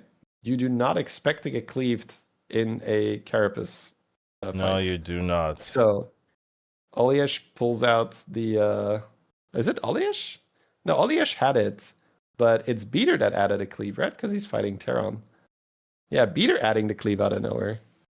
Everyone's just, you do expect it to fight the cleave, especially. So I guess you expected, yeah. But yeah, that with the 2 golden caretakers in the back, that's something we don't see very often, but it's working. It's doing a good job. And Dog having a rough one after that massive first place performance, gonna be taking another 8th here. So fortunately, a little bit how it went last week as well. Yeah, that is how it went last week too. Good start, and then some unfortunate games. There's a Titus, but what do you do? Still. Yeah. You take it. You take the Titus, and then you figure it out. Yeah. Like maybe sell the Geist that is not Time Warp or anything else. But usually around this stage of the game, it's sell Geist and go full token. You also have to keep in mind, if your opponents are also just spamming undead and tokens, your Geist does not really do much. Because you're getting more attack to kill 1 health units, right? So yeah. who cares? So sometimes, right, in lobbies, right? They're always like, "What do you do in lobbies?" And here you can see like what you do is you play the strongest comp. There's like 6 people playing undeads or something, right? Like no one cares that everyone else is going undeads. They're just like, I'm still gonna do it, and they're making it work, right? So even when you know, oh, everyone's gonna be playing this, you still just kind of go for it, especially when it's a tier 4 comp that you start getting the pieces relatively early. It's just something to understand. Like the strongest comps will win, so it doesn't matter that, oh, everyone's doing it. Like you want to also give yourself that chance to win, if especially if you're in a tournament, you have to be first. It also shows that in Battlegrounds, it's not that relevant what your opponents are playing in terms of how you decide what you're playing. You really play what you can given the shop. So, because sometimes I have people saying like, I was the only one playing pirates. Like that doesn't really matter. It's not like you get showered in pirate cards if you're the only one playing pirates. Whereas that's the expectation, right? Like there's 7 people that playing pirates. How is every shop not full pirate here? Like the way how the pool works, it's also you don't triple as often in Battlegrounds as in say TFT, right? It's Yeah. more I keep my units and then I buff them, right? So a lot of stuff is still in the pool. So it's why hate drafting is also not really a thing in Battlegrounds. Big Sindori hit here for Peter Yeah. though. Yeah, that was Moving a that reborn. really good Huge. Sindori hit. Also a really nice backline hit there. So and then the cleave goes off. Actually has a chance now.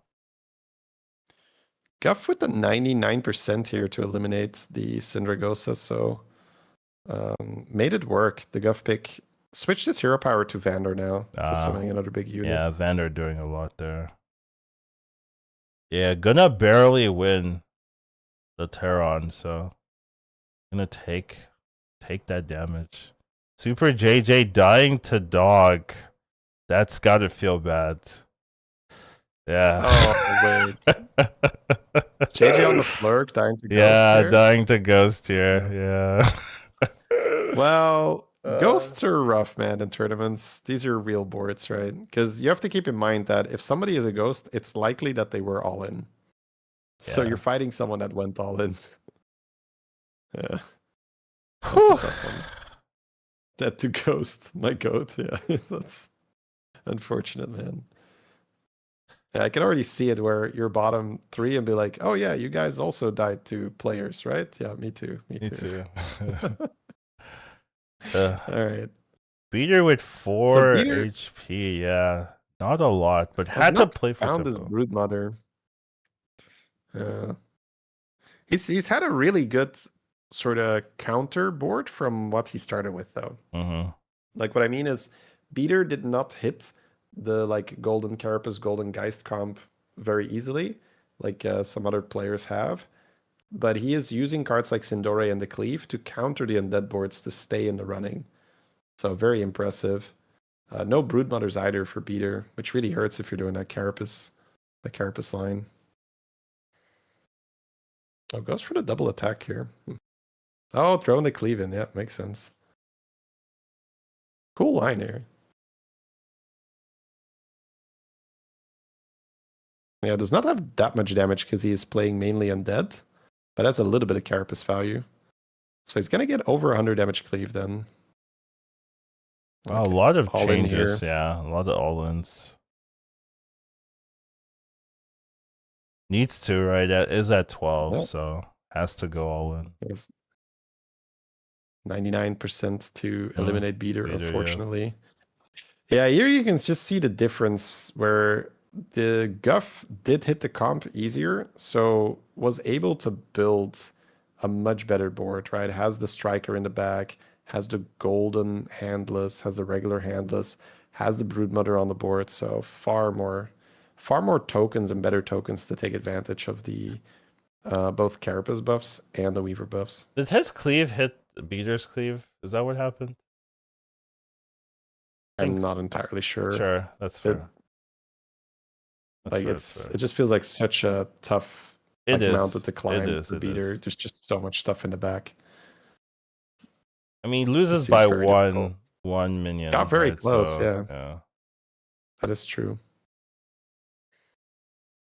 All right, so Beater eliminated. Gonna be sharing 4.5. Yeah. The 4.5 position. So honestly, still fantastic for Beater. Has a first, has a second, has a third, and now a 4.5. Yeah, and the Patchwork's still alive. I wasn't a believer in the Patchwork pick, but he did play it greedy, which is the way you have to, I feel, play this Patchwork, and made it work. And then, sort of out of nowhere, got a Golden Titus and opened 7 drops for a Stitch. Quiet. No, I mean, hey, that's the line you take, right? I'm not discounting that at all. It's time to sell the Weaver, though, I would say. Probably is. He just doesn't have money. We are top 3 on 10 health. Do you? Yeah, but look, we have a striker in our hands. We have a Stitch. Oh, in our yeah, hands. you're right. Yeah, that's true. We're selling shit. Like, you could sell both of these Weavers and add significantly better units. True. So Stitch on Stitch does not work. Does not work, yeah. So hopefully he moves that. That'd be a bit sad to end the game like that. Jimmy played a lot during that patch, so I would be a little bit surprised if he doesn't know that. But we will have to see. Yeah, Weaver back, baby. Weaver didn't want to leave. He's back at it. Yeah. Please move the Stitch here to me, please. I think he is. Don't worry. The Blaster is interesting. I was always going to change the power. Okay. The Blaster was interesting, though, Brucon's right? Great. Yeah. Yes, Brucon. Oh, yeah, sure. No, but I mean, there's a real Blaster. He's not moving it. Oh, my God. He's not moving it. Well, so he does insta-kill the Stitch this way, I think? No, I guess it doesn't even do anything, right? It just doesn't trigger. I think it just doesn't trigger, right? Yeah, it pretends it's not there. Okay. Sure. Yes. So... Sure. I mean, Tume played that patch a lot, I think, right? Like, because that's the old tier 7 patch where Stitch could hit. Either way, whatever. That happened. Still a fantastic board by Tume, but now loses sort of a key advantage here. It would be nice to like eat the caretakers or something like that, right? And have that maybe summon 2. Yeah. The other argument there is maybe you don't even want to commit the second Stitch on the board because now you're eating a death rattle and then you're filling the board, so your first Stitch doesn't actually summon much. But I don't know. Mathematically, it's probably still better to Stitch 2 things and just lose some value on the first one. Yeah. And then Oliesh dying to Ghost as well here, but again, these ghosts are super strong. And Beater had a great anti-undead board, so Beater's Ghost is super, super strong. Unfortunately, that is going to cost Tume here, so going to come in third. Still had a roughly 30% to be alive there. So with him... Oh, yeah, and then Oliesh dying to Ghost. Yeah, that means that we are in the... that is the last person standing. Ghosts are strong in these tournaments. That's something to be aware. Like, normally you play solos, you fight a ghost, you basically sell your whole board and you're still fine. Here, no, you can't do that. You really have to sit up in the chair. And everyone sees it. These spectators have no mercy. They will show you just dying to the ghost. Like, yeah, what can you do? Yeah. So who actually even won? It was I think it was Mori. Yeah, I think it was him again. Yeah. So he was playing a pretty risky hero, but still was able to make it work, I believe. Don't exactly. Maybe at 0. Oh, did Oliesh have 0 Carapace that round? Yeah, maybe. Maybe there was an issue in the combats before that.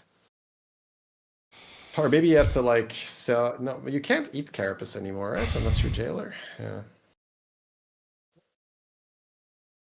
His summons were 3/3, so I guess he didn't use any.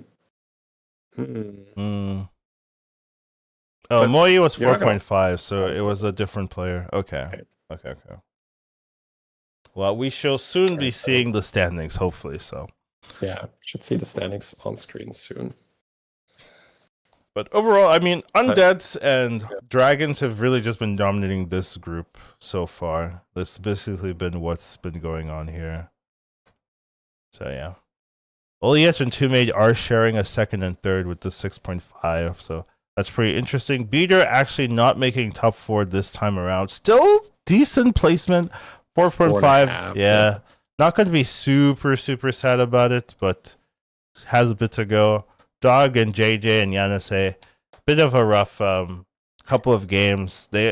Those players were doing, Dog and Yanase did good early, but then started falling off a little bit. Yanase still in fourth position, so not out of reach comparatively. Oh, absolutely. Actually, yeah.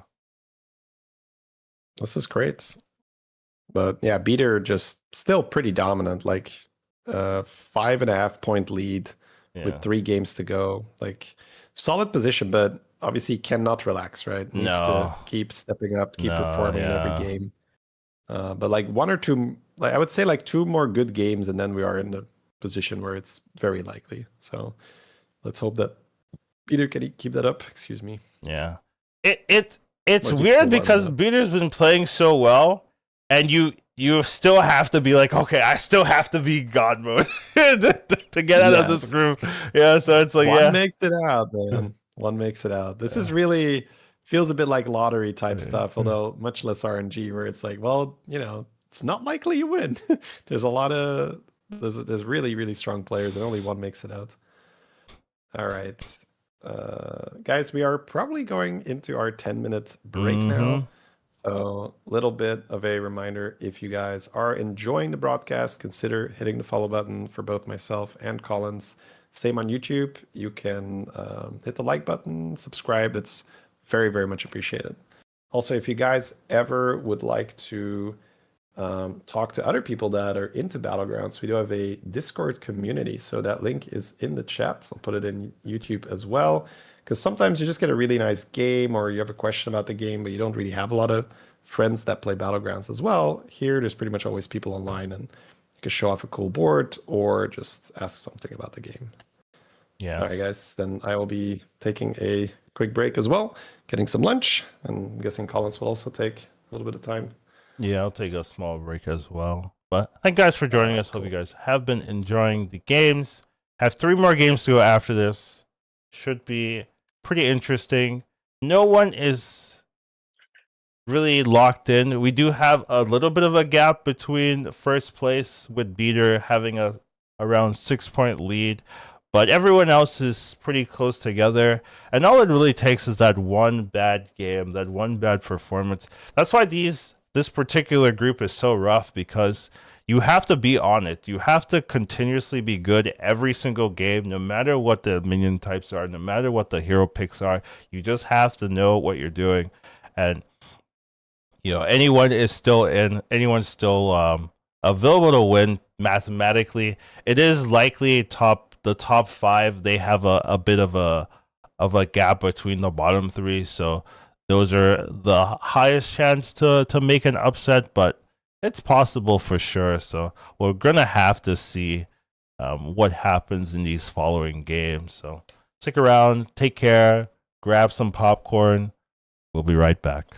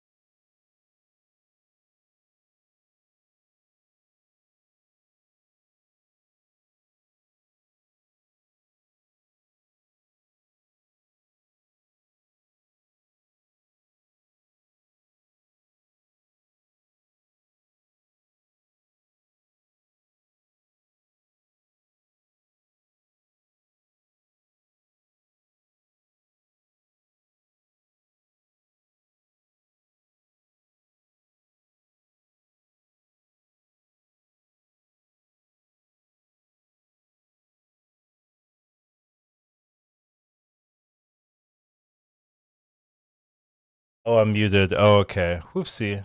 Yeah. He doesn't know. But did fix that here. But yeah, welcome back.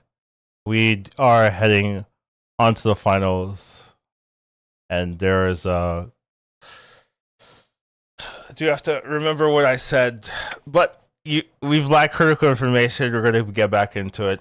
We did say the standings earlier. Beater does have a 5.5 point lead, but that is achievable in one game. All you really need is one poor performance, and any number of players can overtake you. So you do have to just be consistent, pick the right heroes. We did talk about it earlier that playing safe is not a realistic strategy in these lobbies, because being a little bit weaker than your opponents just means that you lose. It's not, there is no breaks, there is no safe opponent, so you just have to find a winning line whenever, regardless of what position you're in. So we'll see. Peter has the edge right now, but there are like 4 or 5 other players that can easily overtake him if he has a couple rough ones. So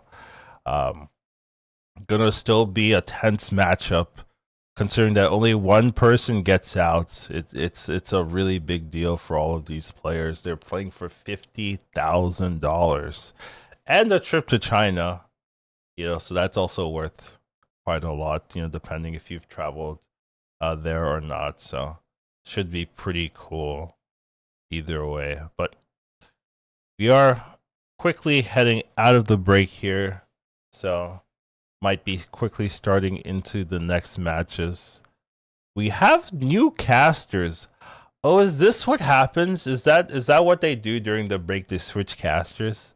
Because I do remember they had different casters on the first 4 matches, so might be giving them a break. It is a long tournament, and having to cast for 4 or 5 hours at a time can be pretty grueling, so I do understand giving them the break, giving them a chance to switch out. So yeah.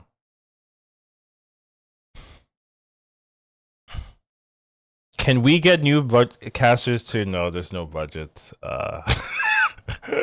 We don't have the budget for new casters. It's really just us. But we are moving on to the 5th game here. So taking a look at the hero selection, Oliet with a couple of choices, Sire being the one that jumps out to me. Voon also a pretty good pick for Oliet. Beater is the one to watch. This is the player too that everyone is looking to defeat. So there is a Sneed here. There's a Galakron as well. Taking a look, Super JJ with the Sylvanas, which is really powerful. Dog with, is that Jailer? Jailer. Okay. Jailer, yep. Yeah, Flurgo with Bayou. And then Tume on the Finley, so that's also pretty good. We have Oliach taking the Sire and Anixia for Moi, yes. So you can see the standings, right. It's so close. Let's see what the Sire is going to be. Yeah. Finley so and Sire. Getting that increase, I think, on the left. Ooh, double battle cry. Yeah. But 25 of something. It's probably not a tax, right? So yeah. And Finley has Ticketus, Toki, and deciding against it. And going for the Toki. Okay. All right, cool. So looking at the lobby. Yeah. Looking at the lobby, we do have undeads, elementals, murlocs, demons, and beasts. So gonna be a beast lobby. We haven't had a couple of beast lobbies, but undeads being in does mean that Carapace is gonna be a pretty popular strategy for these players today. No dragon, right? Mm-hmm. But I'm guessing it's just gonna be Carapace maybe overpowering the Acid Rain that we've seen so far, where if the Jailer has a good start, doesn't look like it right now. So in this spot, there was a roll last time, so I'm not sure if Dog's going to risk it. They rolled and they won. Yeah. Dog is going to stay on 1, but he's going to be a little bit more reasonable than rolling and will buy the Murloc instead to preserve some gold. but that does mean you are one turn behind your triple machine. So we'll see if it's still going to work out for him. Yeah, what I was going to say is last time we were in this lobby with elementals and undead, it looked difficult for people to get their acid rain set up online. Oh, wow. Salazar gets the Wow. undead. We're back in it, Huge. boys. Okay. Goes for the money here. Gets the crab. Oh. Wow. Punished for not cycling first. Damn, that hurts. Yeah. You can put that spellcraft on the undead that you are killing off, chat. And that way you get the 3/2 crab on your board instead of during the combat phase, you get it during the tavern phase, and you get to keep it. And you can triple that token. So it's a super powerful jailer tech. Now, Dog is still happy to have that, but he's probably kicking himself a little bit for not cycling first. Yeah. And checking if he hit the crab. And we get to see it too. You know? Yeah. The spectators are so good. Yeah. Live on camera. Yeah. Like, let's see.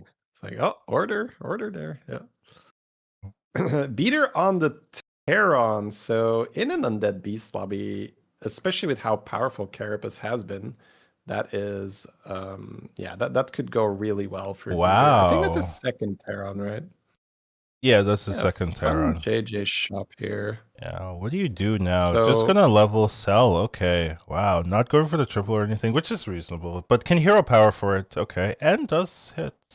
Ooh, little punished for not playing the buff first, but on the other hand, you're not sure you're gonna get it, so you might want to just get the tad. Right. He Right. He could have played them both and then pumped. Oh, that would have been really nice.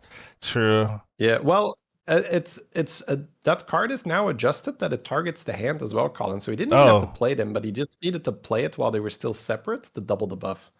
So it's gonna just decide to go for the tad. Okay, sure. Yeah. Dude, what if he hit the thing? Okay. What if he hit the triple that way, dude? I honestly don't think that what we are watching right now is optimal in the slightest amount. I'm gonna be real. But it's also not easy. I will put it like that. This seems like a little bit of a maze to navigate this turn. There's lots of options. I think he was also looking for, if I level, I go to 3, maybe I hit base kill from the tad, and that would solve some stuff. But yeah, it's just a nice little quality of life update they did where you're like Begurgle and stuff, all of that stuff buffs your hand as well. Yeah. But it's easy to forget about that because the muscle memory is still to play the buff first, right? To play it on the board and then buff. Okay, Dog getting a 4 here with the jailer triple. Nah, what he was looking for. Looking for your Carapace, looking for your Geist, but none of this. Yeah, Bream is just not good in these undead lobbies. You're just gonna get rolled. So it's... Well, there's a tad in the shop, so he can technically buy Bream, cycle tad, get strong. Okay. And then use the leftover gold from selling the tad to hero power, but chooses the hero power first, which makes the gold a little bit more awkward. Not sure if he's going to do that play now. Because I think tempo-wise, that's actually a decent line. You're getting +8/+8 on your Bream, and just put it on the board. Like, you don't have to hold it. Yeah, it looks like he will go for that. And then maybe just, like, ending on the Discover spell. Yeah, the 2-cost spell now. Oh, wow, hits the money. Ooh. Hits another one. And another crab. Yeah, so if you can go crabby.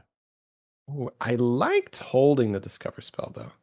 I think next turn you pop it for your Carapace, because I don't think there's that much on 3 you want. And your board's kind of full, so you're not really rushing to add something to it. Yeah. JJ goldening the tad into a Plank Walker. Wow, and Sylvanas into Plank, though. Like, this could be huge. Pirate here. No pirates, though. So harder to farm spells, but can still get Spirit Drake. Spirit Drake with Plank, awesome duo in the mid-game to stabilize. Duo? Especially... Sorry. DUOS mentioned. Let's go. DUOS mentioned. Okay. Yeah, you were right to apologize.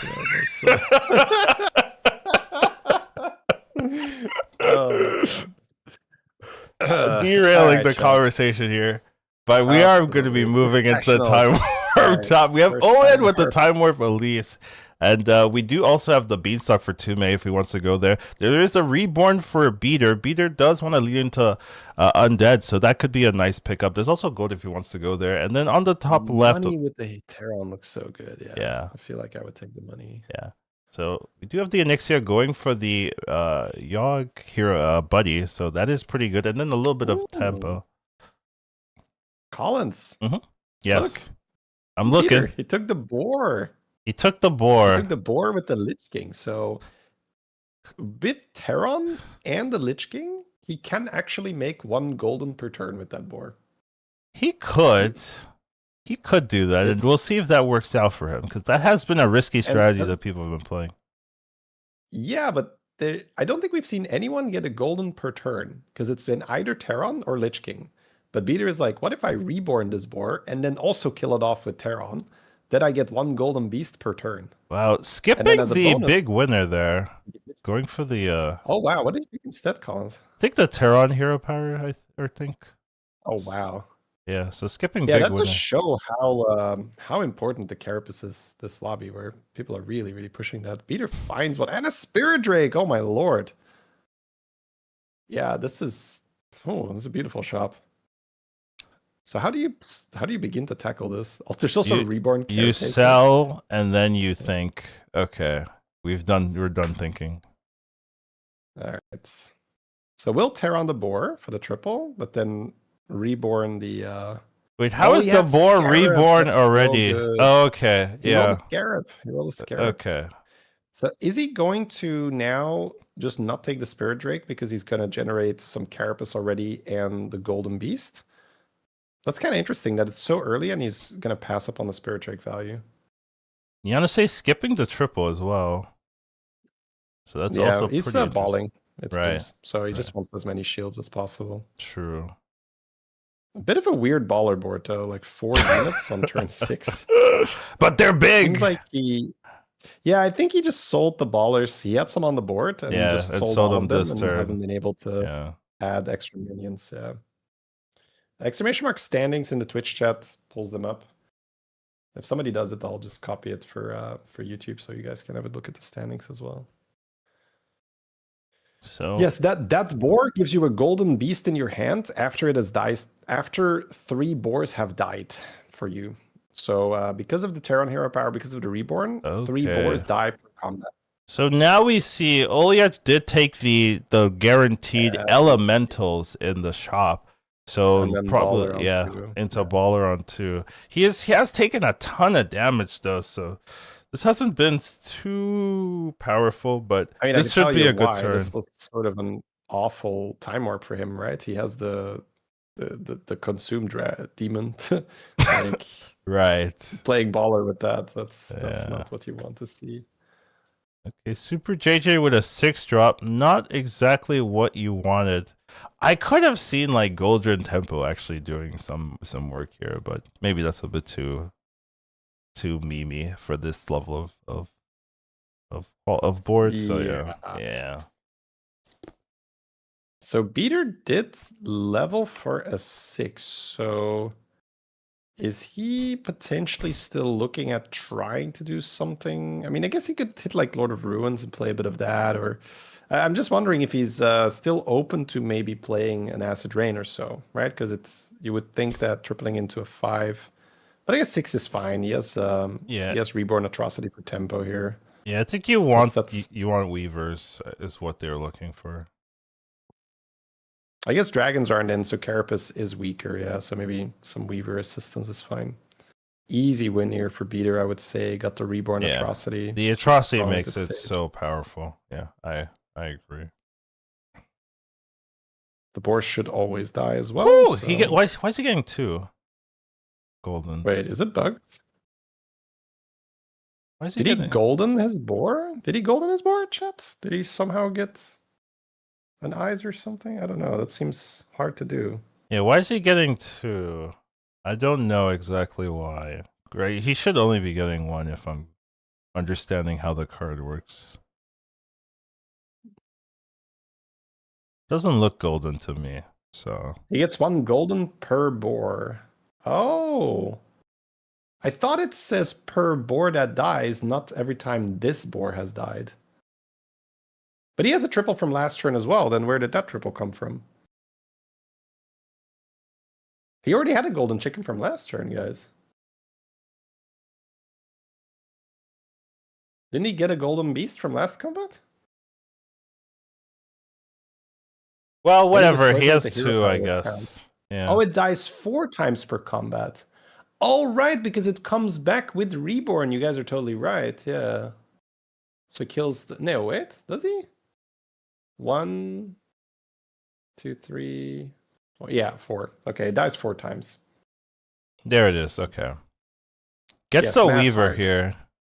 Gets the Weaver, so now can start scaling undead attacks. So that's going to be pretty cool.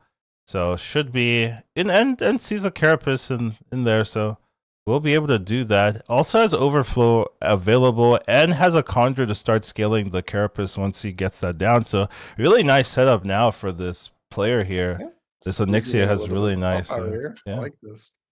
and gets a ton So of rolls Beater with probably Onyxia. doing that math a lot better. Sorry, finish your thought. Beater better at math than us. Yes, good talk.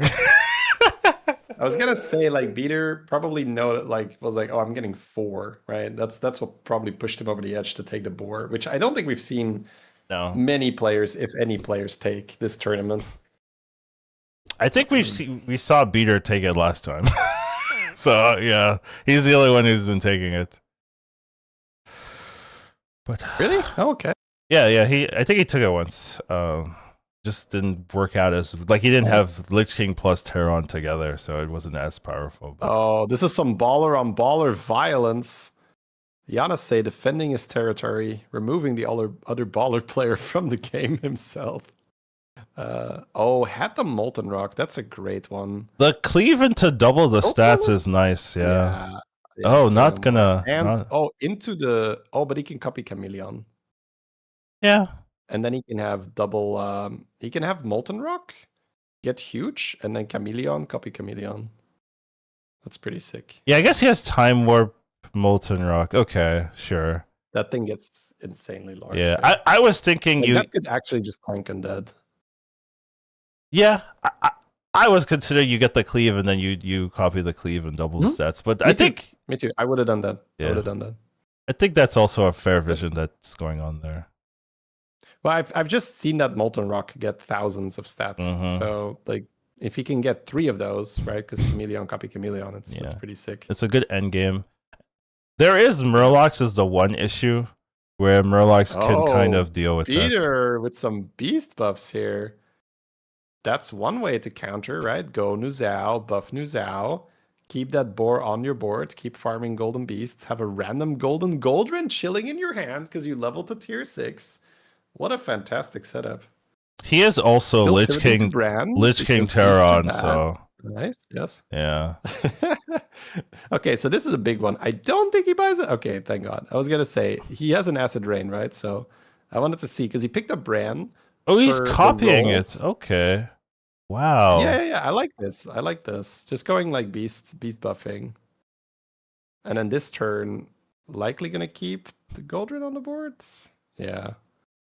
For sure, 100%. That's so strong. Oh, and then he has Bran to Giga buff, yeah. This is so well done by Beater. Oh, that bird is actually pretty reasonable to keep. Yeah, that bird is strong. I wonder if it's ever just better than the Golden Cauldron, which is very sad. I think it is actually functionally. Like he has Terram though, right? He can kill off the gold. Yeah, I know, and he gets a copy of it if he wants. He can reborn it.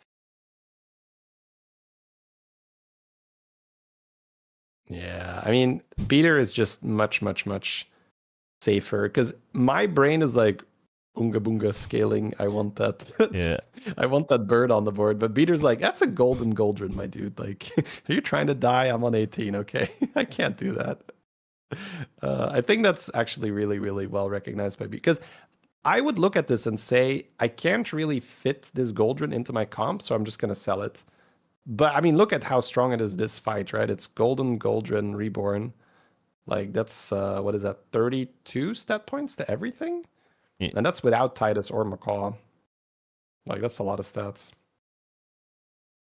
Okay, so we I'm are still taking a look impressed at with Beater. Tume here. It looks like he is just Yeah, gonna get knocked getting out by the blasted. Lord of Ruins. Yeah, Lord of Ruins, high tempo. Because the thing about Beater's comp, it's not necessarily the strongest winning comp, but he doesn't need to do that. He just needs to like top 4 consistently, and it's Yeah. gonna be really hard for everyone else to match up if he can do I that. think he So can win though. Like, this is one of those boards where he could have like Golden Wind Fury Nuzao, right? yeah, the And just Nazao's like could be beat the undeaths difference like that. maker. Is true. Yeah, But apart from I really that, like that. mhm. I think it's a good job. Like, this was not what I thought he was going to do at all. So this is incredibly well done by Beater. Just showing why he's so good at the game, being very, very flexible. So here we have the Elixir kind of going for the Weaver, kind of the true and tested like common best comp that people play in these type of lobbies, just going with the double Weaver into scaling a bunch of undeads. There's no dragons, so being able to just scale your undeads just give you big value. So it's just a solid game plan and it's very healthy during it. So gonna be tough to deal with. Dog with the blaster. Oh, has the blaster in the shop. Yeah, It's another Dog one. is a blaster. Okay. Ooh, Deos. Yeah. With the Deos, Deos it's blaster. yeah, for sure. It's Yeah. gonna be really nice. That's amazing. More Does he hit the blast. Did he triple? sell a No. blaster to Psycho or? No, he has 2 in his hand. He has 2 in his hand. Right. But then he didn't have a blaster on the board last turn, or? No, yeah, I don't think he had a blaster. He was farming the undead procs. Right. This is great. He's doing such a good job here with this pivot. Yes. Now the issue is that can die, so you have to be a little careful. But you do have a taunted macaw due to your Alakir. Alakir, yeah. Alakir goes like Alakir can do so much damage here if he can make this work. This is like a very, very scary board. Where If it was really faster, you could have sold the Ashen to jam the Hellcaller. But he might actually, if he goes Beater. first, he might beat Beater. Yeah, and he I goes think first. he beat Beater if he goes first. Yeah. I guess he always beats Beater. These buffs are insane because you have to keep in mind it is Deos, right? Yeah. So it's doubling the Macaw and double the Death Rattle, and then the Titus doubles the Death Rattle again. Yeah. Or lets it trigger again. So there's a ridiculous amount of buffs. Really bad for Beater. Beater's so happy that he found that armor. Yeah, that's the true. matchmaking here is awful because Dog was nowhere near the strong last turn. Peter just hit him in the insane power spike. It's like, bro, what is this? Bro. NA on NA violence here, unfortunately. Dog removing Beater's damage cap. Yeah, Armor doing a great job here. I guess it's time for Beater to chuck the boar now and go. Yeah, probably. Full all in.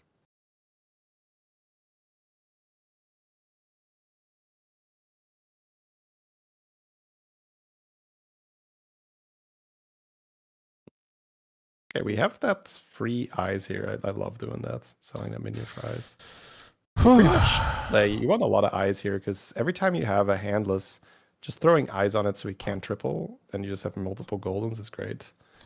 Preemptively buying another armor is pretty cool to see. Just you can see what the priority is like, right? Just making sure that if you lose your armor, you can re-armor straight away. Ooh, 10 gold with that combo. Golden the turtle. Yeah, and gets another one. So much money this turn.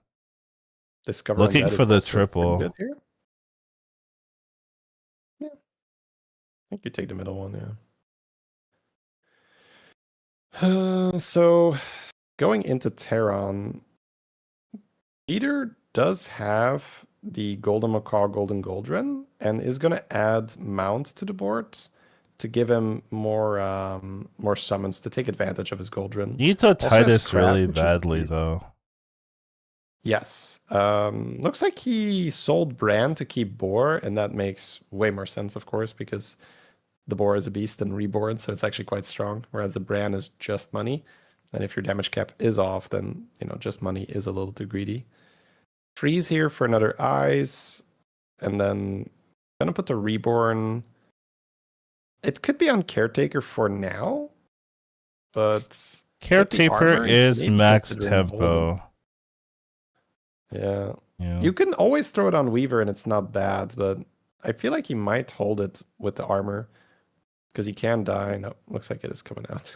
I Yeah. was gonna say because it's really nice on a hand or on a striker if he gets hand or striker. But yeah, in these games, it's all about max tempo, making sure you stay high. That's great. It's also about killing the other players, and if you play it, you do increase your odds to kill them, especially because know any loss will be out for them. So that 1-1 or 3-3 might be the difference.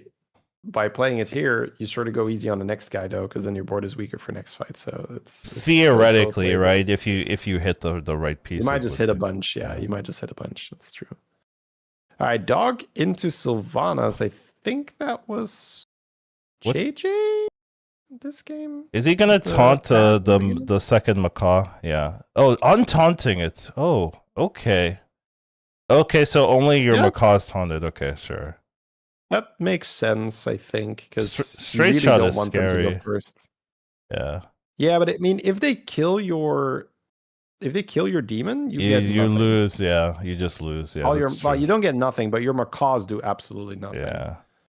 So reasonable. I think it's a very smart play by dog to untaunt it. It's not a very common play because usually you want that thing to die, but if he has DUOS plus macaw, you really want your macaw to do something here. This man needs to triple his Lord of DUOS stat. Like, he needs it bad. Wow, all of his minions just blew up. This is such a good matchup. Like, what? Yeah.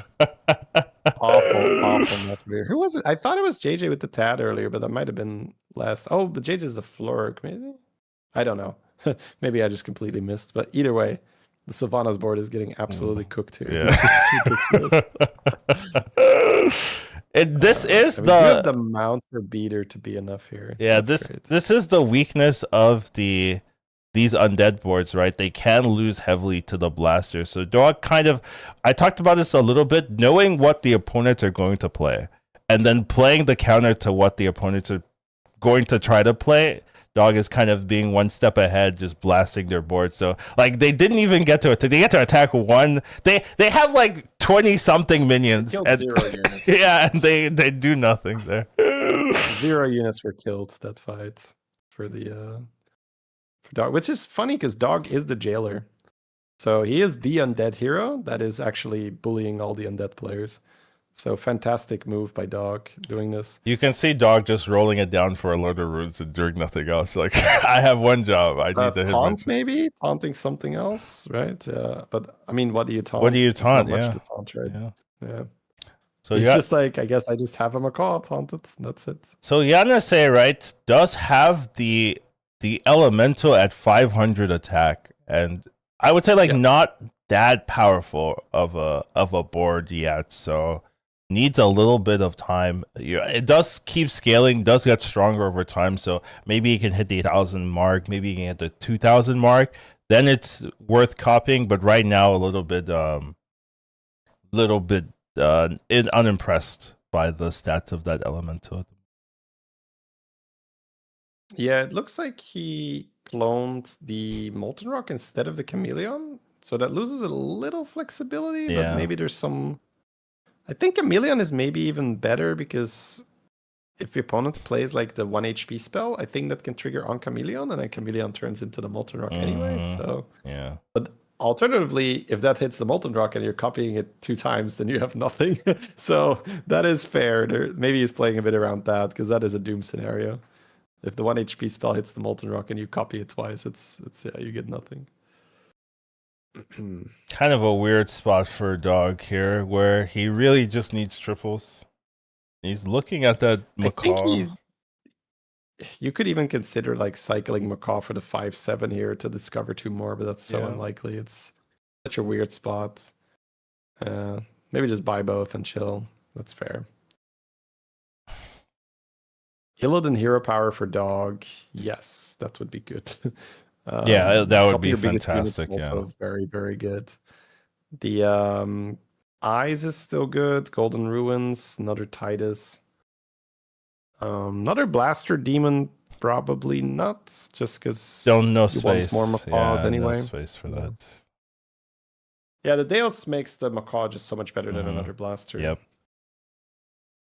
Having no taunt is wild. He is Alec here, so he has a taunt. Yeah, It's he has one taunt. Macaw is taunted. And there isn't really a lot of players playing like Cleave or Rally or any of that stuff. So like this elemental player is probably the person with the highest chance to have some type of Cleave board, but he's not really in that position at the moment. Yeah.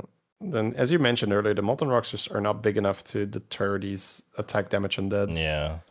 Like one skeleton is essentially enough to beat the Molten Rock, which is kind of crazy. So if there are still 5 players left and he has 2 turns to do it, he's also not gonna take a ton of damage if he loses. So he probably has 2 turns regardless. But he does need to get strong. So right now this is just not enough. But he can actually. Yeah, I don't know how much money he has. Oh no, you can't tie. Conceal something. Like you need a lot of money to play baller. So I don't know how many oils he had early. Beater with the boar still on the board. Barely beating the ghost though. Even with the mount. So yeah, I think Beater is looking to drop both these mounts and start to just replace the boar and replace the tier 6. Sold the Titus. Okay. Scaling. So as a Titus in the hand. Yeah. Sold the other one. Thought he was gonna look for the triple Titus, but not. Ooh, but does get rewarded for doing that. Because selling the Titus, he was able to play the Discover Beast card, get a little bit of extra cash. Dude, where's these Lord of Ruins? Where are they? They're in the game. Allegedly. You can't even play your spell. I mean, your leftmost card. No. Yeah. There's like you could, but there's like a non-zero chance it kills you.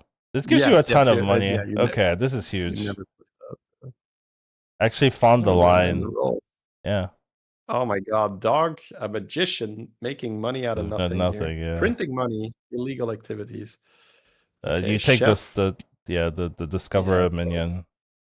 You need it. Yeah, Discover. Oh, going for armor instead. Okay. Always fighting ballers. Really heads up spot by dog, because he could technically survive ballers, which is really reasonable. This feels like you just bang the Hamul and drop the Titus. Yeah. And then Hamul next turn. No, not gonna do it. Go for the shield. What are we selling? We're still rolling. Okay. Okay. I don't think you can taunt anything. You can taunt that macaw, that second macaw. That's the only thing. If you really want to. Yeah, but is that better? Because your other guy is shielded. Do you really want them to go first and kill your unshielded macaw? Oh, this guy's also okay. So there is someone taking the Lord of Ruins, actually. Oh, yeah. Look at this greedy guy. 1 Lord of Ruins on his board.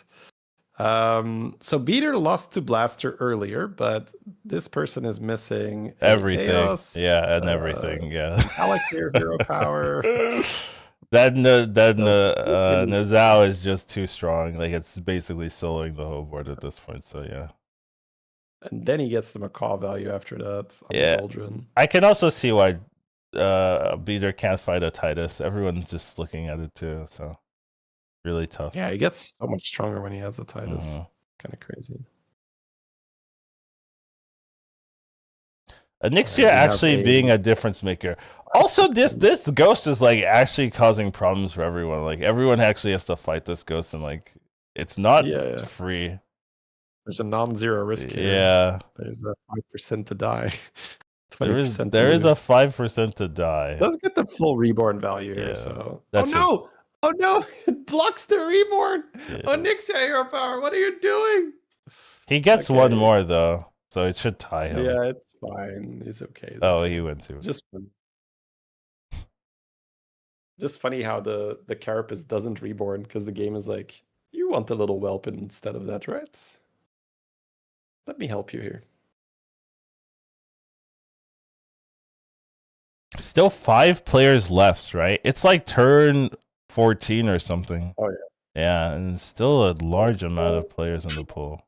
Look at this tech. Do you see this, Collins? We No, have a I'm not. golden orca to block the damage demons. Every time the damage demons are gonna ping, the orca will buff the board. So therefore, the damage demons. But he needs to untaunt that then, right? Or something like that. I've actually never seen that. Because the macaw can just kill. Yeah. So he actually needs to untaunt it if you. Well, the macaw does not hit first, right? The macaw hits, and then the pings go off before the macaw connects. But yeah, then the second macaw can ping, right? Yeah. But like the first macaw is not gonna ping your board then. Yeah. I've never seen that tech. That's really cool. Jifa's done it and made a video on it, so there'll be a lot of people like, Chief, do it. I was there 20 years ago when Chief had this tech. I mean, impressive nonetheless, right? It's but yeah, this actually does nothing. It's crazy because it's 2 damage and Golden Orca is 2 health. Yeah, it does have the pants here, right, to untaunt if he wants to untaunt it, but no money. Okay. No money? Do you want? Yeah, I was gonna say I don't think you want to lead with Orca. No, I don't think you want to. That seems tricky. Now I want to see the fight. Yeah, this is such a fun thing. So again, guys, for anyone who's like, wait, what are they talking about? What is gonna happen? The Flurgle is running the Blaster demons, which means that the 4-drop demon that does AoE damage. Normally, when you have a token build, like we have right here, an undead build, you're very worried about that because your minions do not have a lot of health. And we saw it earlier where Dog just completely cooked an undead board, right? He just destroyed the Sylvanas. But the Orca, every time it's going to take damage, is also going to buff the board. So that is going to be keeping all the minions alive while the damage is being pinged.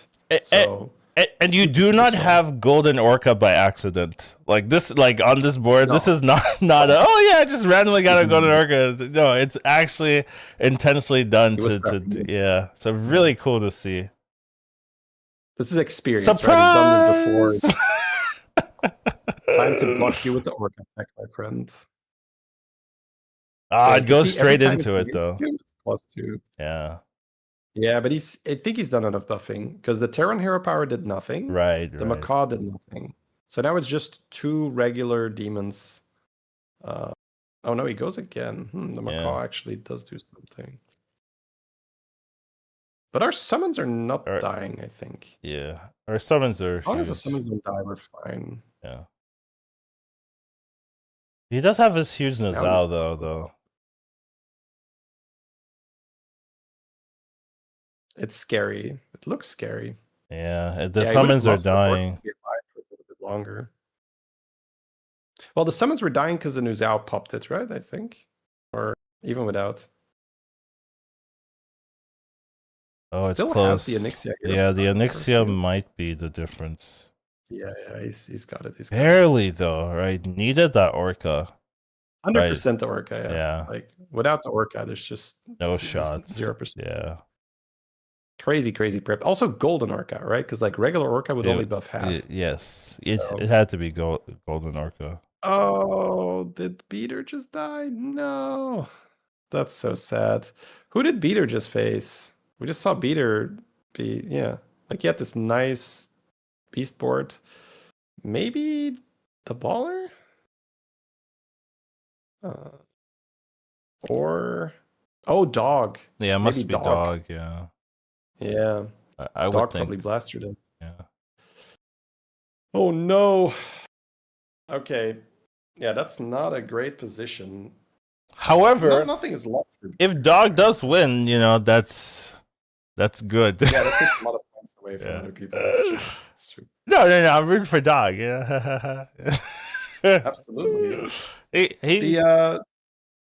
I was gonna say the Ballers might be hitting critical mass because that Time Warp Molten Rock gets really big if you go into a very long game. Yeah, he's still alive. That's true. The scaling keeps scaling. So especially with that chameleon tech where you could have 3 of them, it's quite silly. He sold the huge baller that killed. Oh, so he just got tanked. Beater just got tanked by the Baller. Okay. He sold the Titus again, so Just not respecting Titus here. Dog has the Vandar hero power now, though. So maybe that's really selling nice. the Titus gave him the Panda that did that. So that's pretty good. And there's Titus in here, right? There we go. Hop, streamer client. Oh, okay. Doc forgot to renew his subscription to the streamer client. That didn't happen. That's unfortunate. So that's really he's got to nice. fix that after this game. Turn the streamer client back on. So much money. Oh, I kind of liked cycling that 5-6 first to get more ballers, but I mean, it doesn't really matter too much. Just it's hard to resist that play, the 5-6 on the ballers. No interest in like trying to triple for Lord or anything like that too. Yeah, I think it's maybe the triple is better. You get maybe he's also rolling because he can find all right. Reborn. He still needs Reborn. So and Wind Fury. Found it. He has Wind Fury on the on the first one. Yeah, that's true. That's true. Yeah. Okay, just needs to make sure he ends on 7 units because we need to go first. Okay. Whew. Big turn. Cool. Very match even. Huge turn. But one has a DUOS. Is this just who goes first? Oh, he has Terran hero power. Yeah, Terran hero power means that he attacks first, I think. Yeah, that's what it is. Oh, this Terran hero power so Terran hero power resolves. Yeah. Kills something. Yeah, and then he attacks first. Oh, yeah. And it also removes so bad if you're dog. It also removes the shield, right? So it kills the Yeah. Wow. Man, what a lame way to go. But, yeah. Like if you're a dog and you've built this crazy board with DUOS and then you lose because your opponent always goes first, man, that's a tough one. That's a really annoying matchup where it is like, oh, you go first, you win. You have to be thinking, what could he have done? 1800, by the way. He would have to have full board that does not die to the Terran Blaster. Yeah, basically. So he did cycle a bunch of ballers, but the problem is your cycle slot needs to be big enough. So is there any menu you can buy that doesn't get killed by blaster? Well, Golden Orca. You can hold 20. yeah, true. Orca, that's true. Orca would be the most elegant solution there. Yeah. Yep, true. That's the difference, right? That's the experience diff where the jailer who was it? The jailer? No, dog is the jailer, right? Oh, the Onyxia. Yeah, the Onyxia did that, right? Yep. And the Onyxia still has the tech on the board. Yeah, still has the tech on the board. Oh. And found pants, so can now just block it again. Yeah, he was locking the pants, so yeah, very well played by these players. Like this, incredible. This is boards you never see, like from both sides. Like what is like in this lobby? Yeah. Here we have Lord of Ruins plus Wind Fury New Zhao. It's a pretty cool setup. The secret tech is coming out. I talked about it. Look. He's cat, and he has he's stolen the DUOS. Oh, he stole. Oh, he has the Molten Rock with Mutinous, so he can eat this Mutinous. Oh my god. The Molten Rock. Oh, he's gonna play the New Zhao first. And then try to hit it. Yeah, insane. Oh, and the DUOS New Zhao is actually gonna go crazy. Yes, it's gonna be so strong if he hits. Oh my god! It's gonna be strong no matter what you. Oh, and he hits it too. Wow. Oh, he sits back in his chair. He's like, "It's over. Let's go, New Zhaoing you." Oh my lord! What a crazy! So he actually took cat hero power, and then he's like fishing for the great units. Hits the great units. And now he's in a spot where he can beat the Onyxia player. This is mental. This is actually outrageous. So always goes first because of the well, not true. Because he doesn't. Oh, right. Sorry. Always goes first, as in he always buffs, right? Like always buffs. He buffs, right? So he gets the buff, so there's no shenanigans that happen. And then the New Zhao always goes off, but still has a 79% chance of losing. Terran is bugged, right? So we'll see. Oh, right. Maybe the Terran is not calculating correctly. I mean, you have a 2,000 damage New Zhao with DUOS. Oh, This but you feels like lose the. Maybe it's better to have the macaw go first. I think that might be better. Yeah, because now your macaw doesn't do anything at all. Yeah, I think this positioning might be a little bit bad, but he can fix it in the does next have one. 17% only to die, so there is a chance that he can fix this. Yeah. And the Nuzao will proc with Deos alive, so probably alive. Maybe not. Depends a bit on the striker, I think. I think he's at the mercy of the striker. Looks good, though, to be alive right now. Yeah. You just lose a lot of scaling. Like, he hasn't had a turn with DUOS on the board, right? Like, he hasn't actually played, like, anything. He's like, that's just a lot of blasting. And he could, like, clear the board. So I think if he just... Uh-oh. He's almost there, yeah. Kills a 6. Yeah, that's great. That's great. So... Not that, right? 11, 15, 21! 21! Oh, it is counterintuitive to move the Nuzao back, but yeah. You just and especially now that you have the Golden Lord of Runes, like, I think so. 100%. You just always do it, so... I think if he can solve this. This is the craziest game from the entire day. The secret tech, man. That, like, this whole day has been days of secret tech. And here we go. Like, from both sides. Wind Fury on the Nuzao now as well makes him significantly stronger. The random cat. That is a huge hit. I hope he swaps it. Hit, yeah. It's so much stats if you put that in the front. Oh, right, yeah. Well, he did Wind Fury it, so he could also... He probably significantly improves his chances by the Wind Fury alone, but I agree. I would like to see the Macaw going first. So just going to use a little bit of buffs here. Going to sell the Snowballer second to focus on health, because that's what he wants. Gets the Carapace. Oh, can also untaunt one of the blasters. He's taunting the Macaw. Taunt Macaw. And maybe untaunt one of the blasters to make sure. Right, so he's going to get best of both worlds here. He's going to still lead with his cleave, but he's going to untaunt the blaster. They added a Leroy, though. Added a Leroy, so this is even worse now. If he leaves it there. Do we have enough pings? Oh, right, yeah, that is... Yeah. Man, yeah, if Macaw goes first, you just cook that Leroy. Mm-hmm. And the Wind Fury kind of guarantees that it dies, right? 34%, so odds have been improved because the Macaw will go off. Yeah. Oh, that's so lucky. That's so lucky. Okay. Yeah. Dodge it on the first. Oh, wait, that Reborn's with taunt. Oh, yeah, you're right. Oh, my God. Were you ahead of me? I don't know. That second hit, I hadn't seen it yet. Oh, well, I mean, it's lucky either way. And now he cooks. Either way. Yeah. Now he cooks. Yeah, now he cooks the board. No, he kills him, I guess. He just kills him. Yeah. Wow. Yeah, taunt Leroy. And then you ask yourself... Oh, does he have to do that because of the Orca? Do you see what I'm saying? Oh, he wants to kill the Orca and then AoE. And then AoE, yeah. Because the Orca is untaunted though, right? Like, yeah, it's on. Yeah, but the Nuzao can kill it, so it opens up the line. Yeah, that's true. It is true. Yeah. So maybe we're just not. We're even worse. We're not seeing the full picture until. Well, yes and no, right? Because you could also just argue that the Nuzao stats are big enough that you don't have to kill the undead with your blasting, right? Yeah. If you just get enough Lord of Ruins procs. But no, I think his line is definitely better. I think trying to snipe the Orca, especially now that you have Wind Fury and Nuzao, makes total sense. Incredible play by both players there. Absolutely incredible.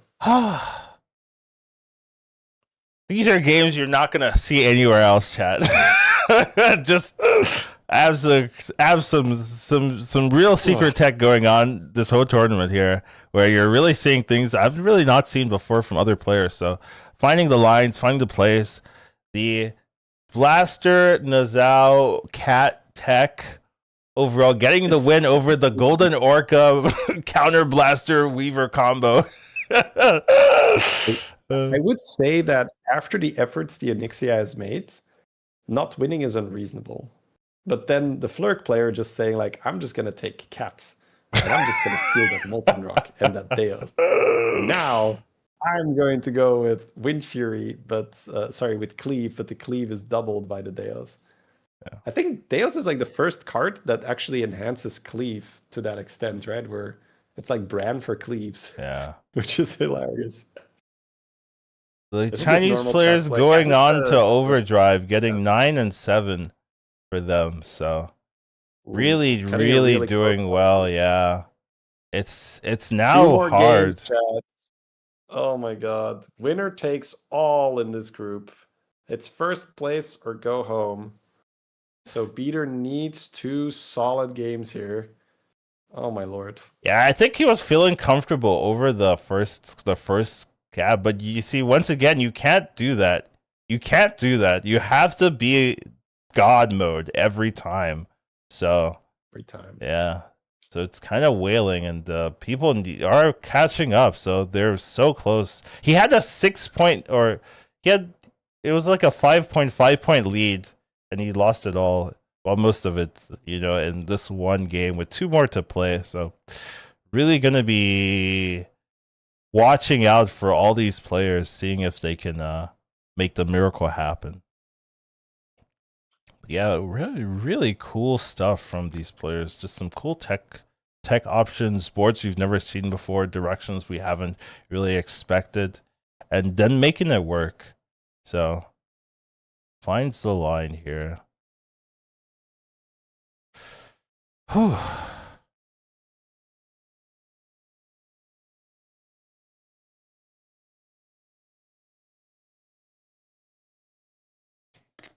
Do need to use the restroom real quick, so I will be taking a small break, and we'll be heading right into the next game.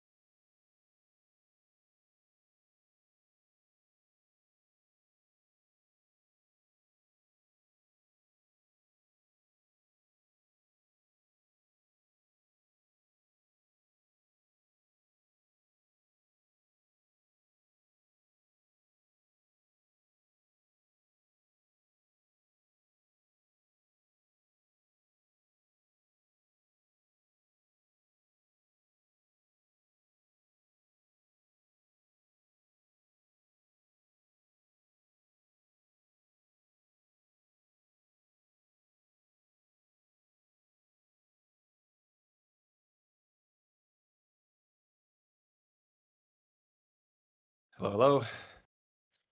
All right. A little bit of an extra break. Yeah, might be setting up or just giving the players slightly more time to recover from that, because that was a very long game. I can imagine maybe small bathroom break requested. Yeah, I needed one. So. Whew, yeah, but I mean, you look at the standings, it's so close now. So it's so scary. But you just have to perform your best, right? You got to get some more wins. You honestly need to win, because it's unlikely that the people at the bottom are going to be winning these lobbies. So if you're not the one winning, it's likely one of the other contenders. So it's too close that you can't bank on, hey, I'm gonna make it through like luck. You have to kind of just take the lead, take the win in your hands, and make it out. So I think these players really need to be picking heroes, need to be picking time warps to give them the best chance to win, and picking and making secret strat comps to give them the best chance to win. So yeah, gonna be a close final 2 games. I wonder if we're gonna see any type of difference in like maybe hero selection. I don't think so. I think for the most part it's just keep doing what you've been doing. Just play well and hope that the time warp aligns. Don't lose the 40% combat, right? Or the 10% or even. Something to notice, we haven't seen a single Nala this Today, in this group. Yeah. I think it's because we've seen a ton of undead. So the chance that you have menagerie is lower. Whereas if like it's more pirate lobbies where you have like shipmen and stuff, I think it's a bit more menagerie type. So I think most of the players already have Carapace on their board and stuff, so they're just not being offered Nala. Probably the prevalence of undeads kind of shifting the focus where like you're going to be playing a ton of undeads if you want to win most of the time. Same thing with dragons, you're going to be playing a ton of dragons, but I think Nala dragons is like super viable, so I guess that's less the case, but the undeads is very true where if you have Nala, like you're not really beating undead, so if undead's in the lobby, that's not the highest offering for a lot of the players. Looks like we're getting into the next game here. So the Chinese players and Beater Babbitt are the ones to watch here. Top left has Silas here, Beater but looking like a Flurk, so yeah, could be an Ellie Pirate lobby. Yeah, also Master Win is also good, but yeah, gonna commit to the Flurk. There's a rune for Tume if he wants to go there. Oliech doesn't have a really powerful hero, so kind of sad. Yeah, gonna re-roll and look. Gonna go for the. We saw yesterday toggle. Matsuri really liking the whack toggle, or yeah. was it 2 days ago? Yeah, but he was in a good spot though throughout the whole tournament. Yeah, so. but he was doing really well with it. Like it's not like he was getting like 4th places, right? So, right, sure. I don't know. That's true. Finley for Yanase has the Yogg or the Terron. This is an Ellie, Quillbore, Murloc, Mech, and Beast lobby, so no undeads here. So nice. Yeah. So might see some acid rainfall again. Yeah. A little bit more time to breathe to set it up. Yeah. The undeads just come out so fast. Yeah. Notably, no undead and no dragon. And I think in every lobby so far, we've had one or the other. So we're actually not going to see a Stundrake board. We're not going to see a Weaver, a Carapace board. So we actually get to see a little bit of different, a little more secret strats in the making. Or maybe we just get some Murloc Clown card and we just go, snooze fest. But yeah, secret strats, please. Beater's definitely going to be cycling a bunch. So I can tell you that the card that Beater wants the most from this position is very likely Bran, because that's just Flurgle's best friend. You already really like Bran anyway if you're in an Elemental Murloc lobby. But the reason why it's so good on Flurg is that it makes a lot of cards effectively free. So if you buy a Reef Explorer for 3 gold, you sell it back for 1, and then the 2 things you discover as well. Plus, the things you discover can sometimes also be additional money, which is great. But if you do that, then your hero power on Flurk is just progressing the whole time. So instead of the card being free, it's actually plus gold. So you're being paid to buy cards, which is just very fun. See the freeze here on the elemental pair. So strong start for Beater. Yeah. That's a good turn too, I would say. Yeah, pretty solid. Gets a bunch of tempo. The spell matters a lot too. So has a 2-cost spell if they want to lean into it. So that could be a triple if they want to roll that. ETC on Dog hero powering. There is no pirates, so that that middle one is not as good, but could go right. Yeah, the Adora buddy is great if you have the 2/2 pirate that is already golden. That's such a good synergy. But like the Reno buddy is really nice to pick up because next turn you could hero power something like Brand's Epic Egg and make it golden. Yeah, things or like that. Even better, you could find Rafam buddy, which is probably the best one to golden at this stage of the game because then you're stealing 2 minions. It's pretty outrageous. Yeah, Illidan's also sometimes respectable as well. Tempo, yeah, but at this stage, the players are just, Yeah, it's all about that money, Collins. Yeah, They want that money. I hear you. I hear you for sure. Yeah. Tumi with a little tempo here. Got the copy on the mechs. So next turn he could either maybe level and chef a mech or just like double buy mechs, or Yeah. have to see what's happening here. It's tough because pretty much every single player in the lobby needs to get first. Like if they want to, there's no player that's like, oh, I can coast, and second is good enough. Like literally every single player's goal is like first. So when you look at mech board, I'm not impressed, but it's really good tempo. So maybe that's just a line, yeah. Just tempo for now, and hope you go from there. And Voon can afford to level slightly slower because on the time warp turn you generally just copy your time warp. Yeah. So it's not like you have to be on 4 to use it because you have a turn before you can use it anyway. Dog hit evolve. Ooh, is evolving the spell instead of buying it. Interesting. Not comfortable taking the damage, The 3 or damage, just forgot that it was gonna get removed. Yeah. To me, that felt like somewhat easy take 3 damage, but maybe Dog is just looked at his board and said, I'm kind of comfortable. Yeah, I mean he lost so much he sold like 2 minions, right, to get that, so kind of a very painful. Alternatively, if you have this kind of board, you actually don't want too many minions because you want your golden road board to farm as much as you can.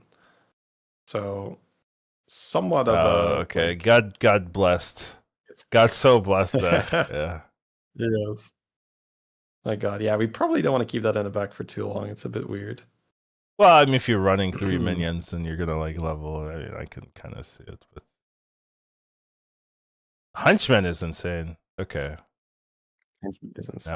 Now we're cooking. Ooh, we can get those money. Okay, now we can level. Okay, perfect. Okay. It looks way better than it did 1 turn ago. Yeah. We were in trouble a turn ago. Now we're on. Now we're kind of strong. Yeah. Like, okay, we have 4 units on the board. Not ideal, but that's going to be remedied in 1 turn, right? Mm-hmm. We're going to steal 2 units here. Unless our opponent somehow, only has 1 unit. But Sila is doing a really good setup to get a 4-drop next turn. So just has 2 tickets already, has 2 tickets in the shop that he guaranteed wants to buy, and has good tempo with the Orca that he picked up with the surprisingly strong. Yeah. The chicken combo here. Yeah, the chicken damage combo to the Orca preemptively. Yep. Very good. Oh, Peter's just balling. Okay, he's going in balling. Interesting. Okay. Is he? So I guess he is checking his time work. Yeah, I think that's what he's doing. I think that's what he's doing too. Like, do I get skipper? Yes. If I get skipper, I ball. Yes, because and otherwise he's gonna level slightly slower. Peter with skipper is just a menace. So I can see this being a real strategy where if you get the skipper, then okay, it's gonna be a good bowler game. If you don't get the skipper, you have a bunch of pairs. So triples are gonna be coming. You can recover that way. So pretty safe line, and you win the fight. I'm gonna show Peter here because that could be a very interesting train of thought here for him, or just like a snap skipper and ball. Let's see what happens. Yeah, one or the other. I hope he gets a skipper because I think that's what he's getting for. Well, actually, is Flurg? Can Flurg even be offered skipper? I don't know. Maybe, but he gets Chinvala Buddy though. Yeah, Chinvala Buddy so is there, and Sylvanas and Chinvala Buddy. Yeah, those are like the second-rate things you're looking for too. So build a shop with 7 units, also very good when balling. Yeah, because you can just keep spamming in your shop. He does have baller options, basically. Yeah. Yes, yes. He can take Chinvala plus Sylvanas, or he can take Chavanas. Chinvanas. You can take Chinvala plus the seven minions. Silas has Leaper's potential, which is something interesting. Also, just has the Sylvanas and the extra chromium, but has Leaper potential. Just want to throw that out there. Is he a man of the people, or does he actually just want to win the game? Like he's thinking about it. Honestly, he's thinking about it. You can think about Leaper because you can also take Sylvanas Hero Power, which he already has. Of course. So, like, I do like this take. He's gonna. He's a man of the people. He's a man of the people. It's tempo, right? That's fine. It's tempo with a Titus. With a Titus, it's tempo. Here, I don't know. Well, I mean, it's tempo over Chronom right now. Sure. Okay, that's fair. So. Dog with the Elise. Okay. Volumizer. Okay, sure. This looks good for Dog. It does. It looks very good. 40 HP. ton of volumizers. Yeah. Here. I mean, there's a lot of things going on in the players here, right? There's a Leafer player, there's the Beater with the maybe staying on if you 2. look at JJ getting a sired buddy every turn. That's 8 gold. Yeah, So 8 not gold. quite correct, but not that far off. Yeah, but Very it's nice. delayed though, right? You have to do work. Can you imagine? I want to be Crag. I just want to press my button and get my money. Imagine having to do work. Ugh, disgusting. The upside is that the more money you have, the easier it becomes to quest. So it's a snowball that you keep rolling. Yes, but I want Silver Spoon Crag though. You know, like I want to do nothing. You know, it's every turn. So we do see Beaters staying on 2, right? So yes, probably just committing baller here. Every single other player on 4 into Nala, but taking 10 damage here against Yanase. So big winner proccing here. Yanase very happy about that. Having a nice matchup. Oliach still in trouble with the wag toggle, right? We did say Matsuri was able to make this one work, but for Oliach, just not having the tempo that Matsuri was able to provide by playing this hero. Maybe it's also a type thing where you need to have the right types in for wag toggle. Maybe you want the dragons for Taragosa or something, and then getting the free stats like that. I mean, this could be either Tree or Jouster. I mean, you can take Panda, but it feels like a little too greedy to take a Panda instead of a Tree. But I can see the Jouster if he just wants to buff his board. I don't think he has a magnetic, right? That's the issue with the Jouster. I don't think you have a magnetic, so they're all kind of just weird. Tree. Yeah. The shield. He really wanted his arena, but not gonna get it. Gonna go for the rodeo. Yeah. Okay. Yeah, for rodeo. Yeah. Really hoping to hit the Zarina. This feels like Zarina or, bust kind of spot. So. Also running big winner, which is going for the 3. Also double mothership. Okay. Tume having fun. Double mothership. So Immortal is not a meme. Like Immortal is very much a strong Protoss card. The other ones, Void Ray is fine, decent tempo. I would say the Carrier and the Colossus are a little slow. I'm with you. I think Immortal and maybe the one that cleaves those are the 2 that I do like seeing. I would say the Void Ray goes pretty fast as well. That one that buffs, like every time you attack, the Void Ray gives the damage and gets bigger. I haven't been too impressed by that one. Okay. Fun board here with the damage, right? You have the self damage with the Orca. So quite a large amount of buffs, but Orca does get sniped. That's not something we want to see. Want to try to get the full value first. Does take care of the poison there. Good hit. Yeah. And does get 12-11. It's most of the value of the Nest Matron, so if he goes left there, it's a tie. Okay, it doesn't get... Yeah. Frogs, do something. No. Okay. Take 6 damage. Needs to tie this. Beater's super healthy. Yeah. Oh, got a brand. Stole that from the opponent's. I wonder if that changes anything. I wonder if Beater is now at all tempted to level instead. It's hard, right? Yeah, because you kind of take away all of your lead if you start leveling. Oh my god, Dog is cooking. Holy. Yes, Dog is rightmost enjoyer. This is that's a so large good. Amount of buffs on the that's right. golden too. Oh my god. Holy. This is a weird one because what do you sell? Like you kind of want to keep both the Chen Buddy and the Elise, but I don't think you're selling your Macaw Rylac. What if you do nothing? You could technically.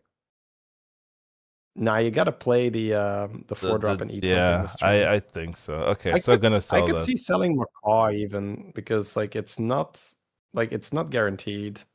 I wouldn't want to sell Elise yet. I just want more money. Yeah, he sold the sold the Chen. Yeah, the Chen. Yeah. Which is reasonable. Okay, get the money. I like that. And getting the perma stats, okay. And untaunting, yeah, it's huge. This is so good. Smart. Okay, now I like that a lot more. That Macaw keep. Well done, Dog. Dog is cooking for sure. Board. This board's Yes. hard to Yes. deal with too, because he's gonna get permanent This as was- like. Yes. This was this arena or bust board, and he's just looking like, this Dude, person has a I real board. freaking cry if I see this this early. What? How do you deal with this? Holy. That's the neat part. You damage and move on with your life. Yeah, I mean, God. we're back to full Oh my scam. Yeah. Yeah, this is yeah, I mean no one in the lobby is gonna have a realistic shot at outstatting Dog from this point on. Unless he finds 0 acid rains the whole game, right? Oh, But if he man. finds any acid rains, then yeah. We do have an early ghost in the lobby. Oliech trying for the WAG, trying for the Matsuri special, not able to replicate his success. Not enough tempo, and gets out super early before the time warp. You never want to be out before time warp, right? Because time warp can turn the game around, so it doesn't even get that opportunity to find a swing there. So really sad there for Oliech, and really gonna make it impossible for him to place well in this particular tournament. Yeah, I mean at 19 points, I'm not sure if he was still in the running anyway, right? Double first. No, not realistically. No, he wasn't. But not realistically. Yeah. We do have a Psychus and a double demo here for Lich King, but on 19 HP to start stacking then seems suicide. So might just want the Psychus, get some cheap fast tempo from that. Already took a raw, so I'd be very surprised if he goes double raw. He went double raw. God. Yeah. So fun! I love it. I'm surprised, but I love it. Because it feels like at 19 HP going for double raw is like kind of crazy. I was gonna say the only way to get triple raw is double raw, but that's not even true. You can't. Can't even do it. God. All right. Okay, finds the acid, but sold the he sold his Divine Shield Mech Giver or Divine Shield Giver, so doesn't have that anymore. Yeah, that's okay. It's okay. You're happy with it? Oh, okay, sure. There's a Titus. I'm just saying, there's a Titus. Okay. I think he's good. Okay. Rolling for he wants reroll, right? Yeah, but that's so good too. Yeah. It's Brander at least. At least out sucks, but yeah. You could also sit there, I guess. You can summon call as well. Like your rightmost side is big. Yeah. Like I think at this point, I think he wants more money, realistically speaking. Right. So I think keeping at least for like Golden Brand is fine. Now on the other hand, he could also say, I'm done buffing the rightmost side, and I'm just gonna copy some rolls soon, right? So if he gets the reroll elemental. Oh yeah, he's deciding. He's deciding. Oh, but he gets both. He gets both. He gets both. Yeah, it's both. Totally. Okay. Taunting Immortal. We're cooking here. I mean, we were cooking before, and we're cooking even more. Checking for module, maybe. Yeah, this is amazing. Because Dog did have one problem, right? He was a little poor, and now he's got money on top of all these buffs. This is amazing. And you know what's really nice? Like, he's just strong enough. Because he basically has like two... Yeah, he's not taking damage, which is so important. Oh, this Sire is insane. Wait. Did Dog refresh his shop and then not eat a big minion? I don't know. Like, I think he ended on that Hamul spell. Did that not buff the right side, maybe? Oh. Yeah, it's possible. Oh, did he sell his? Maybe he sold his... Did he sell that one? Yeah, he sold his... Oh, yeah, he sold that one. Yeah, he sold his demon. Yeah, he's dead. Yeah. Wow. That's what I'm saying. He's just strong enough. Because he has Immortal, right? Yeah, because he has Immortal. Yeah. So okay, I can see it. Only because he has Immortal. All right, Silas playing some APM Beast here. It's a little worrisome, honestly, because Beast don't win the lobby at this level. So he needs to win the lobby. Like, I would be very worried playing this type of board in the lobby like this. Yeah, I mean, it's hard to force though, yeah, right? And I mean, know. You're not beating this. So it's pretty tough. Double golden. What's going on? You're not beating this. That's the quote of the day. Yep. He's looking for the roll elemental. Right. Yeah. If he gets the roll elemental, he's gonna put that next to Rylak, and he's gonna get both his macaws are gonna trigger on that. That's kind of insane. Please, sir, just some rolls. Oh, I just want Reborn some is free insane rerolls. too. Jeez. Yep. Yeah, he just wants to It's roll. so weird to see Yeah. Rylak without funds. Yeah, he's just He's trying. gonna end on the value elemental, right? If he doesn't one hit it, yeah. If he doesn't hit rolls. Yeah. If this gives him rolls, we're swapping. Otherwise, I Oh, don't see him selling this. Oh, he sold guess one he of can his sell a macaw. macaws, yeah. He's Yeah, still look going his for hand. it. Yeah. He's gonna have a full hand, I think, Collins. Okay. You might. Yeah, this new hero bar is fine. Yeah, avalanche is great. Oh, he's gonna hold it. Okay. With the avalanche, what he can do now is he can roll any generic battle cry that is also buffed from the rightmost, and then just like put it on any elemental he wants, either the acid rain or something else. This is a 50-50 flip, here. yeah. So must It have tells two me that there's scams. files, yeah, in that base. Yeah. Now, at worst, dog is going to 16, so he will not go below cap. But a little scary. Oh, he's just gaining a lot of damage too from that drama lock. Look, there's actually a huge Murloc in the hand. Yeah, yeah. Whew, it looks like the Murloc player does die. I mean, the Beast player does die. So that's really bad, right? Because it's one of the Chinese players that's in contention for first. So that's really bad for them. Also, the second... Oh, no, that's Yanase. Okay. It's not as bad. Okay. The Beast player is alive. Yeah. I guess Yanase was playing playing Beast that too. Peter has 15 armor right now. 15 armor? Peter has 15 armor. He wants to stay alive. It's crazy. Yeah. Yeah. Like, I don't know if you start 15, right? Or did he take the armor spell? He might have taken the armor spell, yeah. He starts 14 I mean, that's armor, not a bad thing. I believe. So if 14? if he has 15, then he has 15, yeah. He took clone though, so I don't think he took armor. I think he just legit started on 15 and hasn't lost the game yet. Okay. Hasn't lost a round yet. Peter is just the undefeated this particular game. I mean, Flurg is owning everything. There's a lot of competition. People are doing things, so I wouldn't rest on your baller laurels here. There's a lot of threats. Oh, yeah. Yeah. But I mean, ballers just come online somewhat fast, right? Because you don't have to spend money. Yeah, that's true. You just haven't lost. So there's some talk in the chat about how Acid Rain doesn't win in a Murloc lobby. So why don't we talk a little bit about that, Collins, about what are the players trying to do here? I would say what Dog wants to do is just add a bunch of anti-scam. So if he rolls a new Zhao on the right-hand side, that's really good for him. Because now he can take out scams with new Zhao and Wind Fury it. Could also transfer the stats from the Acid Rain with the Avalanche onto a cleave. Yeah. So in Murloc lobbies, you just want to add cleaves and things like that. So now Zhao is really popular, and if you have a big Acid Rain, you can also make another elemental cleave that can do work.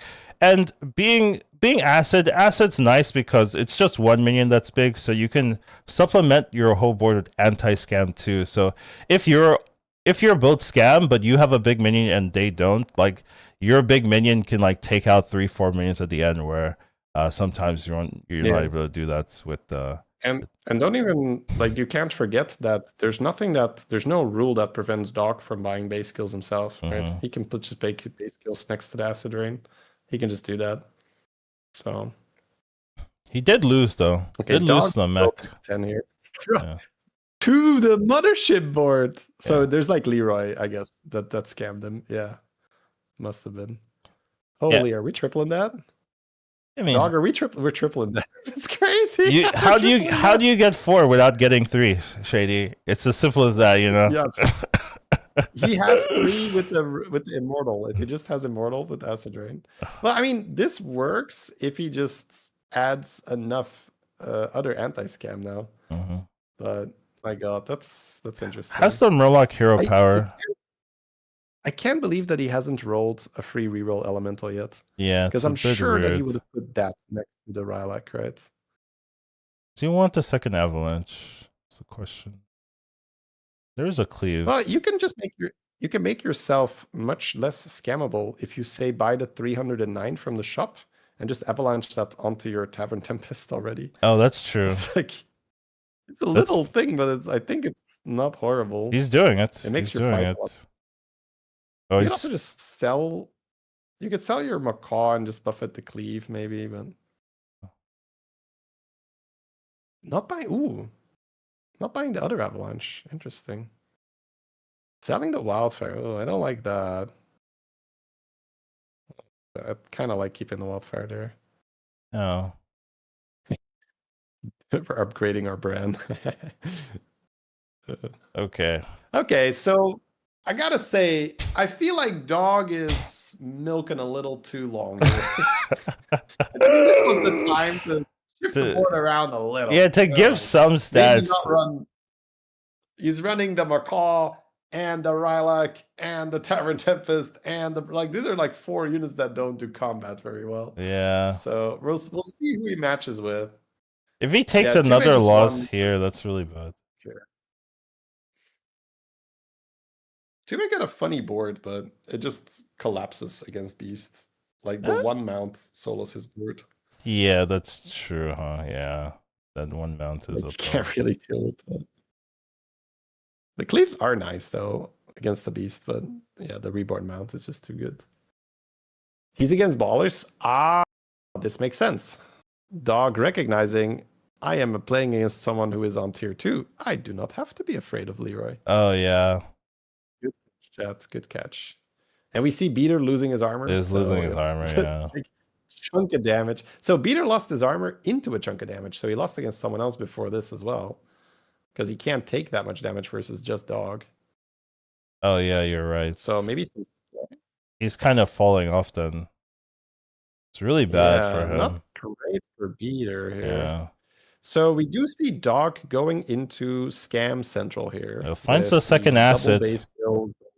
Like, but he's not playing it though. Okay. I am worried here. Not taking the avalanche either. Yeah, I don't know exactly what's just I mean, Dog has some stuff he's looking for, right? Yeah. He has some stuff. Like maybe it's still the reroll guy. I don't know. Could be. Maybe it's still the reroll guy because it's so good if he hits it, but stats are no longer really the issue. I think it's really just playing around. Like that mount is not bad. I don't know if he's thinking about it. Oh. Because if he does read that the opponent is Murloc, a 300 damage mount is not so bad here. I think it's very... Nope. Like, of course, this is difficult to really read, right, chat? We don't know exactly what Dog is thinking, but I feel like he might be a little stuck right now on trying to build his scaling engine. He avalanched the 2/3. Oh. Yeah, just yeah, maybe he just had hand space because he's gonna farm so much. Huh. But yeah, an avalanche is better than a random alley here. But yeah, this is just like tough because I think Dog might just have had this idea of I'm just gonna get the reroll alley and then all my problems are solved. And then the game is like, I will never give you a reroll alley, even if you beg for it. So it's yeah. But at this stage of the game, we would love to see Dog just replace some of this scaling stuff with anti-scam stuff, like a cleave of his own or the mount, right? We talked about mount could have soaked some venoms here. Yeah, it's this type of board that like people are like, oh, you know, acids are bad against, you know, Murlocs, but no, like there's a lot you can do to mitigate this. It's just that Dog was rolling for a specific piece, yeah. Now that Dog is below cap, I think we're gonna see him do that, right? Right. Unless he gets ghost, we can get a ghost here. So it's just so risky. Yeah, ghosts are real in this lobby. Like you can't actually just treat a ghost like you can die. There's ghosts with 2 Leroys on the board, 100%. Another issue though is that like people have taken all the base skills now. Like you're now so late because this guy has 7 base skills. So It's true. And other people have base skills too. So like, how are you gonna find the pieces now? It might be like Dog's rolling for base skill, and he's like, oh, I can't find a base. It's because it's gone. They've taken them all at this point. Yeah. So you kind of have to be ahead of the ball because people know what they want. I'd say the good news for Dog is like he's not restricted to base skill. No, Like it's not base skill or bust for him. He has lots of options here for anti-scam. We do see Beater leveling to tier 4, so maybe recognizing that there's some specific stuff going on and wants to roll a Spore. Could also get the Baller spell on tier 4.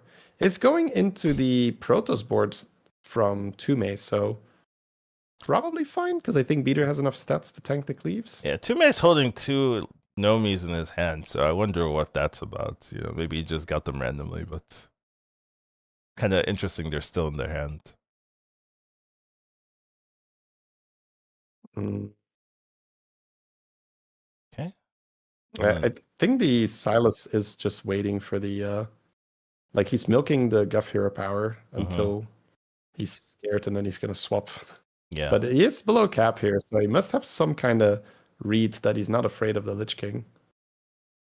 It is Beast. Maybe the Wind Fury out. Yeah, it is Beast. Yeah, 99. Yeah, so I can see it. That's pretty elegant here. Just not giving up on his Guff hero power too early. Just gonna wait for maybe the next matchup to get out of the Guff hero power and roll for a Vandar, roll for a Drek. Knocking out the other Chinese player though, like that's gonna be pretty painful for them because they are in 5th place and the other 2 competitors are also still in the lobby. So that's really bad. Beater dealing exact lethal here. Beater dealing 7 damage. Okay. Yeah, he may had like full scam at the end, but like just missing 1 scam unit, so 1 thing lived. Ooh, Silas gets the 2 ghosts. We have Dog probably coming off a ghost round, I think, right? Oh, finally found the rolls, thank God. Okay, so he's finally got a lot of rolls. Played his other Acid Rain, has the Immortal. Yeah, now it's all about playing around scam, guys. He's trying to go for another golden acid. He needs Divine Shield. Money, that's fine. Yeah.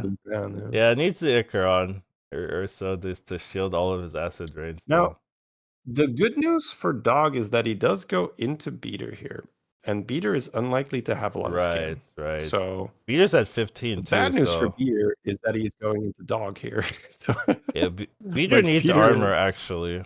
Yes, Beater's rolling for armor. I think he knows what's up. He has the panda here with Golden Brand. Yeah, with Golden Brand. Oh, Beater actually has a lot of money here.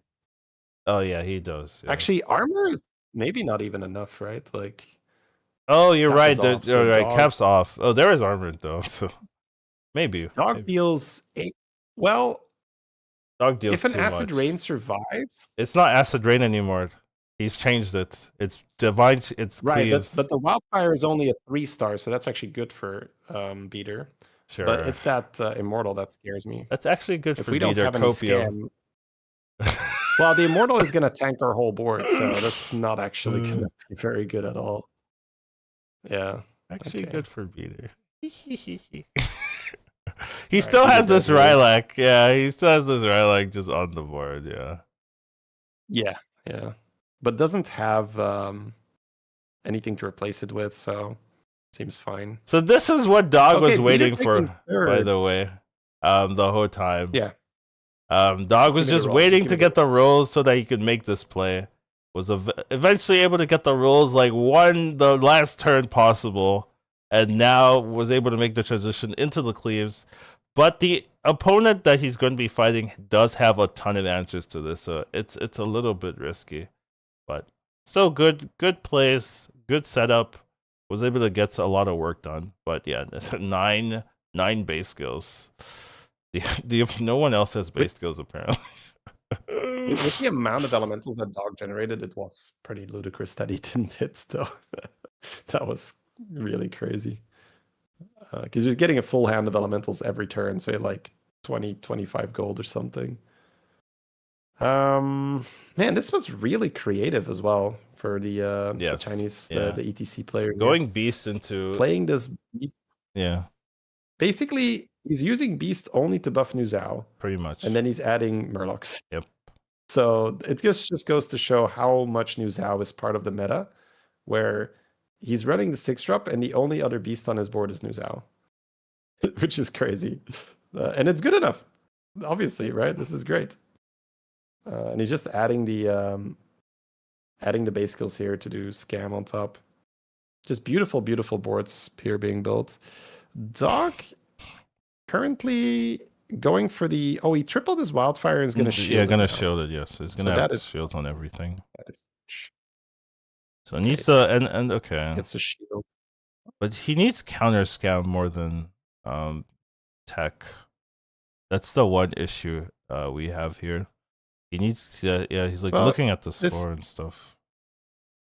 This Immortal is going to just flat out tank the New Zhao. It's going to tank the New Zhao, but other than that... Well, Taunted Leroy completely blocks our cleave here. Mm-hmm.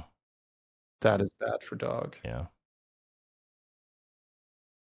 But he kind of knows because he's putting the smaller one first. Oh, look. It says ETC on the left. Oh, sorry. Dog is the ETC. I'm completely confused here. Oh, okay. It's because Silas is up top, and we were watching Dog the whole time. So it's just like, oh, Dog is on top. Never mind. All right. Yeah, this is a tricky matchup for Dog now. Being on 6 HP means that's huge for him. No second chance. That's huge. He's gonna take the lead with this victory. So now everyone is gonna be on the lead. Man, Peter going in with the ballers. That is, man. Not sure about that. Obviously, that's hindsight 2020, right? But it's hard. So close to the final. Yeah. Yeah. Because ballers rarely win at this level of the games. So you kind of know, like, oh, I'm going for top 2, hopefully. But the problem, I mentioned this earlier, is that very likely your competitors are going to be winning these lobbies. Like, it's not, like, no offense to, but the people at the bottom, usually, they have shown that they're not, winning these lobbies consistently. So if you're in a top 3 position and you're ahead by 1 or 2 points, which, Peter was, if you don't win the lobby, your competitor is going to win and overtake you. So it just sucks. But like, that's the reality of the situation. Ballers don't normally win. So you're kind of putting yourself in a spot where that final game has to be a monster of a game. And even then, it's not guaranteed to be enough, right? Even if you top 2 next game, right? Like if the opponents also like get 3rd place, 4th place, they might overcase you because the annoying thing is that you don't have full agency because you need your opponents to do bad. Mm-hmm. Once you're in that territory, it gets so stressful because it's like, okay, I can do well, but if this person also does well, I still don't make it. Half a point lead, yeah. So I mean, if he does win the final game, like that will be enough. But it's a 3. That is beyond confidence. It is a 3-game competition now between the 2 Chinese players, right? Because that 3rd place player can also just win the lobby, and if Beater's second, like Beater has to be second in that position for him to also overtake. So it's a rough. This is a scary finals here. On the other hand, from a spectator and a caster point of view, can't get much better, right?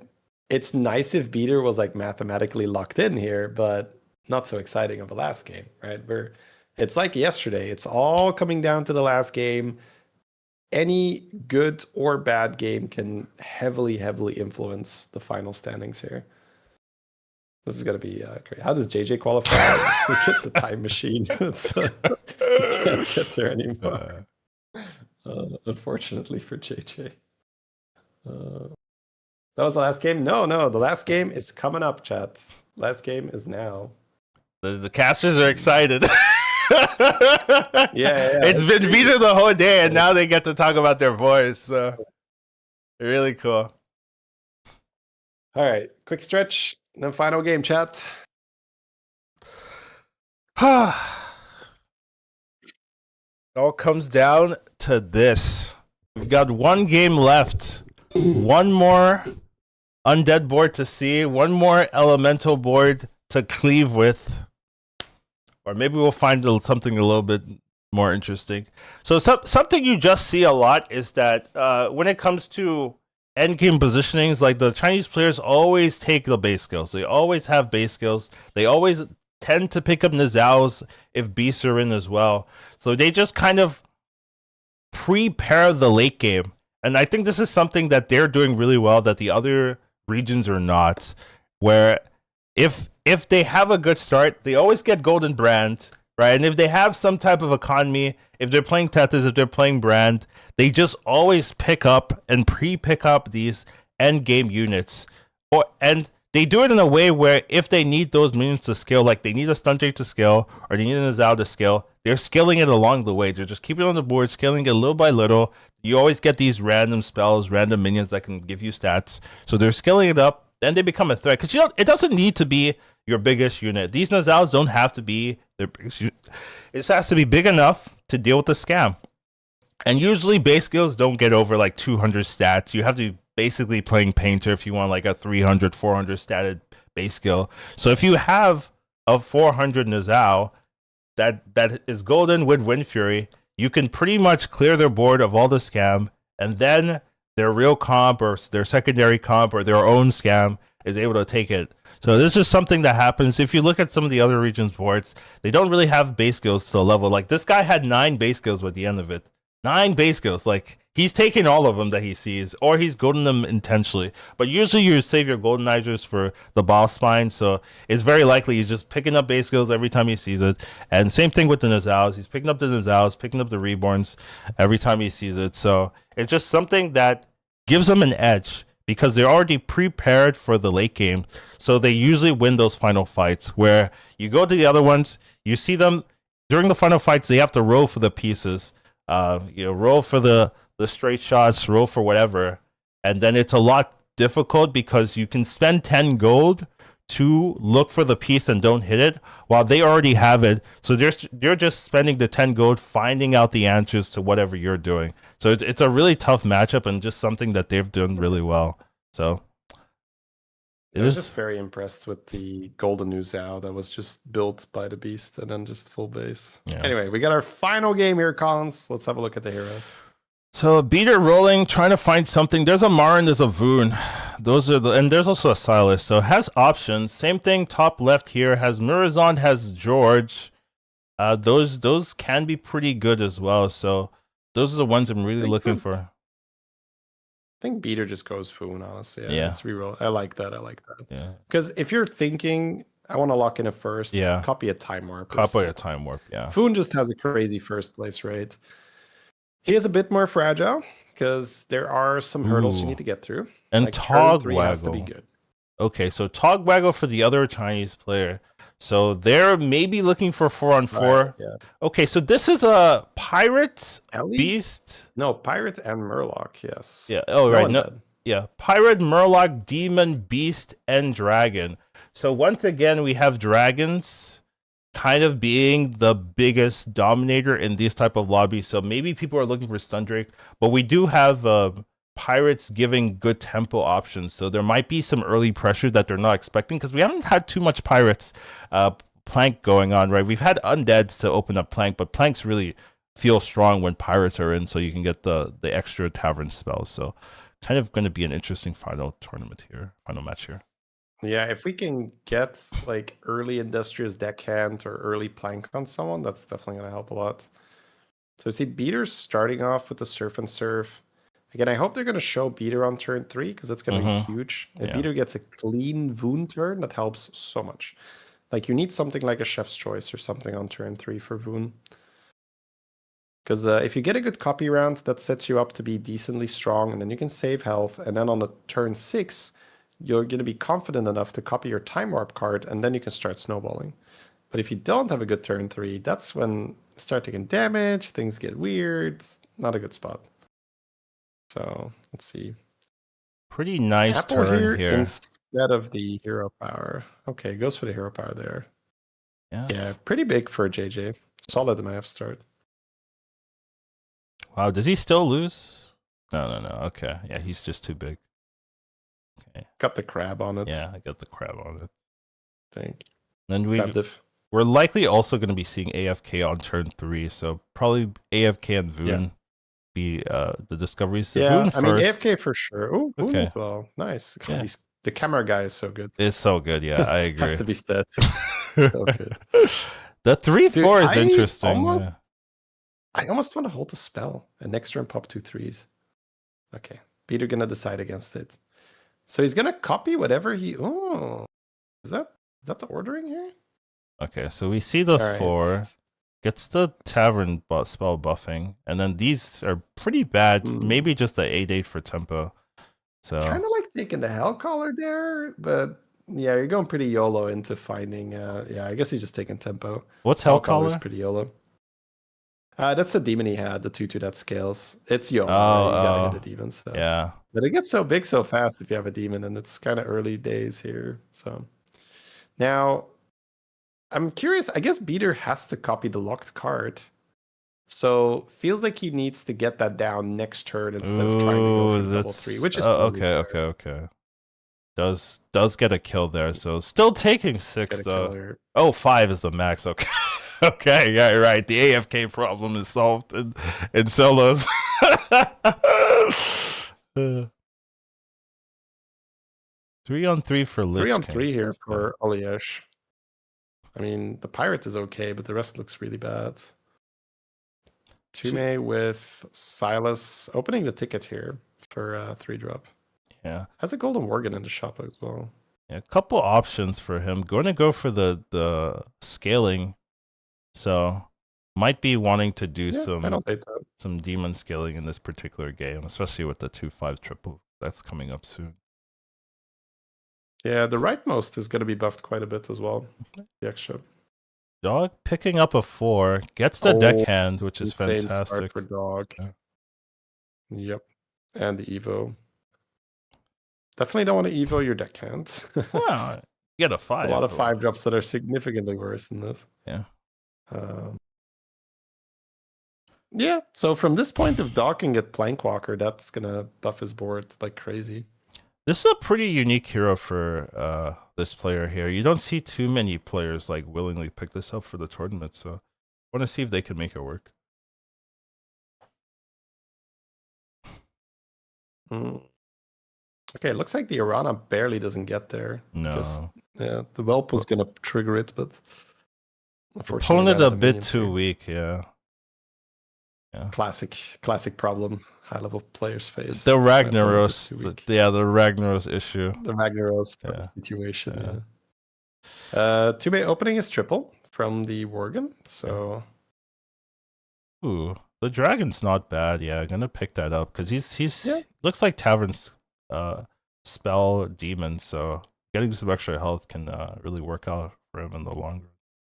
Give us some stats. It's just kind of awkward. Like we buy that banana and then what? I guess random big minion. I don't know. Buying a Swamp Striker on tier 3, even if it's buffed, it feels so. Yeah. Doesn't feel like a real minion. Okay, Oliesh having to level here. So last turn he bought the Gambler and the Murloc. So the Murloc being pretty bad, and then this turn he didn't get a good shop either, so he had to level. Yeah, so it looks like the AFK. Yannis and Dog are all on 4, as well as Beater. So half the lobby on 4 already. Tograggle not going for the early 4, so gonna avoid taking the damage and just steal a tier 3 shop or tier 2 shop maybe even.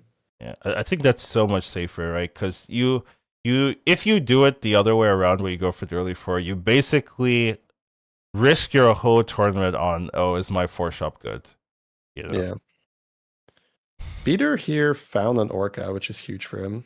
Yeah, this is what we talked about earlier, where you really want to be safe on Voon. Right? He's unfortunately going to lose the flip here, so he will take damage, but still makes him pretty strong, the Orca. It is technically fine to risk your game on is the 4 shop good, but if you're a better player and confident in your skills and you're like, I don't need to do that, right? I feel like these players are like, I don't have to risk my game. It also depends how good your shop is that you're stealing. Yeah, that's true. 3, that's also true. So we got Terran for Tume. Very interested in Beater's pick here because this doesn't feel like an easy copy. Going for Elise. Yeah, I was gonna okay. say I think I kind of like the Elise hero power. Elise here. and the money. He could technically level here and copy a 5. He could sell his 3/3, go to 5 hero power. Hero power of 5 and copy it. Yeah. It's a bit aggro, but I think He's doing it. He's doing it. The All Twilight right, Watcher is huge tempo. You get to copy 2 Watchers. I feel like that's very clear. You take 10 this turn, and then next turn you got double Watcher. You get double Watcher with the 2 dragons on his board. Like it's actually quite like you just win the next 3 turns for free. So he's still thinking about it though. Yeah, and the spectators are like, yes, what is he picking? The spectators are like, what is he picking? Yeah. Oh man. Like he's got time. He doesn't have to rush this. Yeah, but the spectators want to move on, you know? They want to see what the other people are doing too, but this is so important. Yeah, for sure. It's like, Peter, could you please? I guess you're thinking, does he copy the time warp and does he go for tempo here with the dragon to try and win this round? So that's like, I see. That's a play you could make where you say, let me keep, let me keep 10 health here. Okay. Oh, wow, so what is he copying? The money? He might just copy a... Wow. Ah. Huh. Okay, so...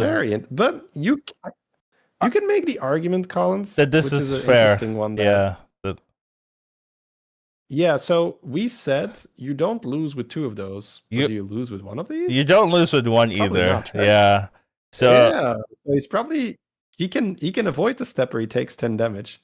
And just not lose anyway. Yeah, and this isn't like a board you need for like the end game. Like you don't need 2 Twilight Watchers. Yeah, it's not gonna win you the lobby, and you need to win the lobby. So this just makes sense. That's why Beater is in these lobbies. I think like just the thing of I can copy a 5-drop. So many people, myself included, would have done that. But Beater just analyzing the situation and saying like, okay, so I would copy this 5-drop so that I don't lose the fights. But if I have 1 of these, I already don't lose the fights. So why do I take 10 damage? This makes no sense, guys. Yeah. How about I skip the step where I hit myself in the face with 10? I'll just copy this damage coin for 3 instead, and now I have 2 gold, and I can just play the game. Yeah. Super, like, when you think about it, obvious, right? But to see that in the moment is crazy, right? It's well done. Really well done. It's so true. Okay, so Doc does have he has a lot of money now, but doesn't it hits the brand. Okay, so level to 5 is what happened. Okay, so straight level to 5 and just like was hoping he hits. Does hit the brand. So it's a primal fin in hand already. Yeah, primal fin in hand already. So Dog can cook. Has a Nala. Yeah, I will say that he did have the 5-drop Burglar Murloc that he did skip. So was not interested in picking that up to do. I like the Nala though. Okay, this is gonna commit to Nala. It's gonna sell. Gonna clean it up. The Nest Matron needs to go though. I feel Nest Matron needs to go. Looking for Nuzao from that Discover Beast would be great. Keeping the Nest Matron. Okay, selling it. Okay. Just playing base. Yeah, just playing base. Yeah. I like this. Gonna sell for the spell. Okay, gonna play it. Gonna buy the spell, play the spell. Okay, sick. All right. Clean. Well done. Those turns are really hard. Yeah. So super well done. Yeah. So into Dog, you can see his board. Like the opponent's board is respectable. Has a 32-52, which is like pretty good, right? But like in these lobbies, you're like, I can't. If you fought him a turn ago, yeah. Ooh, this Togrago will deal a lot of damage here to the Arana. So yeah, that is both the Chinese players. Yeah, fighting each other. Shipman here though. Shipman plus Skipper is crazy money. Yeah. So that dragon is just so good. Yeah, the dragon is so unbusted in my opinion. Like you always get something. He's got another one in his hand. The Panda Buddy is making it every turn for him. So he could take he can take this whole shop and then take it again if he wants to. So there's something that he can build here. It probably involves using the Nala for tempo. That's what I'm thinking too. Like go Nala. Yeah, the and Nala go for tempo, and then maybe that pirate to farm some money. Like, this is scary. Peter just goes to 6 and says, "Yeah, I'll just go to 6 and play my comp from there." Like, this is what the Twilight Watcher I lets me mean, do. he discovered that 5-drop and did not lose those 2 fights, Collins. So now he's just healthy. exceptionally well done by Peter. Just choosing the right thing to do at the right time, allowing him to go to 6. Now he's got a Tethys super early in the game. Yeah. And the big time warp is still on the way. So he could immediately like golden a Bran or something with a goldenizer and completely pop off. He could copy a goldenizer because he's Voon and he might be in a good enough spot. So we got some options. I like this. He's the only guy on tier 6, so he has the whole pool for himself, right? He can just take all the good cards immediately. And what's really nice is from this point you can go Stunt Drake pretty easily, right? And that's a really powerful like end game composition that you can play. Stunt Drake with some scams. So I would point out here as well that Peter has set it up like that, where he can either copy his Time Warp card or he can guarantee Golden Tethys. So his worst case scenario is I have a Golden Tethys at the end of next turn. That's a pretty good worst case scenario to have. This is a board. We'll run into someone with a lot of tempo. This is normal, right? He's just level 2 turns, so like we're gonna run into someone that has something. Oh. So Rana's in trouble. Does he get something from the Time Warp? Can get tier 7 minions. Okay. That's something. Maybe he can stabilize. Can also get a minion from his last game, and they did have a good placement, so there's some options there. What about Beater? Beater can clone. Oh, can get a golden and clone it. So he'd also just go armor. Is the safer line, but clone is the I want to win, which I really feel like you want to be doing. I think it's just do I clone the clone or not? It's like you could clone the clone, right? But that's maybe a bit too much. Gonna go for a different line. Oh my scenarios. God. Peter is just throwing me for a loop the whole time. This is crazy. Nice. So just copy the scenarios. There's no ballers though. What was the other thing he picked? Or was scenarios 2 gold? Oh, look. This makes total sense. He's just going to play 2 of those with Evoker. And he's maybe going to get like an oil and copy that over and over, or just anything else. Right, because they're dragons. That's true. So smart. Yeah, that's true. They are dragons. Play Evoker with 2 of those. That's gonna be so much. Yeah, My God. One, yeah, just one good spell, and it's insane. Yeah, it's over. Yeah. So what's the best thing? Oh, he's playing it now. He's not copying it. Oh, really? No, okay, maybe he is. Or yeah, just like checking what he needs. Yeah, I was scared because I feel like you want to clone it. On 18, my guess would be yes. Yeah, but I mean, you could also argue Beater really doesn't want to go below cap, and it's maybe too scary to hold it. So, I think given how Beater has played and the decisions he's made, I don't think we can rule out anything. We do see I have no idea what he's doing. Is the translation? Yeah. Like caster brain does not understand Beater's plans, so she just shut up. Oh yeah, we do have the steal from last game for Togwaggle. Man, how is he not popping that? Like, I wouldn't be able to contain myself to know what I'm getting. Is there a reason here? He's not checking? Isn't that like kind of crucial to know for your game plan what you're gonna do? Maybe he doesn't see it. Maybe he didn't know you picked it.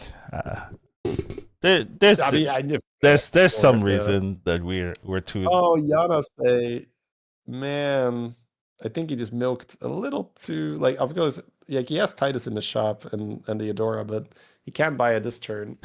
Super JJ with a lot of cleaves, but not. Yana says going into JJ. I think he lives then. Oh no, Arana. No, Arana's going to JJ. So yes, he lives.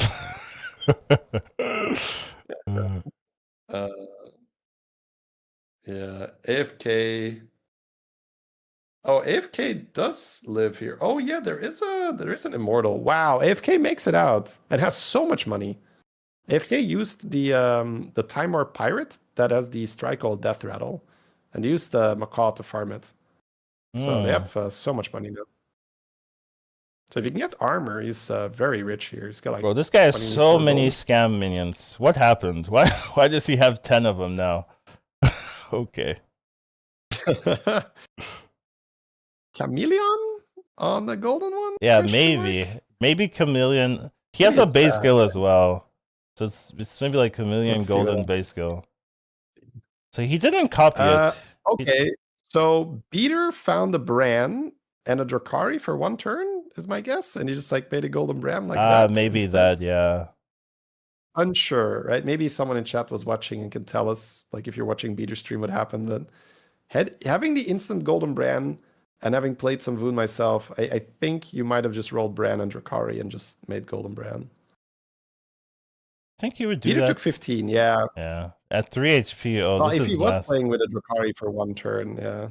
Ooh, he needs to get but insane. But he is going to pop off. Yeah, 50 seconds like, though. Does he have the time? Seconds, yeah. I mean, Beater's fast. Beater's very, very fast. Yeah, but the problem is, like, there's so many good players, yeah, and like scams in the lobby, and he needs a stun Drake, and he needs everything. He doesn't have all the pieces.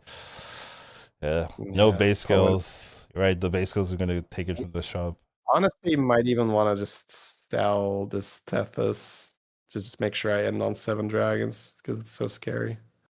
Well, 6 dragons. You're keeping the brand. All right, let's breathe. Right. Yeah, totally. All right, come on, Beater. This is it for all the marbles, chat. If he makes it through this round, he's looking fine, but fine. He's not even looking amazing. Yeah, with this health, you're always in death potential. Yeah, if you're below damage cap, you're by default not looking great here. Yeah, because we've already seen there's like a guy with double golden bow spitter. Yeah, it's a chameleon. Yeah, it's a chameleon. Yeah, okay. Nasty scam board. Yeah. Yeah, I mean, if Beater runs into this, right, like, it's gonna be really tough. We're not even watching the Beater fights. Yeah, I would say from the camera, I guess we are technically watching 2 people that can get eliminated. Can't really get shit for that, right? That is, we're just heavily biased towards watching the Beater fights here. Yeah. So, we're watching JJ. Is probably getting eliminated. There is a 1.2. He's not eliminated. And so Voon is alive. So Beater's alive. Okay. Yeah. But now Arana and Beater are fighting each other. So this is the worst matchup. Yeah, that is the worst matchup. Now there are not many things here that trade 1 for 2, right? There's no base skill, there's no shield. That's true. If Beater ended on that atrocity and keeps it, that's very good, right? Atrocity, especially if he rolls the Scarab to reborn it, can take out a lot of the Venoms. If he gets any kind of shields, although he's getting pinged, right? There's a Brucon hero power. Not end on atrocity. Oh, he finds a stun Drake. Okay. And has the Brood Mother. Okay. And there's a poet too. There's a poet too, so he can also. Oh, he's rolling past the poet. Okay, not interested. Is that not interested, or is that just like being too fast? I'm not sure. Because poet is divine shield, and you just played stun Drake. So yeah, I don't know. I would want the poet, but I don't know the vision, So I mean, yeah, the poet seems like it's. Like, I don't know how much we need that golden dragon that makes 4 spells when you already have golden Tethys and golden Bran. I think you're fine, right? So I think that extra value can just go. Okay, he agrees. It's gone. But then Poet could have easily fit. But I guess he wants double Brood, maybe play around Scam some more. Beater obviously is playing really well. Oh, Atrocity, maybe just needs Atrocity on board. Could be that as well. I wonder if he keeps a Cenarion. Oh, no. Okay, thank you for answering it immediately after I posed the question. All right. He's like, no problem, guys. I hope you can keep up. If Beater is a little bit ahead of the spectator thing here, he could have cycled that beast to try and get reborn on Atrocity, but looks like he is not. All right. I mean, yeah. All right, this should just help. Yeah, plays around. Yeah, the poison here. Yeah, I think he got way bigger. Yeah, He did. 300 damage. Yeah. I mean, just a shame that we weren't able to fit that poet. Yeah, he's just looking. The opponent here is just looking at that dragon like, whoa, he got it to 300 like attack. That's so much. Well, that's. Oh, but yeah, that atrocity is just a difference maker. Yeah. Atrocity. Yeah, it's just a huge difference maker as well as the brood. Yeah, that's true. So. That's gonna kill him. That's gonna. Oh, that's likely eliminating him from contention there. So good for Peter, right? Wait, is it lethal? I think so. Yeah, 13? Yeah, 13 health, right? Yeah. That is lethal. Yeah. That's so good for Beater. Was that the one in first place or the one in third? That's the question. Yeah, because it's good for Beater if it's the one in first place. If it's the one in third place, I don't know how good it is for Beater, because he'd still. I mean, if he wins, it does. Well, if Beater wins, it doesn't matter. Yeah, that's true. That's true. So, Peter is probably not concerning him with any of this stuff, and he's like, just get that. First, that bro. was the first place guy. Oh, that's so massive. Okay, that is massive. Okay. Well, it means that Beater just needs to not die here. is what it is. Beater, you need to not die. But once again, we're rooting for everyone. We say sarcastically. So yeah, good luck to him. See if he can pull it off. He has 50 seconds left, 2 gold, but he has a lot of economy there too. Has the poet in his hand now if he wants to take a break to skill that stun drake. There's another stun drake to pick up as well. So there's just a lot of options for Beater here, but he has the nice setup. I wonder if he's going to be taking out, or maybe he wants to find a mutinous. No, gonna sell the poet too. So just gonna add more. Yeah. So just being safe and safe. So likely he's just keeping that enforcer for the rest of the game then. The invoker for the rest of the game if this is the game plan here. Just Beater realizing hey, I can't afford a turn where it's just a poet. Yeah, no time. Probably Brand is out. Yeah, Brand's out, right? Because it has no stats and then gonna taunt. So yeah, just playing to stay alive. What a huge play here. Oh. Yeah, this is why am I getting stressed? This is discipline. Chat. The discipline to say I am not going to keep that Brand. I am not going to poet. Also, just knowing that you can't afford to, right? Or that there's at least a good chance that you can't afford to. But yeah, this makes him super strong. We do have 400 damage on the stun drake. The demon board is just nowhere near strong enough. We also see that Terran is just straight up going to eliminate. Well, not necessarily. No, he's big though. This Terran is really big. Yeah. So that could be a problem if Terran goes into Beater and takes him out, because Beater is on 3. Cannot afford a loss. Yeah. But that is a little scary. Yeah, that's a little bit scary if Beater is into that Terran. But we shall see soon. Okay, nobody dies this turn. Beater is into the Terran. So yeah, Beater's gonna have to pull some some magic here. But his board isn't bad. It's just there's not a lot of direction to go from here. He maybe if he could eat into Titus. Mutinous and Titus, yeah. I would say those are the hits for him. Mm-hmm. Yeah, Titus would be huge. Yeah, that's true. Here. We find an eyes here for the Togwaggle, which is bad news for Beater. We also still just have Chameleon chilling in our hand. My God. Yeah, this board is also very, very scary. Gonna have a cleave as well. Oh no, he's going to copy that cleave, right?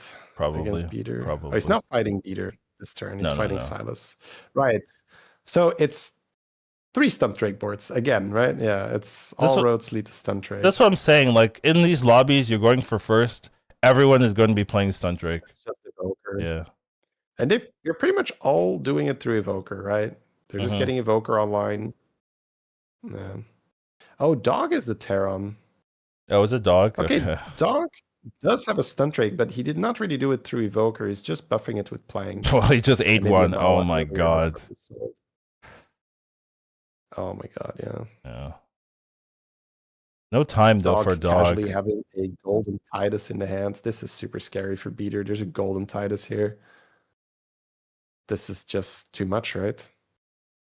Very likely, yeah. Stun Drake has 600 damage, and there's a golden Titus on the board.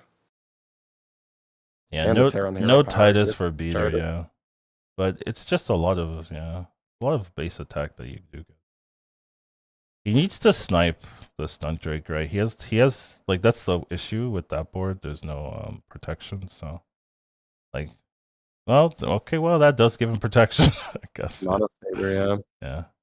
And then there's just the two poisons do nothing though. They go into no, they don't little, do anything. But don't know if he has the wait, attack. we're out. He's out of summons. Wait, this is great for beater. Oh, but the stun Drake does get and there's a thing at the end. There's no. the little poison, yeah, it's gonna get him. Yeah. Oh, there's a crab, yeah. Oh no. Man, does that mean he barely doesn't make it? Yes, I believe so. Ooh, that's rough. It is rough, but that is the nature of the beast. You have to be on point the whole tournament. So a lot of man. To have come so close, to have come so far. Man, that's crazy. But the level is so high here. It is crazy. So beater currently in first, but we're still gonna get some Let me points see. Let me do the here. points right now. Let me see. Oh, wait. So if he gets second, wait. Yeah. If dog wins, beater qualifies. Yeah, Come on, dog. Dog has to win. Let's go. Wow, it still matters. Let's go, baby. Let's go, dog. Let's go, dog. Has that golden Titus, but oh my god, that is a 3,000 damage Ravager that is being copied, Collins. It is a 3,000 damage Ravager that is being copied, so this is bad. This is horrible. Oh no. I mean, we're gonna sell Evoker to run another Broodmother, I think, for the Togwaggles board. Mm-hmm. Oh no. Dog needs to see this coming and play around Cleave like a god, but I don't know if he's ever fought this board. And the Ravager was not so big before and was definitely not getting copied, because I think the Togwaggle held the Chameleon in the hand the whole time. Yeah. Uh-oh. Whew. I mean, these are some intense matches. I don't even know what to tell you. Going for Nazal as an answer for Dog too. Dog does have the Terron to immediately go. So, based on 50, the stats, yeah. 50-50. Yeah, but Dog does have the Nuzal to counter the stun Drake. Yeah, likely no one dies, to be fair as well. So it might we will 7. see 7.1 and 11. That was a good hit though. Nuzal getting blasted. Well, I feel like that Nuzal never gets to swing, because if the first Ravager doesn't get him, the second one does. Yeah. And then this Ravager only has 7% that Dog dies here. We don't know what the percentages are for winning or losing right now. I still think it's up in the air. Sorry? I still think it's up. I don't know who's winning yet. Yeah. Right. Yeah, but I'm saying that according to the tracker, there's only 7% that Dog dies. Mm-hmm. If that thing pretty likely. If that goes left, yeah, it opens up a full board of minions to pump. Oh, that is really good. Yeah. Yeah, that thing did not get any value. And then you need to kill the Ravager. He does kill the Ravager. Oh, that might actually do it. If he goes left here, yeah. Keep the Titus alive. But it's not lethal. That 11. No, it's the not armor lethal. got him. The armor did it. Yeah. So that's what I was talking about. Like, it didn't look like it was guaranteed win, and now they know there's a Ravager, so this is huge. So now he can think about it. Yeah. Dog pulling out magic out of the hat, right? He won a 2%er in a previous game. So this one's a lot closer. Considering here, if a golden stun Drake makes a difference, it's reasonable. Gets another atrocity. Not playing it. Atrocity might just be straight up better. Yeah, I feel like it's better than the boss lines. It's kind of Yeah, true that the right? boss spines can kill like the dragon where the atrocities can't. So there is some understanding. Also, when you are playing like this and you have golden base, you do not have the idea of, oh, I will sell my balls. Ooh, that Leroy's Right? good. This is just not That ooh, Leroy's Leroy. good. Oh, he's rolling it. But oh wow, rolls the Leroy with the Yeah, two with the Ravagers on two the board. Ravagers on the board. Yeah, I And we feel. still have the new Zhao on the Yeah, board, but I it's feel just getting like black. I feel like that Leroy is so much better, but not gonna go for Yeah. it. Because I don't think that the Togwaggle has much choice but to lead Ravagers because you're copying it. Yeah, Well, I then you I need board agree. for your I other. agree. I agree. So the Leroy just straight blasts one, guaranteed. So we're gonna keep this new Zhao and just get cleaved? Something. Yeah, that's rough. Final Leroy. Well, guys, these guys have been playing for like 5 hours at the highest possible level. Your brain is cooked. You can Let me also tell you, like, this is- just think that, oh, they're gonna switch it up, and maybe they're gonna yeah, switch it up. you can say he's just gonna play around Leroy because which idiot wouldn't buy Leroy, right? You could say like, oh, he's gonna just expect it. But if you look at the Togwaggle's board, there is This really is not much you so can do, good, 'cause, like, though. That Terran Hero Power is getting doing great, so but much yeah. value. Yeah. The Terran Hero Power did a great job here, 100%. Those pings do not kill anything, so the taunts do stand. If that was a Leroy, Out, right? If that was a Leroy, it's so much better. Yeah. If that was a Leroy, yeah. then that's -1 cleave on the board. Yeah. Yeah. But it's also that's it's such easy a good hit too. that- Oh my god. Whoa! There's no more cleave. No cleave. Wait.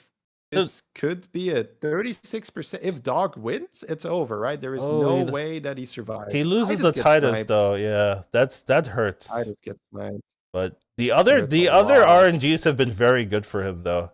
Even though the Titus gets sniped, the rest of the fight has been quite good for Dog. Yeah. So yeah. I mean, but he pings that. Well, that is really good. Yeah. Yeah. Man, like, this is so crazy. This fight. Yeah, the pings have been so massive for Dog. And he's gonna kill the other cleave. Yeah, so Dog can't lose anymore. So wow, Dog being the hero, the hero for Beater. I know Dog's not happy, but Beater is for sure.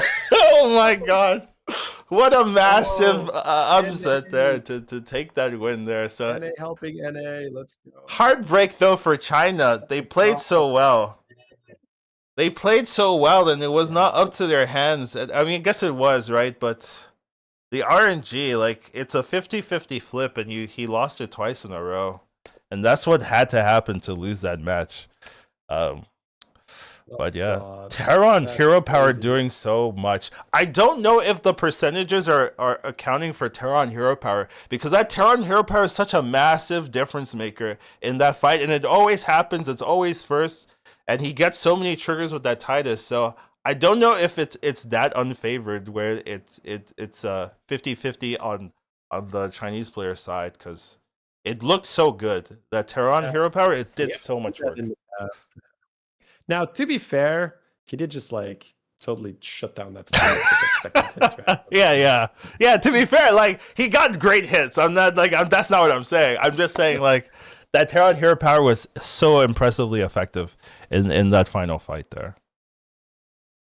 Yeah, that was amazing.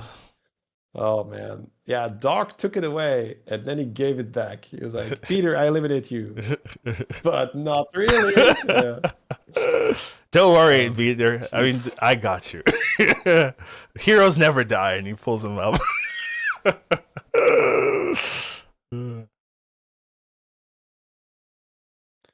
My God, chats. Wow. Let's just make sure we confirm, right? Like, actually watch the standings. They're going to be on screen in just a moment. So here we are, the standings. We will see who does make it into the finals.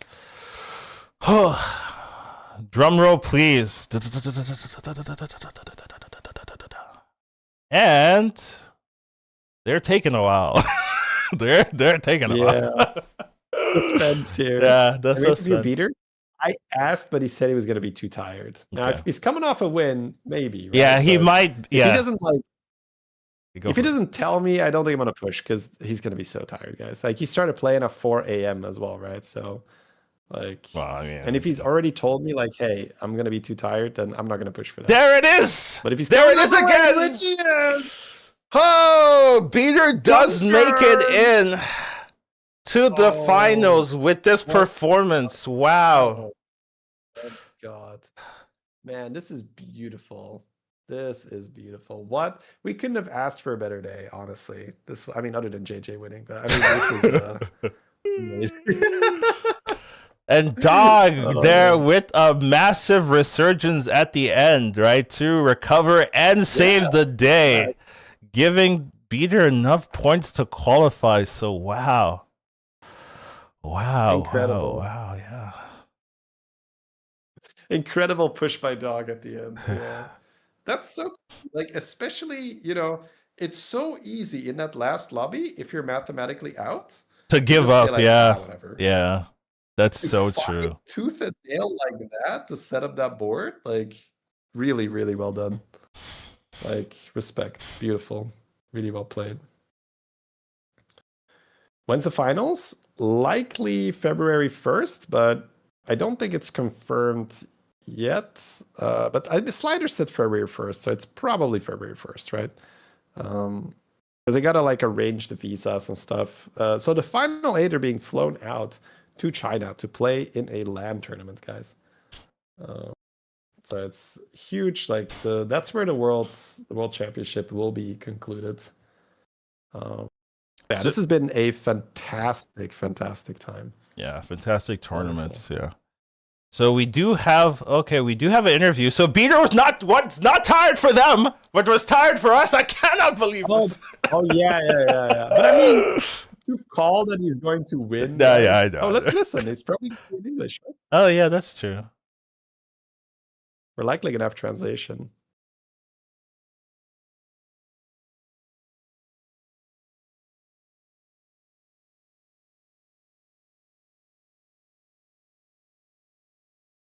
Right, let me increase the volume. Yeah, I don't have sound, so give me a second.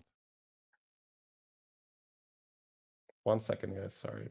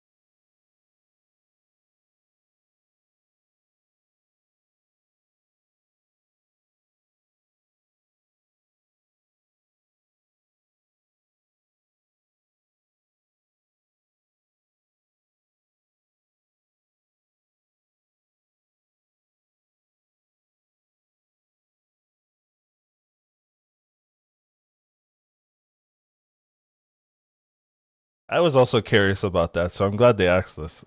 Yeah, I'm super glad they asked.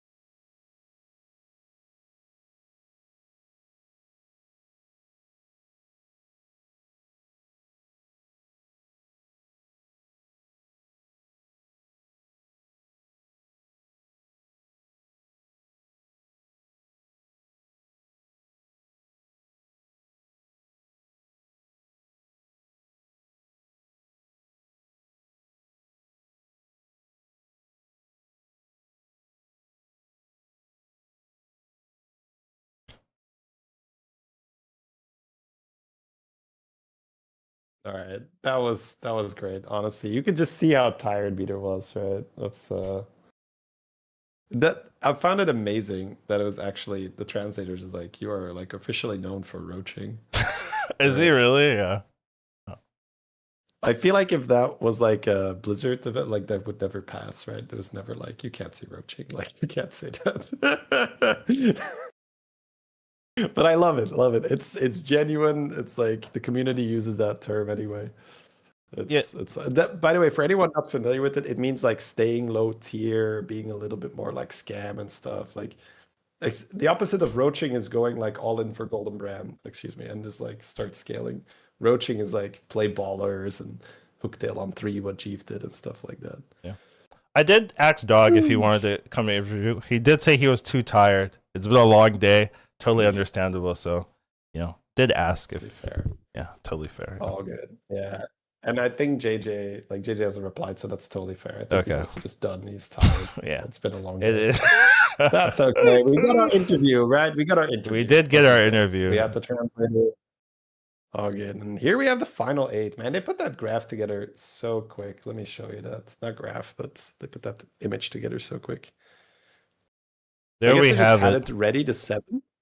And then there's like the guy with Photoshop just adds beater and it's just like, click, there we go. So say, Jeef, Matsuri, sliders, and beater.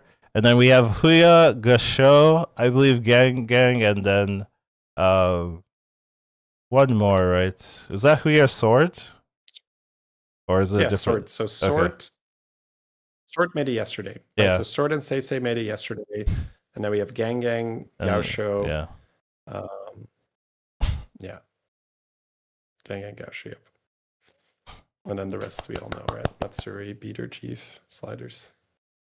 Wow. Nice. A lot of representation, yeah. Right? From every region. I guess for today, yeah, you just have to add, you just have to make 8 different ones, right? That's true. You just make 8 different ones. And then you just have it ready. Fair. Man, guys, I hope you enjoyed this as much as we did. This was a ton of fun to cast. It was a crazy event. Even though, they can't really hear us, I want to really thank the Chinese for putting this on. Because, my God, this was not happening for years, right? There were years in between Lobby Legends and this. And this is super hype, super cool. So good for the community. So good for the top players, getting some recognition for all the time and effort they put in grinding the ladder, like finally a little bit return on that skill that they have. Being invited now into basically the World Championships, which is going to be held in China, probably on February 1st. Yeah, super fun to watch. Hey, what's up, Tume? Oh, do you want to come on, Tume? Oh, I thought that's what you were doing.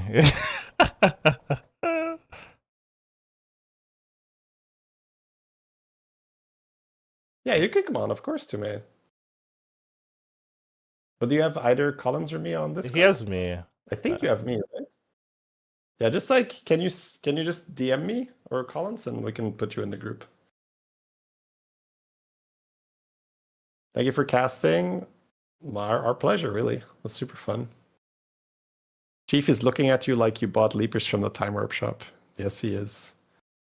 He's not angry. He's just disappointed. This is the final? Yeah, this will be the final 8, which will be playing in China at a LAN to crown the world champion.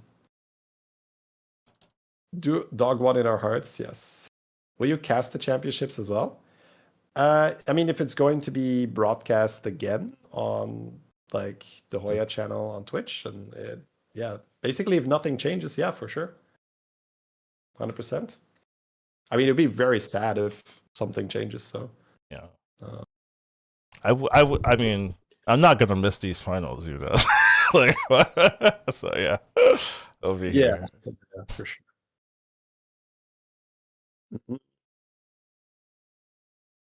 This is the last game before the finals. There'll be many days of waiting. Yeah, so it seems like Man Without Honor is at least in the know or part of the organization in the chat. So has been talking about this. Now, XQN couldn't play He was in the qualifiers earlier, but I think Blizzard got involved and like Russia/Belarus can't participate, stuff like that. So he was not invited for this event. Yeah, so we are still going to do an interview with Tume. We're just waiting for him to ping one of us on Discord. I guess I can see. Can I find him here? Yeah, I actually don't have him. I lied. Yeah, I don't think I have him here. I think he sent me a friend request. Aha, there we go. All right, let's add him here.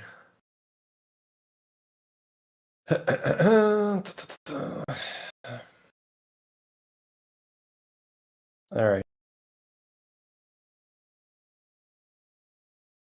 Hello. Hello, guys. Can you hear me? Hey, Yes. Tume. Yeah, we can hear you, dude. Man. GG's, man. GG's. GG's. Something we were almost shouting at you was that you can change the hero power when you have the Sneed minion and you won't lose the Sneed minion. Yeah, I wasn't really sure because Yeah. I thought I would lose the device yet, but yeah, I just have read the card again. But yeah, it was that's it amazing. was so nice to play with the best players. I wasn't really ready to face him yet, but yeah, I haven't played this much that season, so it was let me. a lot of fun. Would you like to be on camera, Tume, or rather not? Maybe not now. I don't have. Fine, okay. And Collins and I will show ourselves here. Let me get Collins here. Actually, can I do that? Should be if you pop it out, yeah. I can do that. There we go. All right. You're asking about the accent. Oh yeah. Maybe this is probably a good opportunity, guys, because we know Tume because he's just a very high-level player for a very long time. But maybe you can just say where you're from and maybe also give a little bit of background about this particular season where you haven't been playing as much, right? So, Tume? Oh, did we lose him? He's here. It's possible. Oh. Okay, he put his camera on. He put his camera on. That's why you could switch it. Oh, okay. Okay, let me switch it. Aha. Here's Tume. So it's gonna say Educatedcollins, guys, but I can't switch that. So, but here's Tume.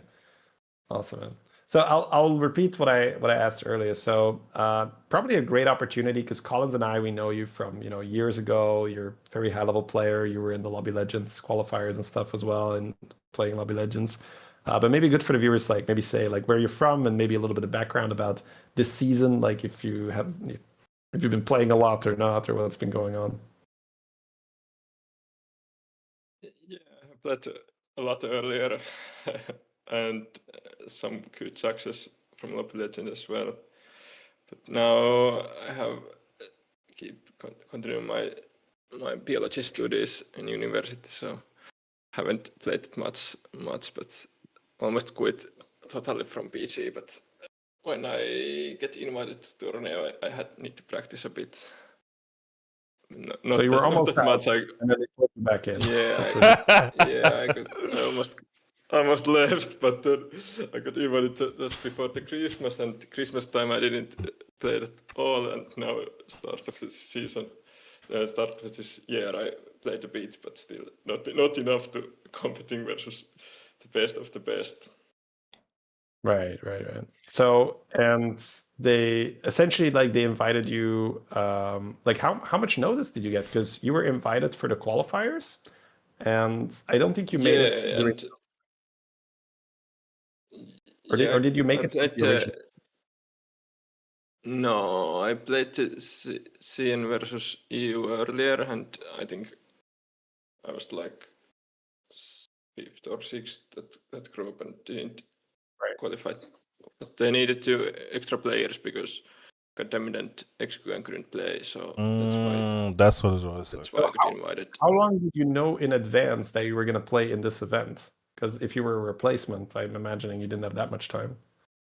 about maybe 20th of December, and I was 20th of a bit December. shocked, So let's shocked when I heard this is start of January. I thought it was a bit later, but yeah.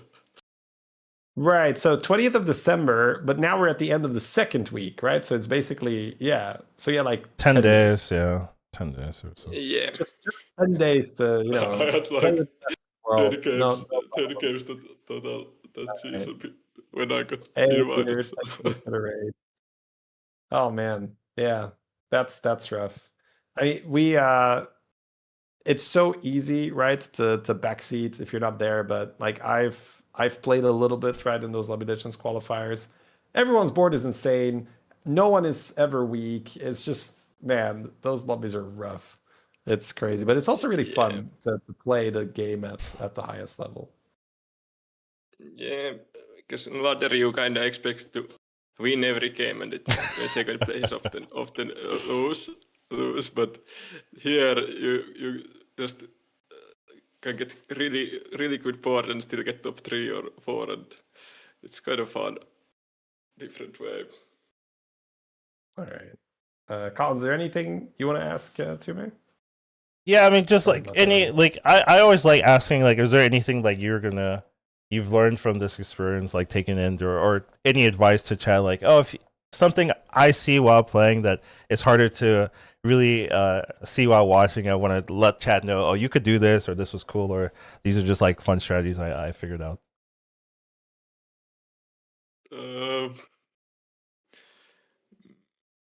Maybe if I watch the VODs, but Okay. I really get anything new for me. Okay. I played my own strats and stuff, but yeah, I should learn from other players, of course, because they have played much more than me this season.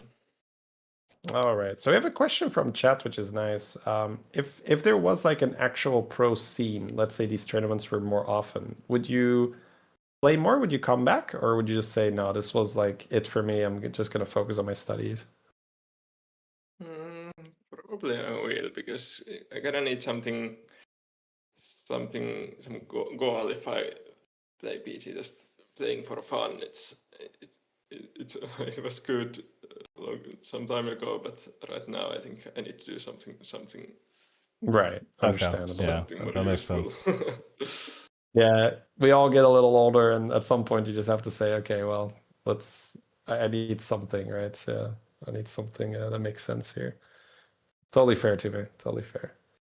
All right. I think that's it for me, Colin. So if you have anything else you want to say to me, or to the chat, or if you don't, totally fine. We could also just call it here, but I'd like to give you the opportunity.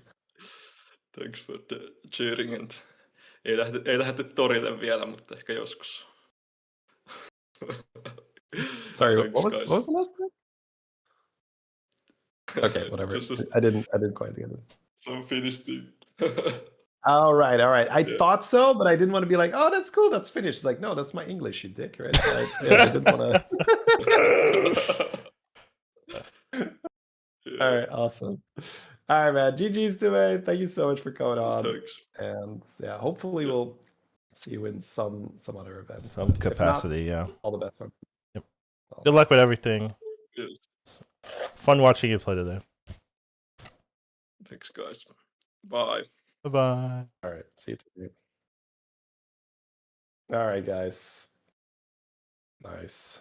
That was cool that we were able to still wrap it up. This awesome weekend. These awesome 2 weeks, honestly. This was a crazy event. So much going on. Yeah. I'm also very excited to just take the stuff that we learned from the tournament and just take it into ladder. I've already been doing that like in between the tournaments, but now I'm gonna actually have more time to actually play instead of only casting. So that'll be good. Yeah, 10 days to prep, right? Like, hey, would you like to be a replacement and play with the best in the world? It's in 10 days, right? It's like, yeah, I guess, yeah, sure, I'll take it. But you just know you're going in to get wrecked most of the time, because you're going up against guys that have been practicing all like the last 2 years or something, right? Consistently. Yeah, it's tough. Yeah. I mean, these tournaments are always hard, and some like the lobby legends don't have like the China qualifiers, right, to make it in. So like it's even harder here where you have all the regions represented, and yeah, it's never going to be easy, and there's so much to do, and you can tell in this particular meta sometimes there's not a lot of options you can do. Where like there's like a death rattle comp, and if they have the comp like Apexis is too much, they have all the answers, you do nothing. But here there's a lot of options, right? People were playing a lot of scam. There was the Nazal cleave that people were taking advantage of.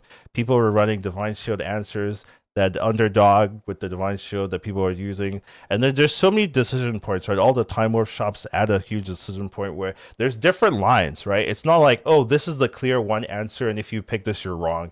You saw like Beater making decisions we weren't expecting, weren't thinking about, right? So there's just a lot of things you can do to showcase your skill. So it's not you brain off AFK and you have the win. You have to make comps, and there's so much AAPM added with the Tetises in the lobby, with all the brand shenanigans that you can do, that you do need skill, you do need understanding of what to play, and you need good positioning for the end games to make it out. So it just requires the best of the best. So it's just a really tough format where you really have to know exactly what you're doing. All right, guys. I think with that, we are probably gonna send the cast on its way. Are you still gonna stream, Collins? Yeah, I'll stream a little bit. Then I will be rating Collins. Thank you very much for tuning in, everyone. And my stream will be back maybe on Wednesday. Like, we'll see. You're taking Probably a break? gonna need to take Yeah, two. fair. Yeah, I got some personal stuff to do. So Okay. hopefully Wednesday, maybe Tuesday, probably Wednesday. Well, I'll be around for the next couple of days. Hopefully my duo partner will be on, afterwards. He can't start this time, unfortunately, so I had to play some solos. But eventually he'll be here, and we can do some duo gameplay. But for now, we'll be running in the solo ladder, which is always a bit of fun. I'll see. Like, I'll get my food, and if you're playing solos, maybe I'll just like spectate for a game. We'll be up on Discord, and we just talk like tournament lines or something. That could be fun. Or duos, yeah. Or duos, but then I have to play, right? I don't know. He's not interested, Chad. I tried. I'm gonna sit and watch. All right, we'll see. Maybe a duos game. I'll eat my food and I'll see how I feel. All right, see you guys. Sending you over to Collins. Take care. All right, before we start, I am gonna just use the restroom and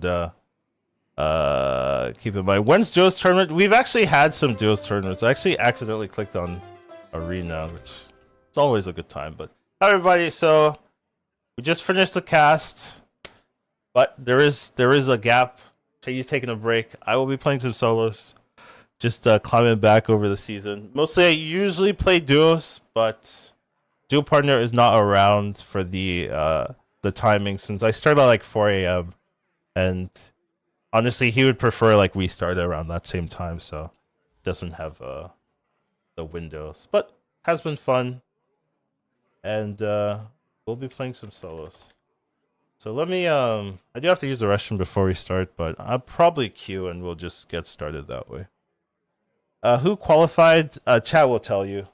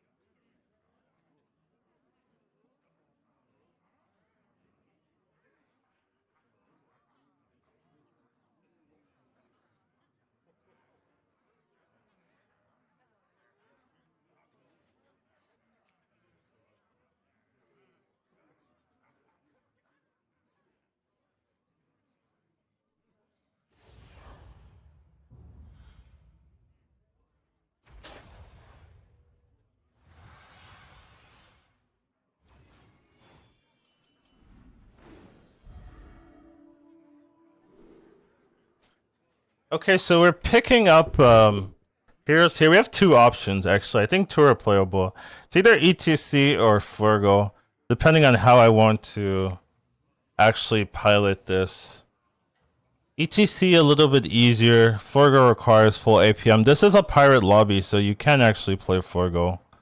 However,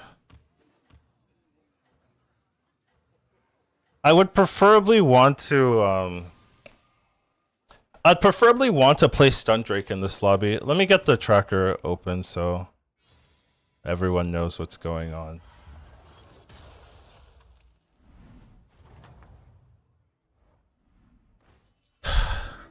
Who picked Finley for me? I picked Finley for me.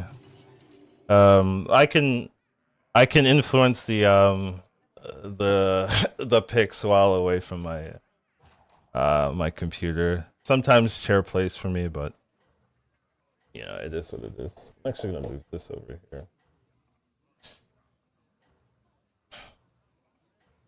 I was considering taking the Loria just to not take damage, but I am against scenarios, so it does mean that I get the free win anyways, and then I just take 2 here. And I would take 2 regardless, so I'll take the extra gold. So they stayed on 1. Only player staying on 1 is the one that's against me. That's classic DUOS mentality. So we do have the artist. We do have this free roll.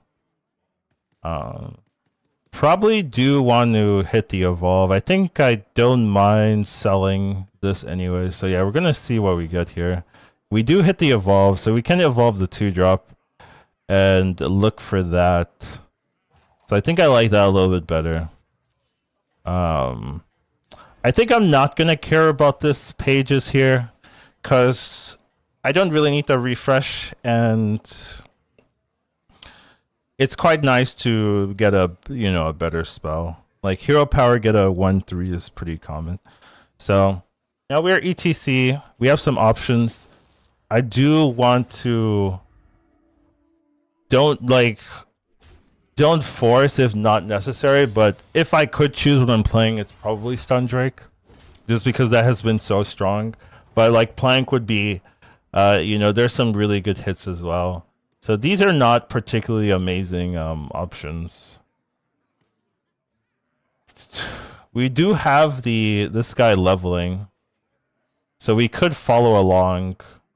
We could also just press our button. I will say ETCs have been just pressing their buttons because there's so many good hits. Egg is money. Egg is money. Diver is also interesting, but I think you take the money while you can. I could take the Worgen here, or I could take the Fortify and take another Seer. Or I could take 2 Seers and not take the Fortify and get a 2-cost spell for free.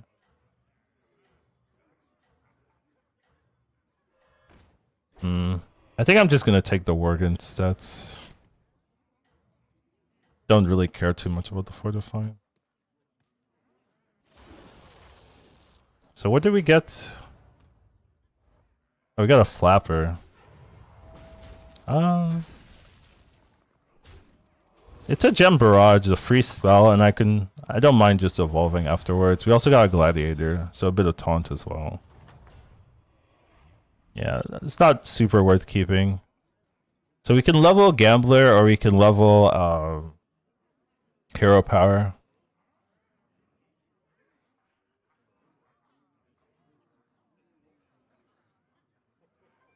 So level Gambler, level Hero Power. We are getting money anyways. So the argument is like, do you want to buddy on 4? But you could buddy on 4 anyways. I guess you always press it, and we'll see. Oh, this is really good. Getting free, more money, essentially. Lieutenant's good for tempo, but I think we already have a lot of tempo. And I like just getting more money. So we're just going to hit that. I'm somewhat confident that it's going to die already, but I will just put this in the front. So We are getting a 5 here. Nala! Nala is really good tempo. Okay. That might be worth playing for a bit. Just playing some Nala for a bit and going from there. Should keep us alive, and I don't mind that Nala. It's one of those cards that have overperformed in the tournament. It just keeps you alive, gives you a lot of tempo, and then you can kind of make a build from there. We are going into Time Warp Shop, so we can pump up Pagel. Do I care about Time Warp investment? Not as much. I think pump up Pagel is really nice. So, gonna be doing that. This is expensive. Here. It's not exactly what I wanted to see.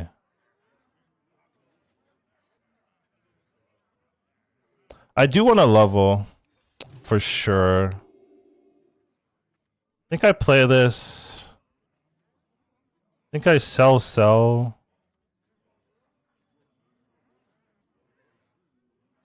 I'm gonna sell this, and then we're gonna open a telescope. Okay. So I think here we're going to... So we have 2 lines. We can have the Tardy Traveler for another Tavern spell next turn. But and then I evolve the Gladiator. Yeah, maybe that's just better. So we'll get a... So I don't keep the pair, which is fine. I keep the Nala. Well, do I keep the Nala? I could just get a 6 here. I like the Nala. I'm gonna keep the Nala here.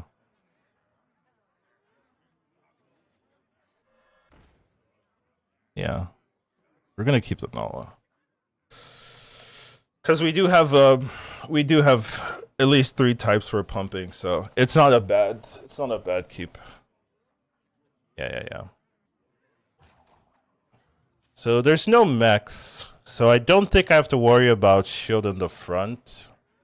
We haven't fought this opponent. Only the pirates are very likely to have shields, but this person's 3 dragons, and I think 11 at this point should be enough, so.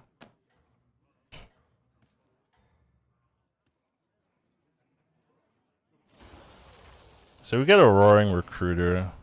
It's kind of whatever. So we get a 5-drop Discover. So Stun Drake would be fantastic, right? Stun Drake would be fantastic because that's exactly what I want to play.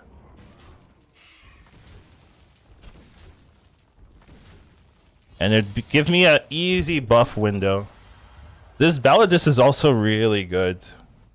This is also really, really good. Alright, so we're going to open this up. We get a Titus or a Hoarder. So we can evolve this. The Hoarder's actually quite good, and then we can evolve the Hoarder. I like that a lot. This I don't really care about. This I also don't really care about. We're going to level. So we're going to sell level. Maybe keep this a turn. I don't really love a Sprout. I guess I could roll. Yeah. And try to find a better thing to transform. So you're gonna roll. Yeah, Mutinous is reasonable. Just having a random Mutinous in the shop is nice. Okay, so... Don't think I'm buying this. We're going to play this here. Roll for Brand, I guess. And then play these 2. We're not gonna hit Brand, but... One can dream. Then we're gonna evolve here. We're gonna play this. So it should give us a ton of tempo. Am I locking anything here? It would maybe be the base go, but I'm not gonna lock it for now.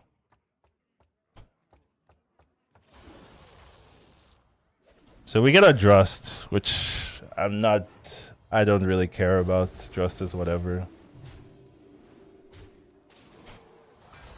So we're getting 6 drops from this Pagel.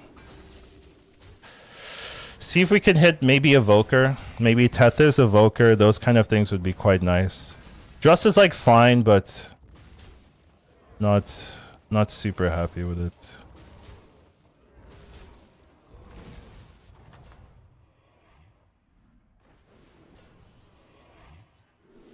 There's a Tethys. Okay.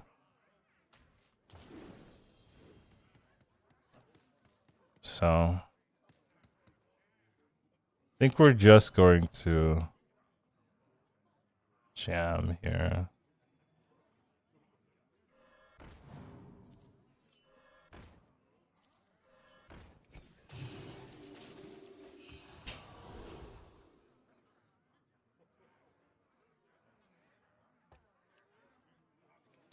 I don't mind bellhop. Buffs here. Don't want to keep this trust. We're not really Nala as much anymore. So let's see. We could also evolve this bellhop for a turn. Evolve Nala, evolve bellhop. Egg is out for sure.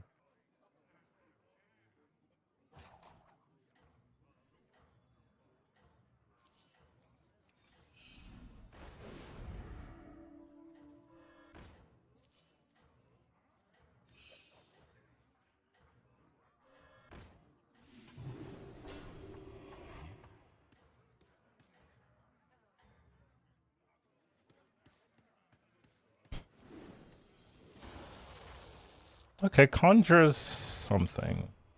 What do you can't really do that much with conjure. I mean, you could play Murloc scaling with conjure. That wouldn't be bad. I guess you could play demons with conjure too. I guess conjure's not bad. You just have to have the board for it. Oh, our Pego didn't kill anything. Oh, that's so unfortunate. Okay. Pego a little bit weak then. In here. Oh, we have Time Warp Nala. Alright, we're gonna do that. I have learned. This card is so busted. Okay, so I like keeping this. Oh, we got a Stun Drake. Okay, this is our dragon. Okay, perfect. I could golden touch it, but that's so much investment. It doesn't matter. Okay, so taking this, I think I don't mind this being our demon. I think Tethys is out as well. I mean no, I mean Alright, let's see.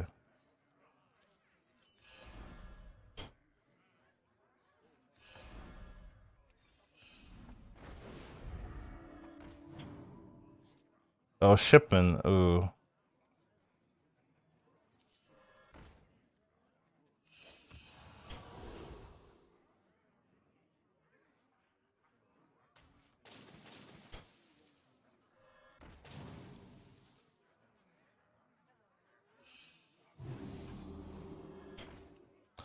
Alright, what's out of here?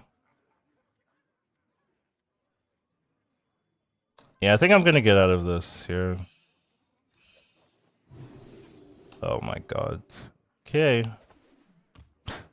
I can't do that, right?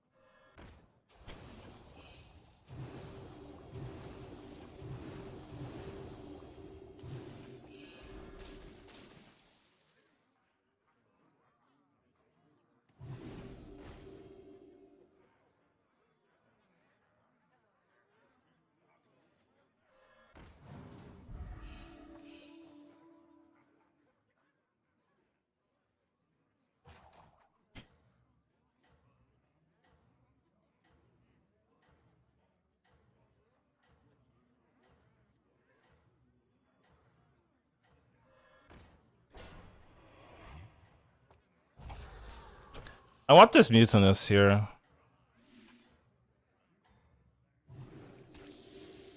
Right, because I probably want to pump, and then double eat on this Stun Drake. So I'll build a Stun Drake board. I have the Golden Tethys. into Stunt Drake and then go from there. So that's kind of gonna be our game plan. We just need Brood Mothers and that 1-drop dragon and some Goldenizers, all that nonsense, and we'll just play that from there. There's a Brood Mother immediately. Immediately Brood Mother, thank you.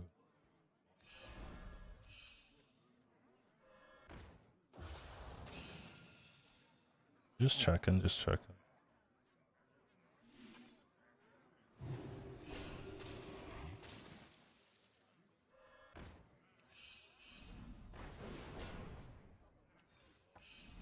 Kind of want to brand pretty badly. Titus is good too.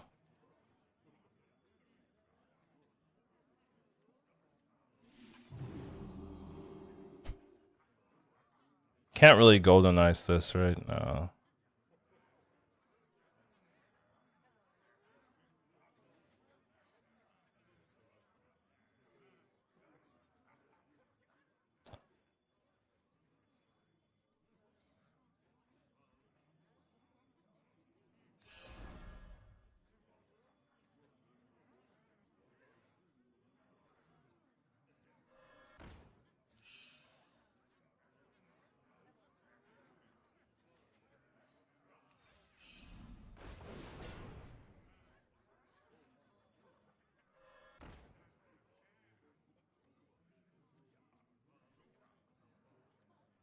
So we'll do it like this, I think. So, not gonna cycle the pirate. I maybe missed a pirate. I maybe missed it. Like, there are some cards that are kind of invisible, where I don't really see them. Miss Gambler. Ah, he has the Gambler. Right, I forgot I have a Tethys. You're right. I saw it, and then I forgot I had a Tethys. Is what actually happened. Yeah, you're right. I thought you were talking about the 1-drop pirate, but yes, I should just cycle the Gambler. That's just on me for sure.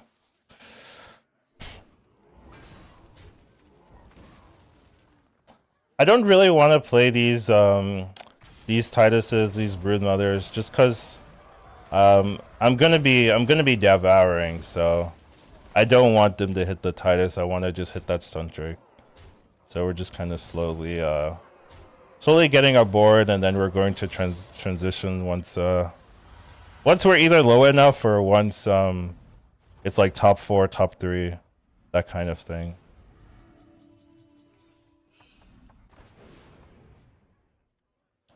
I don't know if I have time to do this.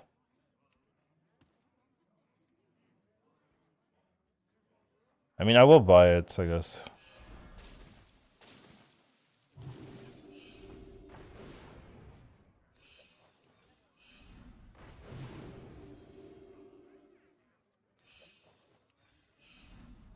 A brand would be so nice.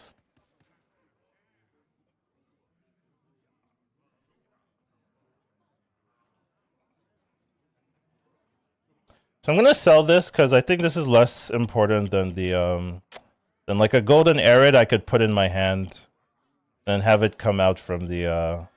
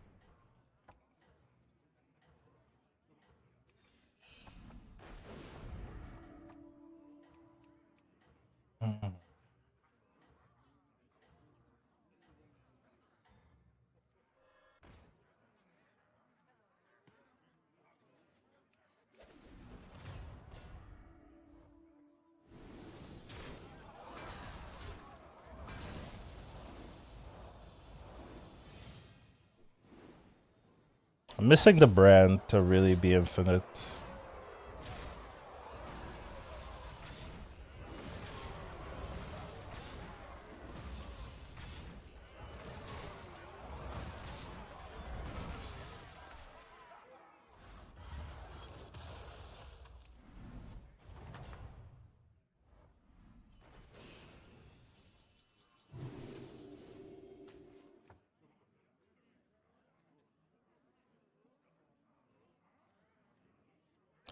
Yeah, I guess I just can't do that.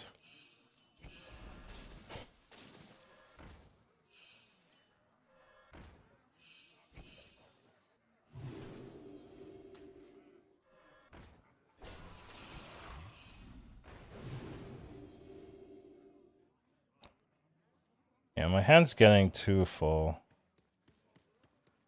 Too full, actually.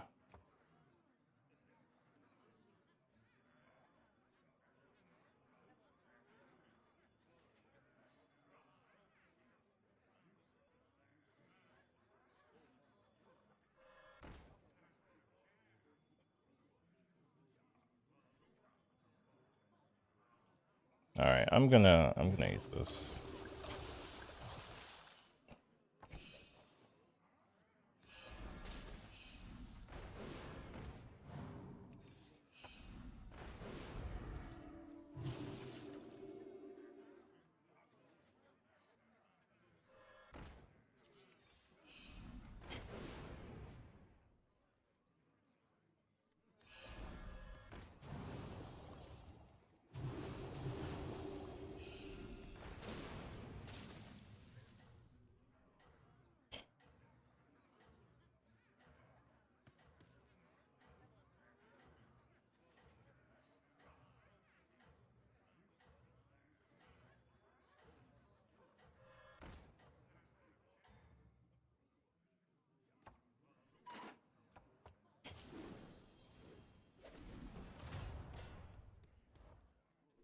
Yeah, I'd probably eat now.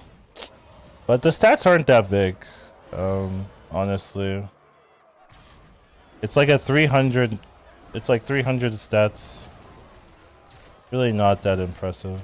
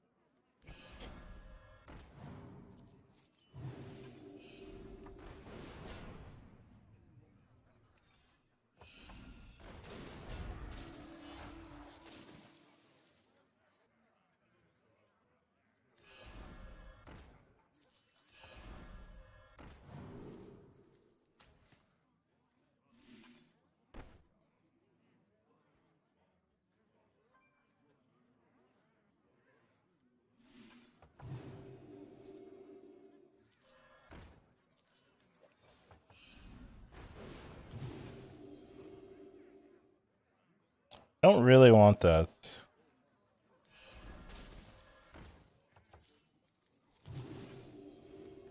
Yeah.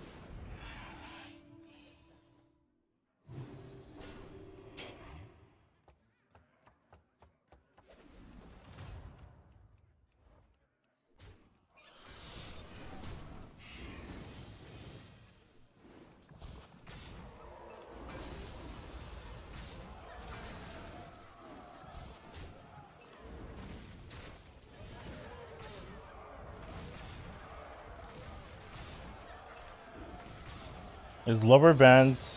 I think so. I've never seen a Lubber in Time Warp anymore. It used to be. I think they removed it.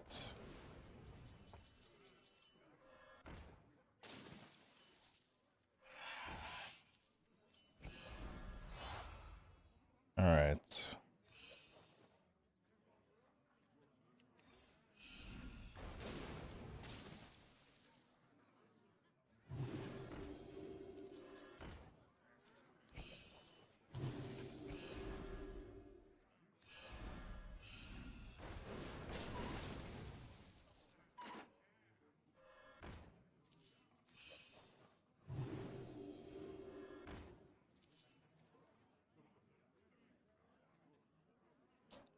I have 2 eats, right?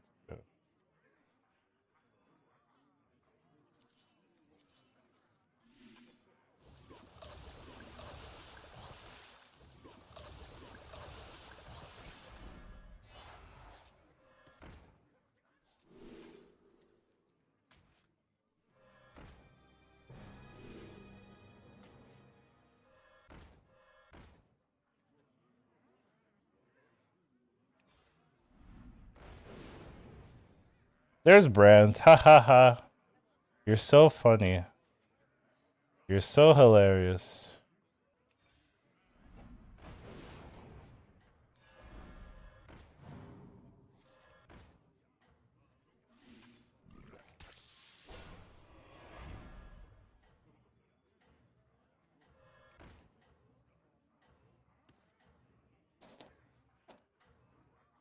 I guess it's like that.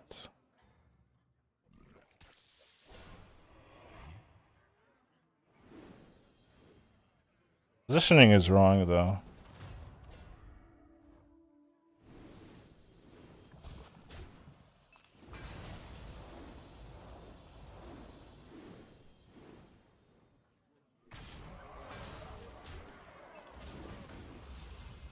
So this should be maybe 3rd. This should be 4th. I should have... Lyra in the back is fine.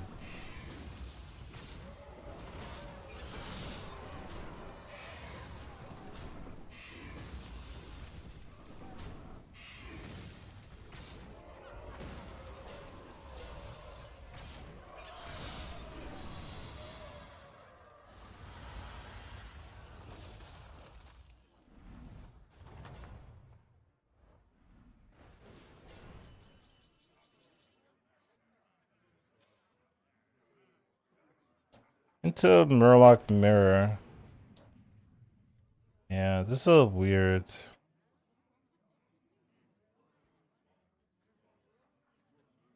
Yeah, I can't really take...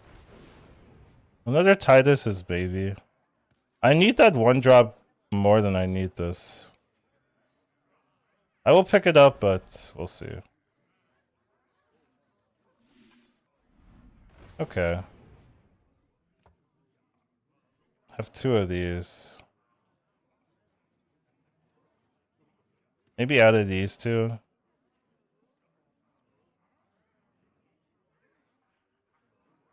Keep this.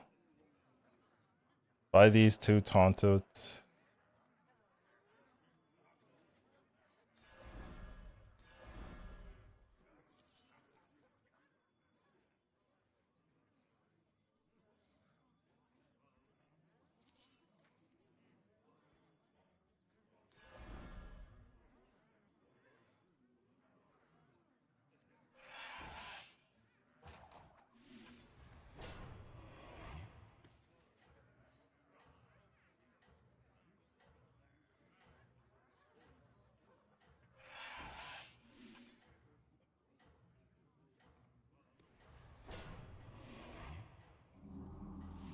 I did mess up a little bit. Could have pumped the thing in the shop.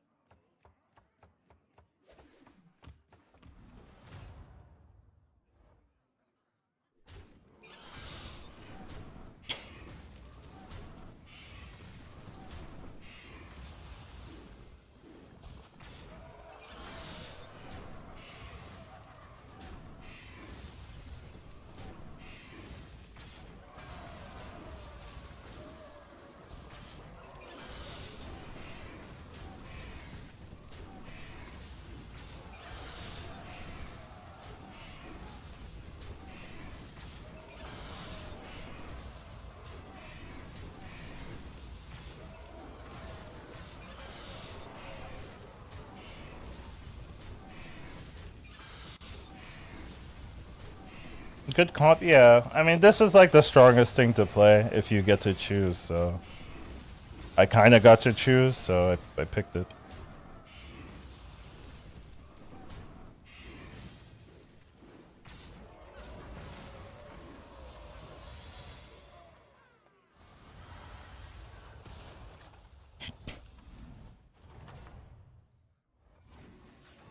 No brand, though. Missing brand through most of it was like the biggest issue here, where if I had brand, it'd be a lot bigger, but big enough. That's really what matters, I guess, at the end.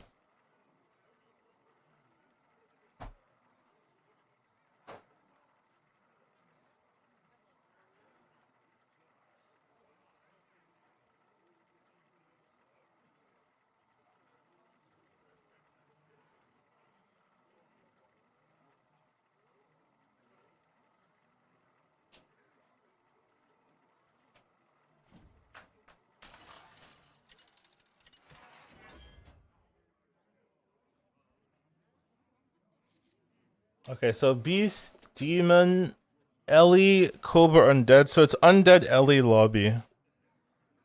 So Terran is pretty good for that. If I want to just lean Undeads. Who am I not playing? Probably Vander. Not that he's bad, I just don't want to play him.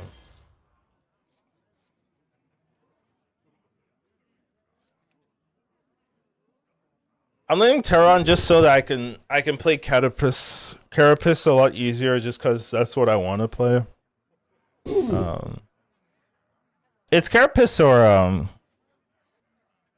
Weaver, which is still both undead, or Arid. But I don't really want to play the others. You can also play demons, I guess, if you really want to play demons, but less interested in that. That's nice, I guess. Get a free 3-2. Naga's being in helps the early game.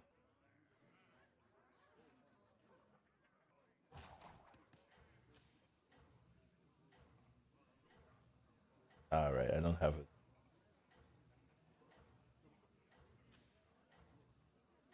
I don't have it right now.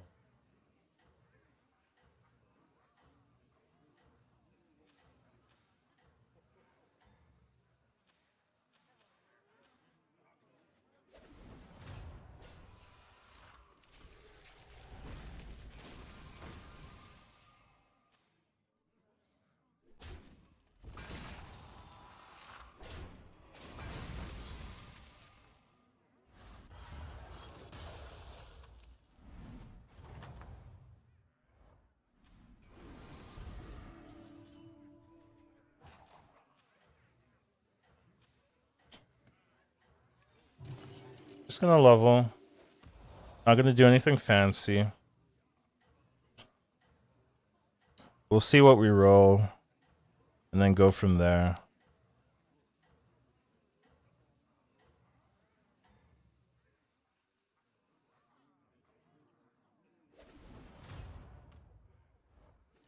Okay. Will give us the tie, so that's nice. Didn't get a good start for the Nazat there.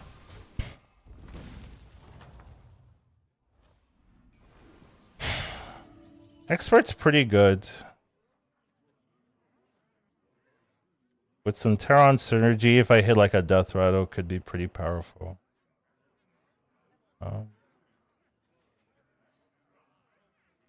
Is there a reason to go 3-on-3?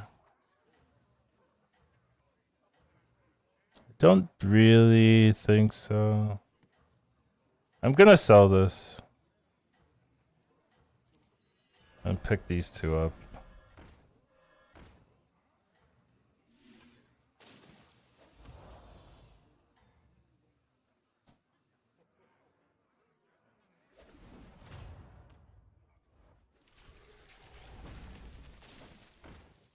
Oh, is that how it works? Okay, that's wrong then. Ended up... That's so lucky though for me. That's so lucky. Wow, this is so lucky. Look at this. I get 3 procs. Wow, that's so lucky. Holy outcome. Holy monster outcome. I get plus 3/3? Ridiculous.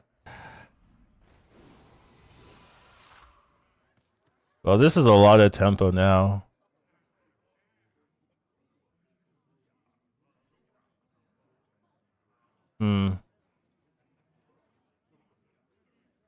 How do I want to do this? Do I want the pair? It's not super. This is like a bad pair. There's an argument just to take the undead scaling because I'm going to be playing undeads. You can also chef here too.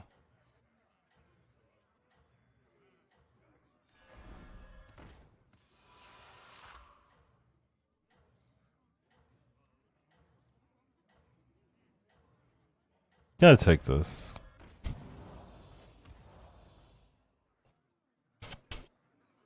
The chef also makes sense too.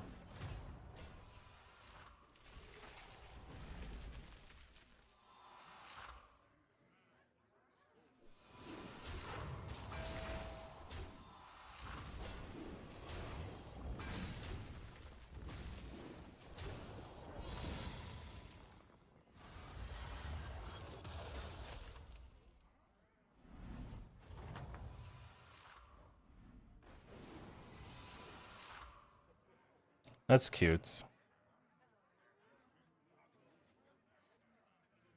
This might be better. Free rerolls is nice.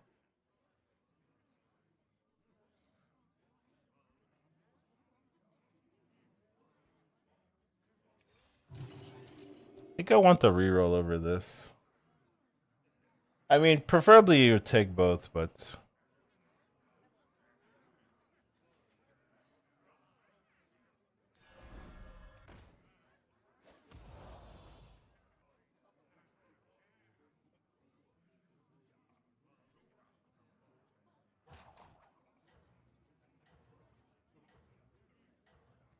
Yeah, I mean, the benefit of this is you get the 0/1s, but I don't really care about the 0/1s. With this board, I mean, if I had Avenge, then it'd be a little bit better, but I don't, so...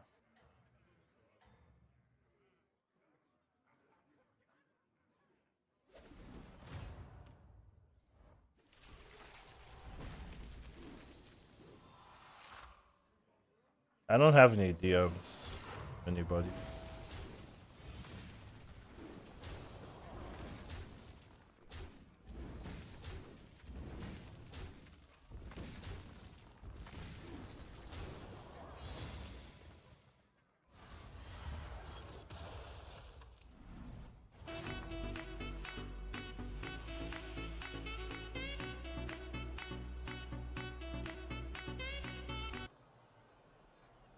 Oh. I see it now. Thank you. Thank you, Delvolf. Thanks for the prime. So much appreciated. So what do we have here? We have Lich King hero power, which is pretty powerful. Cards, other cards though are not that good. Time Lord Death Swarmer is just not that crazy. Maybe Lich King hero power being better. I think I'm gonna go Lich King hero power. I think Ring's better than Winner. Because I should be getting some attack scaling off the Geist.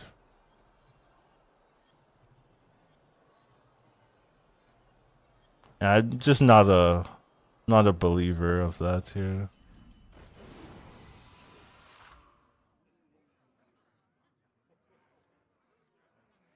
Screen Thumb's fun. But I can roll double sell by something else. Yeah.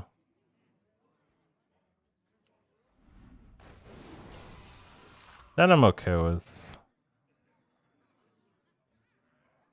I could sell my Ellies. Oh no, I can't sell my undeads. No, I can't. Okay.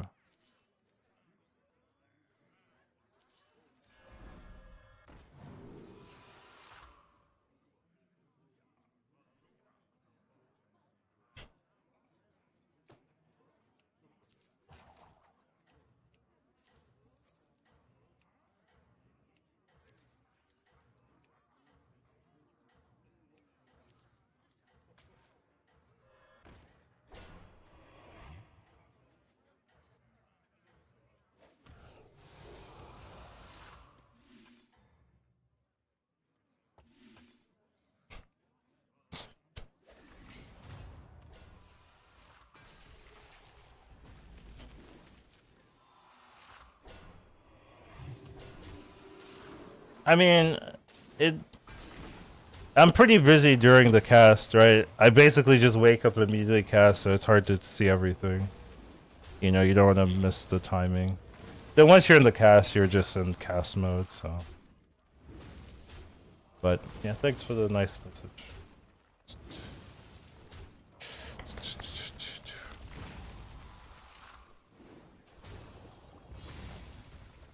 Okay. So we need Carapace, we need Geist. We're on tier 4. We have rerolls. There is a ghost in the lobby. There's the Geist. Okay. Hit a piece already. That's really good to see. So we're going to take that. Probably going to take Search Through Time as well. There's a Carapace. Okay, alright. Immediately rewarded. So now we can kind of lean into that game plan. There's a big Elise here. OFK, I'll take it. Sure. Don't think this really matters, but I don't really care about the role, so I'll just take it. So now we can really lean heavily into pumping this Geist here. We can reborn it, we can reanimate it, it'll trigger, then we'll get a copy, then it'll trigger again. So really get a lot of value. I want to make sure this dies is the most important thing. I mean, I guess this could be here. I don't really need the shiny rings. Shiny ring will be good if we get a Weaver. So if we get some 6s, that's our like main goal. Titus, some 6s. Oh well, Weaver. Titus, Weaver, more Carapace, more Geist. But we're really happy. We don't have to stay on 4 for long because we already have the pieces. So now we just need to refine the comp, get the setup, and then see what the time warp does and see if the time warp changes things. But really nice start here for us. So it's like Geist is what is really hard to get. There's a second Carapace. Okay. So we want that as well. So we do want the second Carapace as well. So I do want to level. And I do want to add some Carapaces to my board. I'm still happy scaling the Geist preferably. Do I play more duos? I play much more duos than solos. But my duo partner is not here, so you know, I'm not going to miss the opportunity to play some solos. I think I'm just going to keep this. I kind of like this. We're going to double sell here by the Carapace and then play it that way. No taunt is a little bit weird, but we just need the death rattles. We don't really need the taunts. I don't need to care about the Carapaces. We're like quite strong right now, so I'm just going to focus on scaling the Geist still. I can play a Vigor. I'm going to play the Vigor just for a little bit of tempo. I don't think we're going to lose, but yeah, I don't think we're going to lose. But this is the window I lose. Like if we're going to lose, it's at this turn, because next turn we're gonna have Carapace going, and then once we have Carapace going, it's gonna be really hard to lose with this setup. So this is our weakest window. Geist second. I mean, sure. I don't think it makes a difference what position I put the Geist, but so it attacks after hero power procs. Does it skip? Yeah, that's true. That's true. It's a fair point.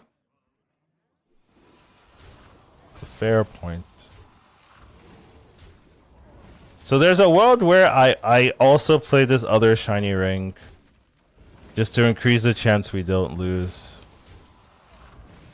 Yeah, so we do lose here because of it. Well, maybe not because of it, but we do lose here. But we should stop losing now. I would like to be able to... Radio Star is really nice.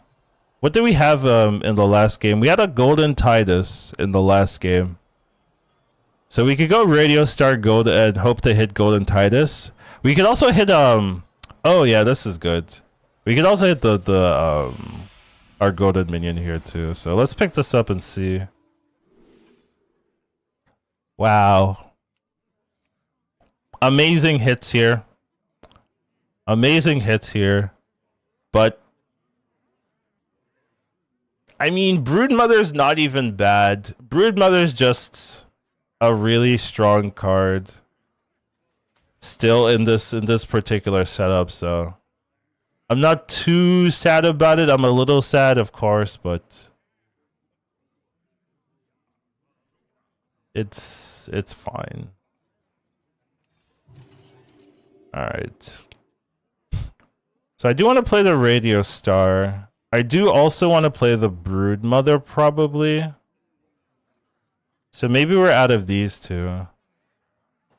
You can show a bit more emotion. I mean, no, I can't. You can't ask people to do that. That's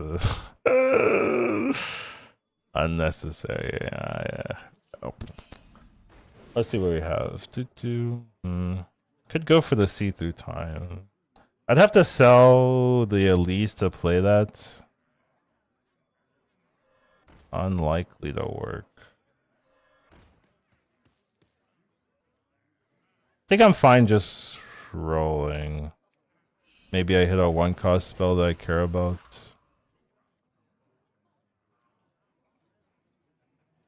I don't really want to waste all my refreshes, so I'm just gonna do that.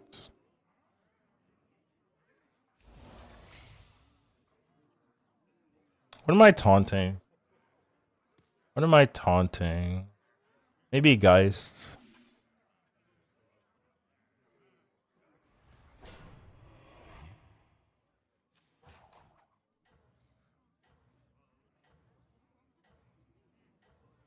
Gonna reborn the Radio Star.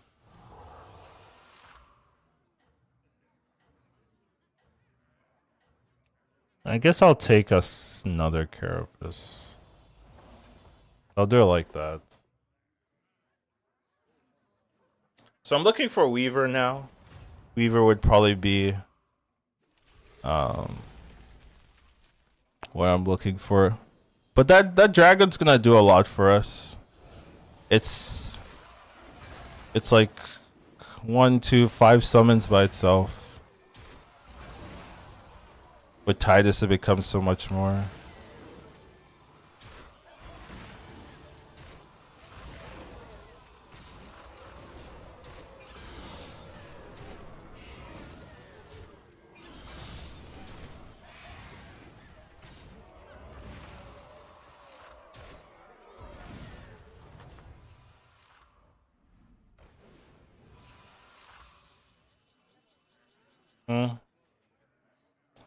Okay, so have a Geist, have a hand, that's good. We'll pick it up. We'll roll. We have a lot of rolls now, right? We have, well, 3. Okay, we don't have that many rolls, but we have some rolls. There's a brand. Argument to take the brand here. I'm gonna skip it, but I could see that being very well wrong. Very much wrong. I'll reborn the Geist. Pretty sure I'm keeping that.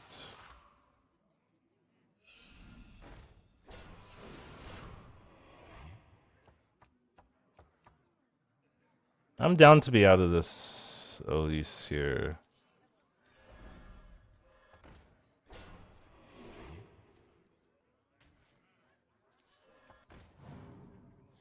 Burrower. I could play Burrower comp from here. I'm quite interested in playing a second reroll, because I think that's gonna give me so much rerolls. Plus, it's a triple, and then I should be pretty solid. Other line is take the reborn or play the reborn here. We're still gonna hero power this.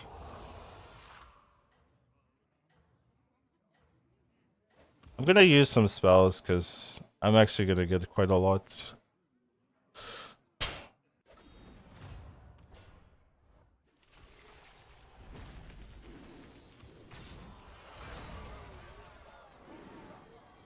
Should be checking what chat is saying. The political situation in Kazakhstan, I'm not the one to speak on that, unfortunately. So I do have get some huge enforcers if I want to play that for tempo.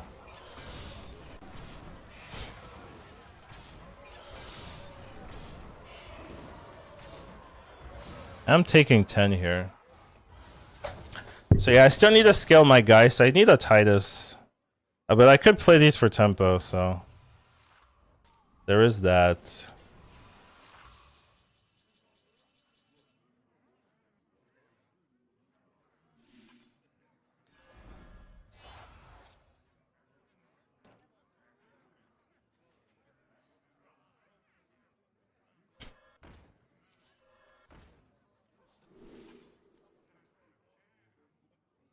Oh my god.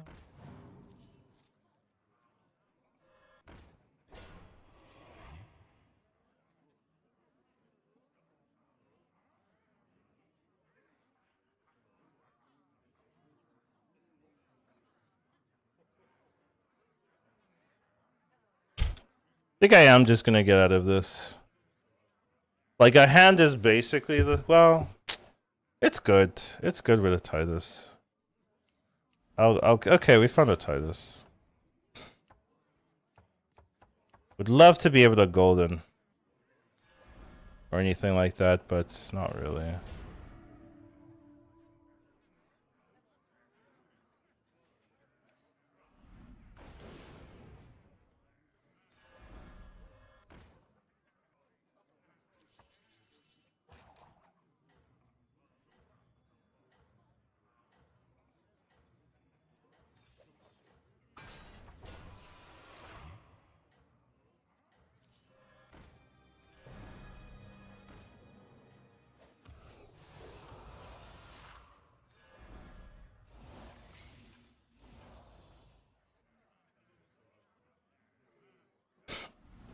Oh. I probably should get out of the this reroll. I don't need it anymore. Oh, what? Oh, that's yeah, okay, I guess so. Ew. That sucks. Our Titus. Our beautiful Titus immediately sniped. Never lucky.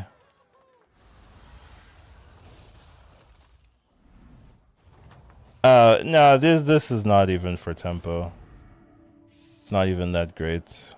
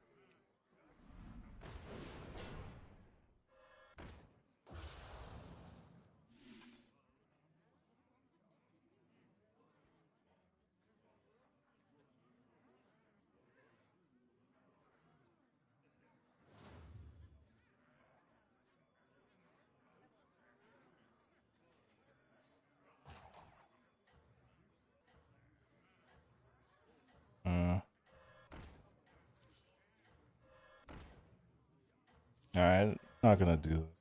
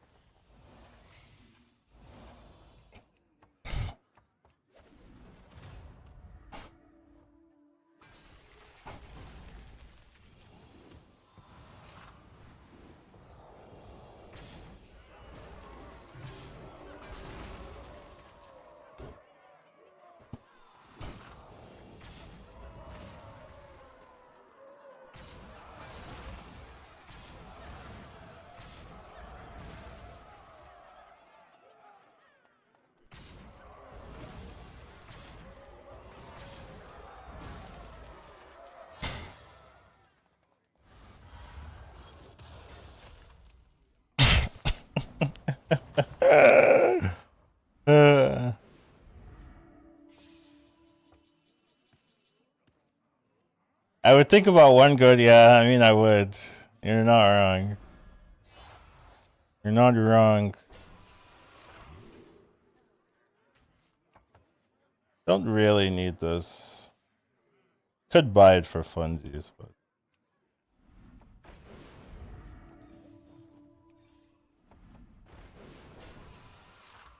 so handless is good. Mount's quite good here too.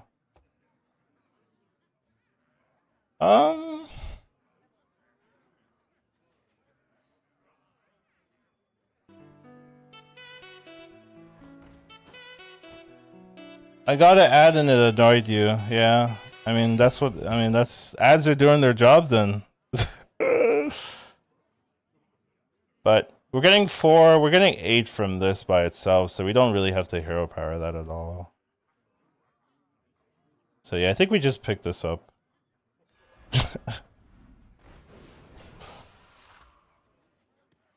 I have oh.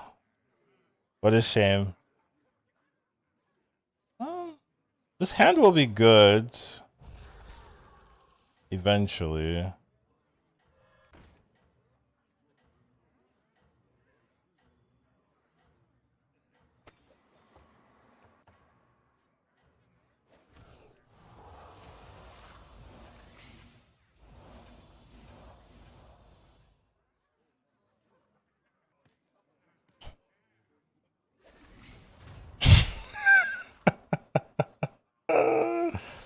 uh.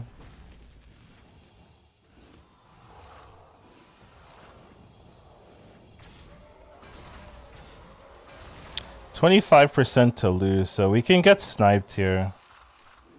That's what that means.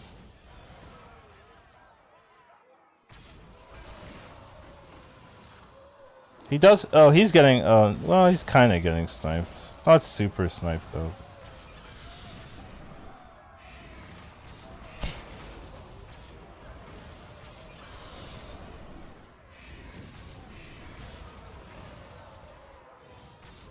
Okay.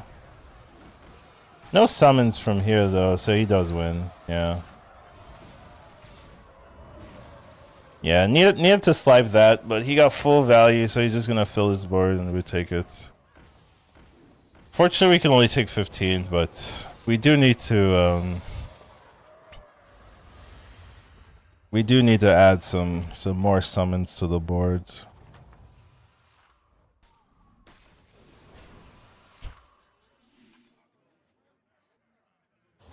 All right, so this can go.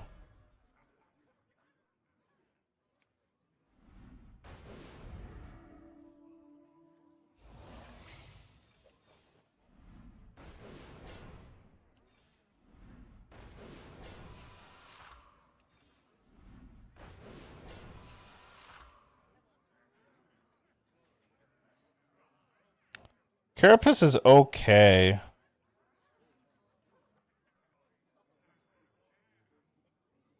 Not super premium, but kind of in beggars and choosers mode. I think I hero power this Titus now.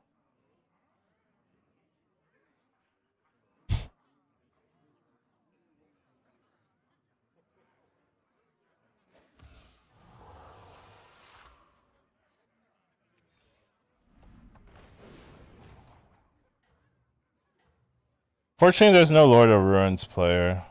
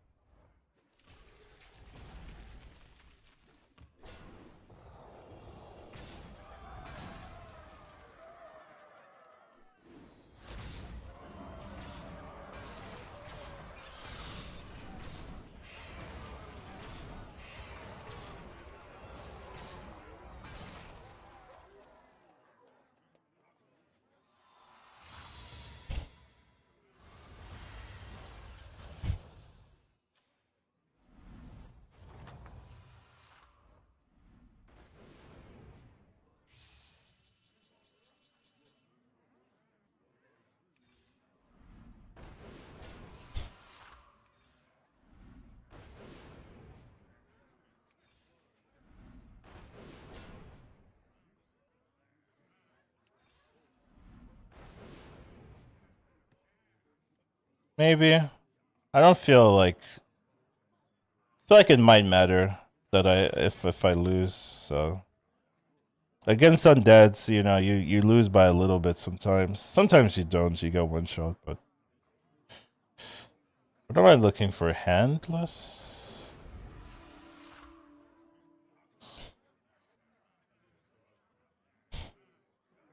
Yeah, I want another undead with a hand on it. And then I can hero power this or something like that.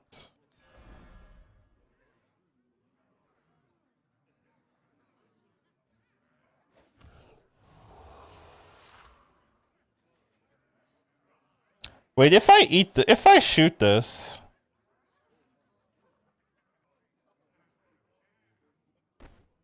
if I shoot that,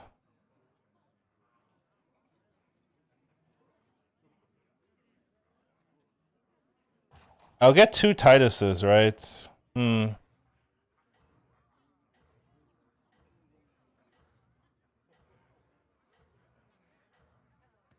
It's interesting.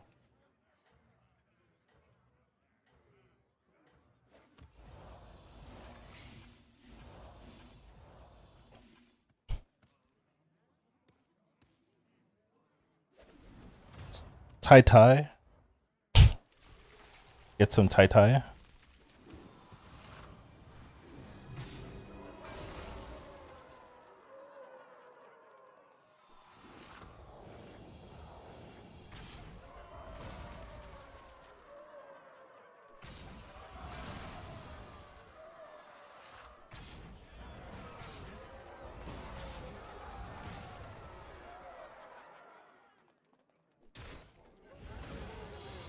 Now, is that better than shooting something else? Probably. So now it's the undead mirror, right? Yeah.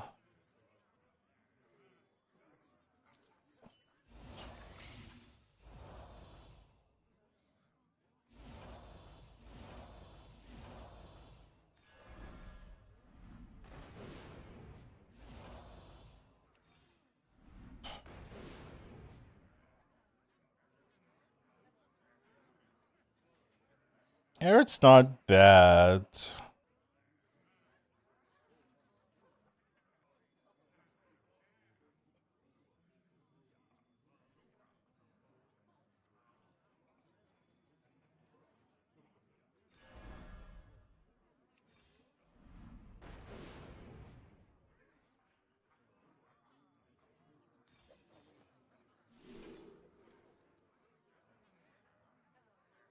The Taunt Reborn would have been nice.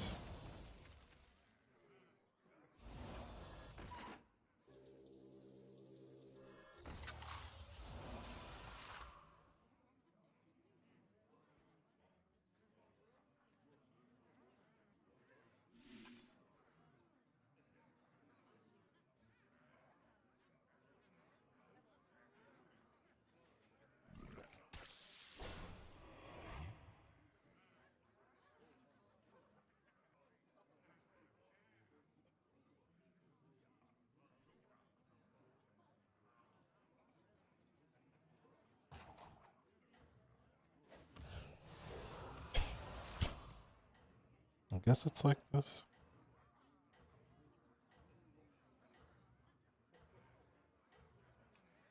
I don't think Titus out is better. We want this. This is our win condition here. So if this procs is gonna fill the board with hatchlings, then the hatchlings will be like 2-3 minions apiece, right? So if we can get this hatchling to die while both of the Tituses are out, that's like our win condition. So we just have to hope that that's what happens. Surrat's really good. It's a minion that summons taunts so that we go from left to right. Right, because then he hits here and then we hit here. Oh no. Oh no, that's not happened. Not what happened.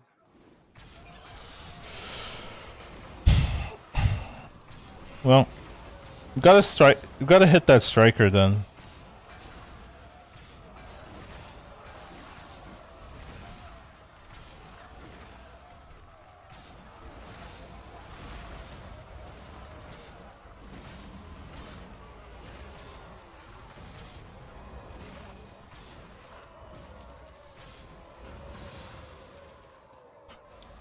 Armor mattering.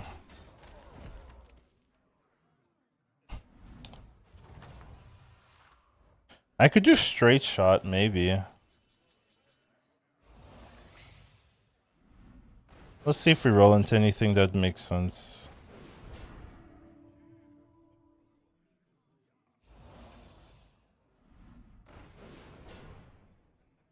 Any spells then? I don't think so.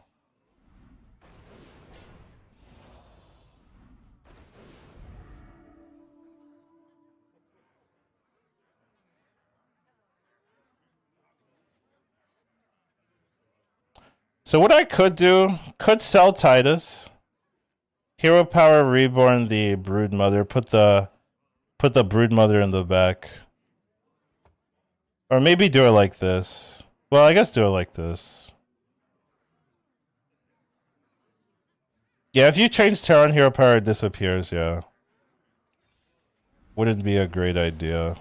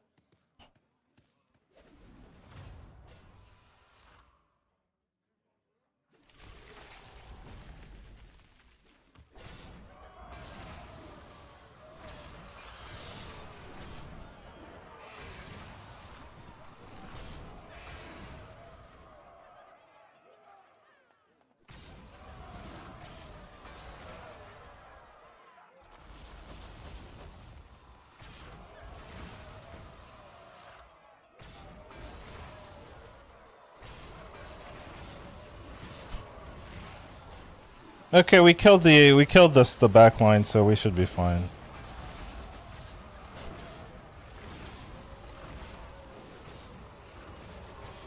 But do we one-shot him? I don't think so, right? We're on 6. Well, it's a full board, basically. 6 plus 4, 4, yeah. It is enough. Sick.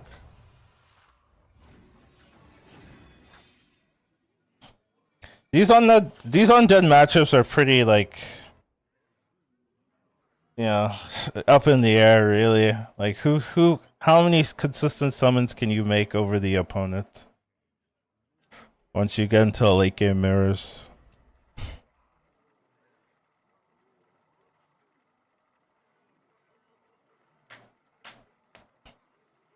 Well, it's fine either way.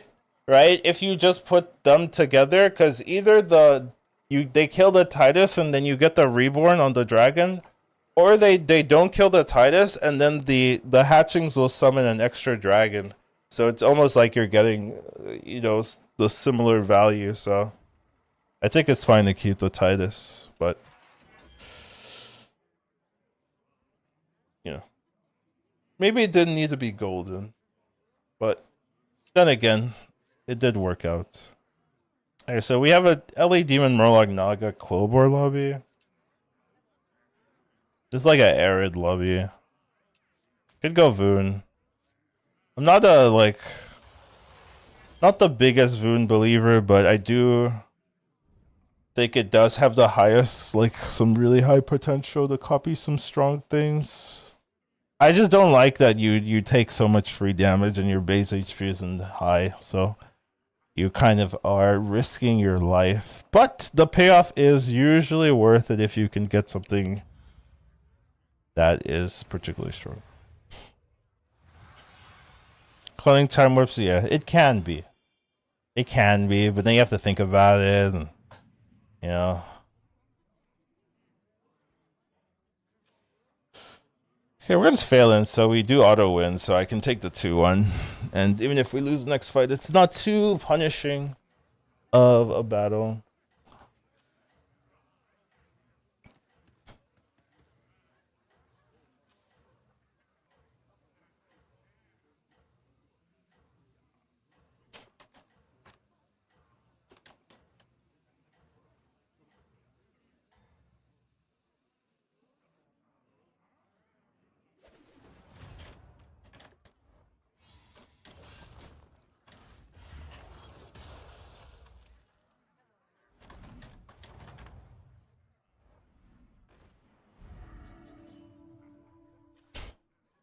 Yeah, so we're level. I have a DUOS question. I'm so happy to get DUOS questions. Feel free, lay it on me. If you stack magnetics with a tier 7 mech, is there a way to split the stats or make more than one big minion? It feels very scammable. So if you have Ellies in or demons in, what you can do with demons, you can get the tier 6 duo demon. If your teammate has 2 of them on their board, you can sell that big minion and split it to 2, right? Then you can go from there, right? Then if you want, you can get 2 and then split it there. LEs are a lot easier. So what you do is you'll move it to a jumping jack, right? So you'll try to mutinous it to a jumping jack or just avalanche into a jumping jack. Then you can sell that jumping jack or mutinous it or whatever you want. That stat will go to something else. But then you keep the jumping jack. So then you can like move it around that way. So you do have to, it does require a little bit of effort, but you can definitely finagle it a bit. What do I want to do here? I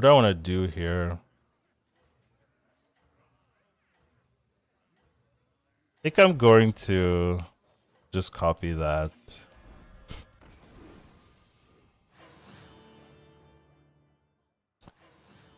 Yes, I mean, your teammate can copy it with a lot of different ways. Moose Sanders, yes, there's tons of ways to copy from teammates' perspective. You also want to make sure you protect it, right? Put it in the back usually, especially if Murlocs are in, stuff like that. But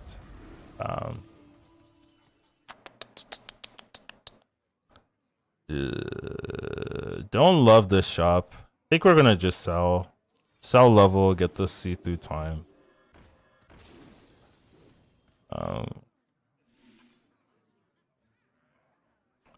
So I can not cast this and then level, get a 4. Is there any 4s? Are pirates in? No, right? No. Any 4s I want? Any 3s I want is probably the better question. Is there any 3 I'm like, oh my god, I get it next turn, it's so good? The answer is no. No, there isn't. Okay, so I'll get a 4 then. We're not that strong. This is my issue with Boone. We're taking so much damage. Well, maybe. This guy's also on 3, so maybe we're not taking damage, but I'm I always get scared. Going for the Murloc Time Warp. I actually don't know what I'm playing this game. I mean, Ellie's if I can choose, but usually don't get to choose. Ugh. Ooh, shit. Well.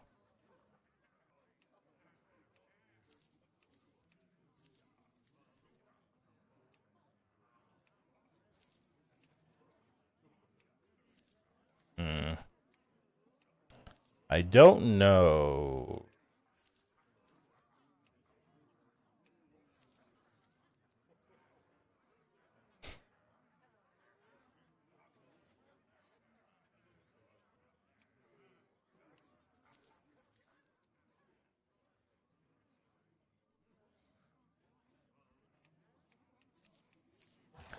Do I want to open up Naga time warp cards? I don't think I do. But do I want Murloc time warp cards? I don't want either. Honestly.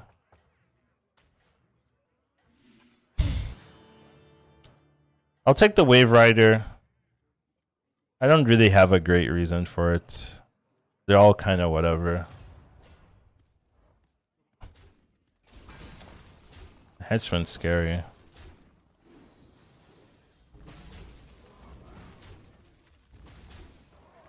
Okay, we're mitigating a decent amount of damage, taking 6 here.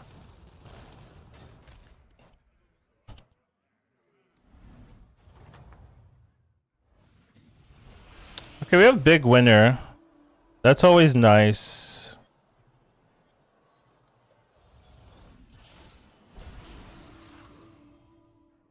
I can copy big winner, huh? But oh, big winner clone doesn't work. It doesn't. Oh. Okay, then sure.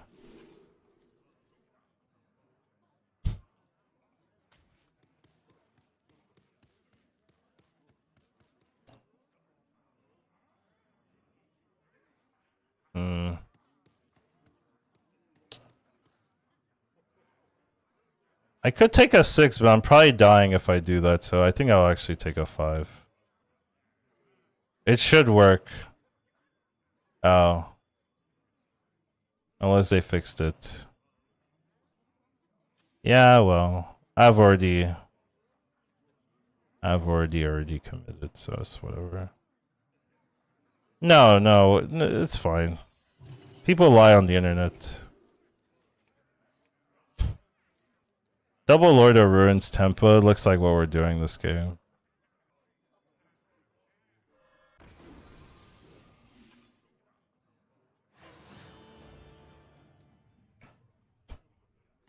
I almost want to lock this shop because it has 2 demons. And this is like acceptable. So there's no beast to really take full advantage of this. So let me see. I take 15, I go to 12. I buy, roll once, buy a demon. So maybe it is luck here. Take this, buy, roll once. I go to 11, and I can still find armor. Then I have to sell this eventually. Oh, I have damage cap. Oh, that's well. Shop is still kind of good, but it means I can be riskier. You're right. That's true. I mostly play solos. I mean duos, and there's no damage cap in duos whatsoever. So I'm very used to like just taking 15 at turn 6. You know, stuff like that. So you're right. There is damage cap.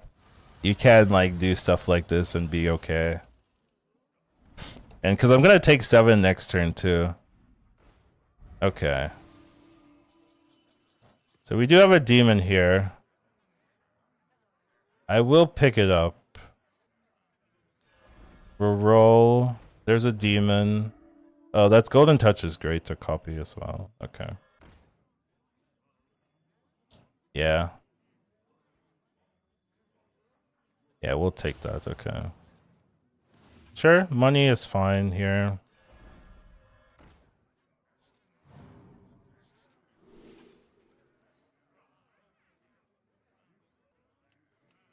Don't think we can play Rainfall. Even though I would love to, I think you need this for the tempo. Give us a little bit of tankiness.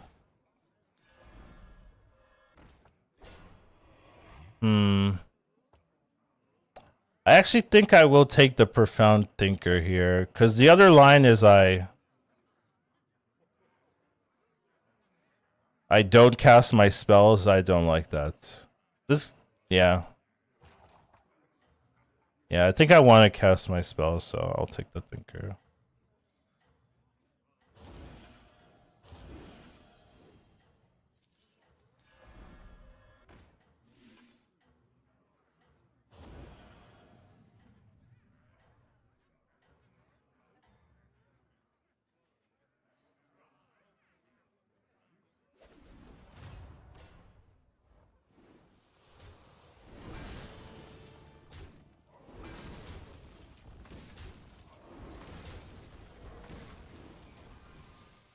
Solos.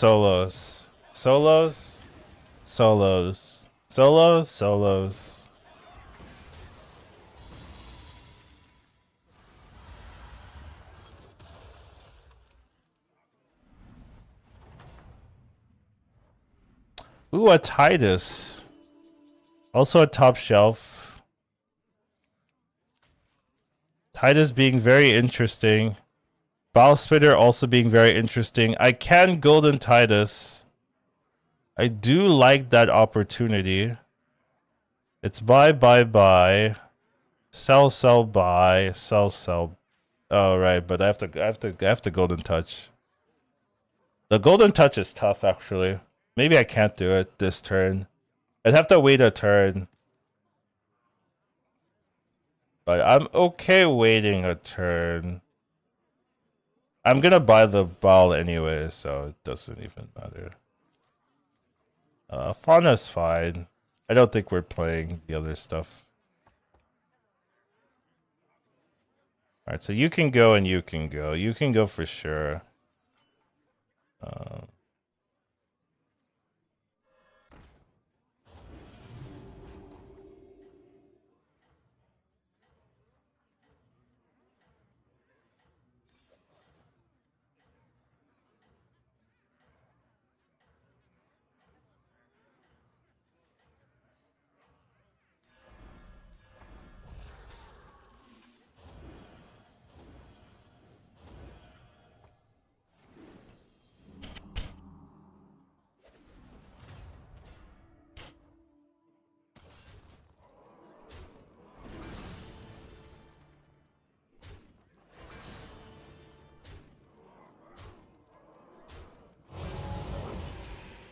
This guy has my blaster.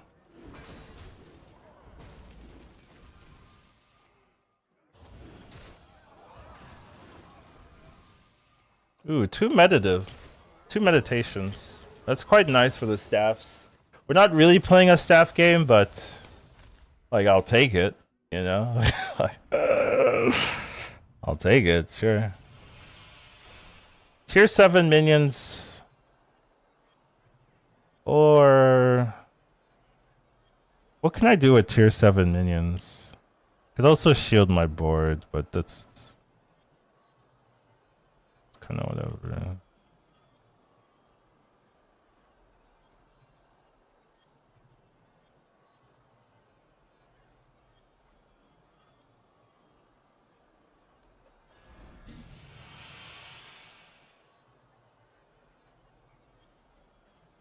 I think I like the glow skill actually.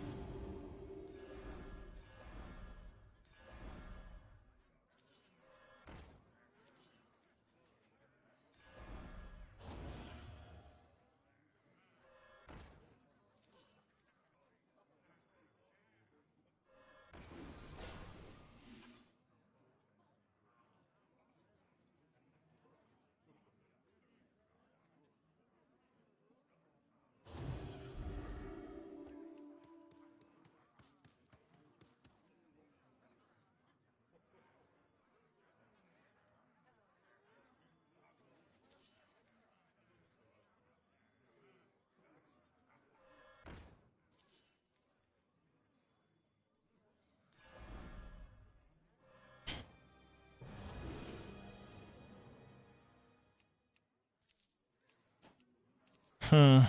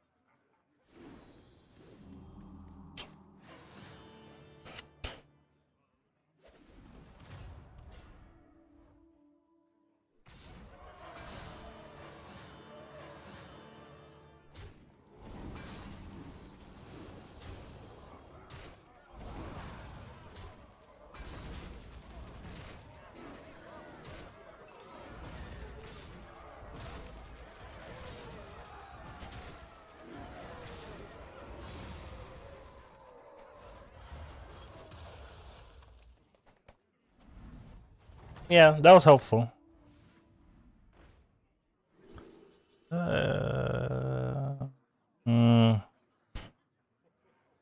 do I want here?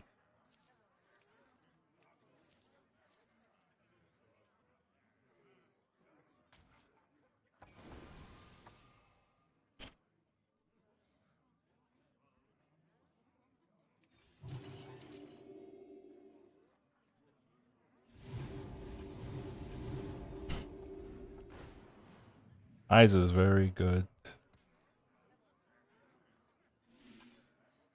Is also solid.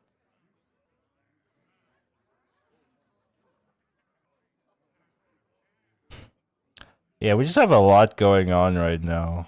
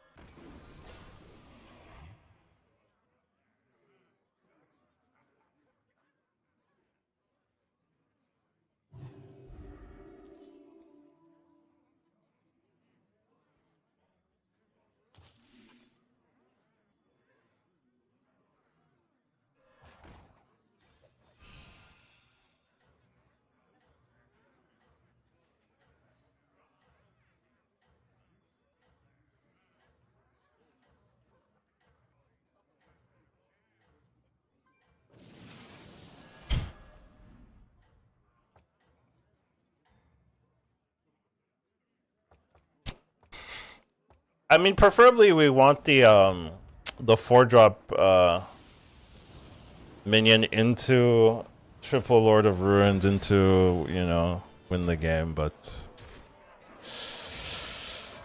we'll see.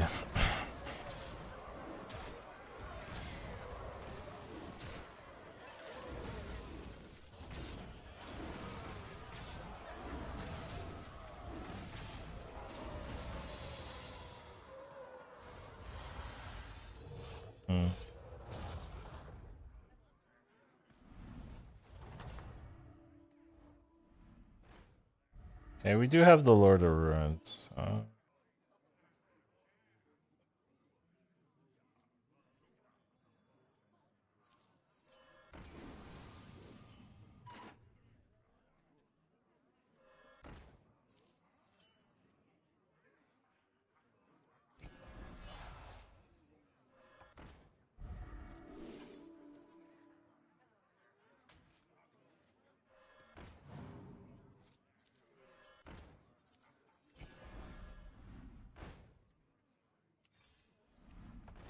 There it is. Okay. All right, saved. Everyone saved with me. Saved. Omega scam. All right.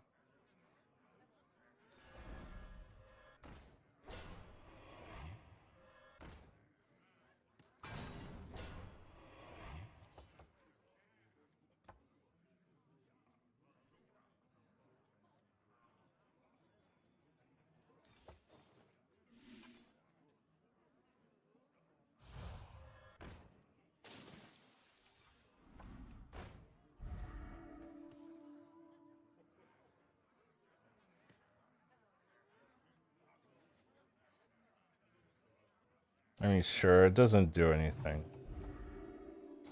Okay, so we can go double enforcer, or we can go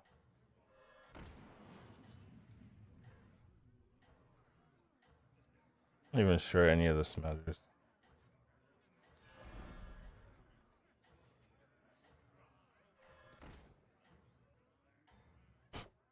I want to play base skill too,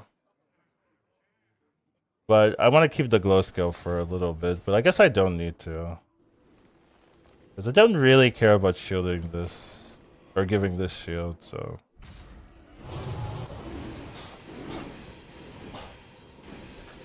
yeah.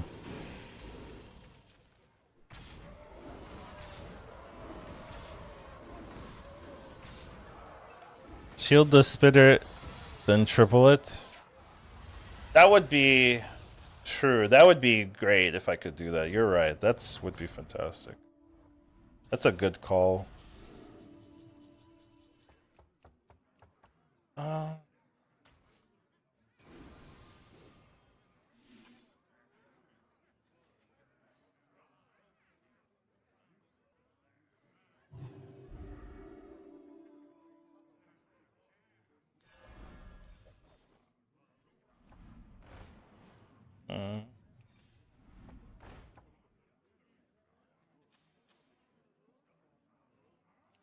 This guy is also demons.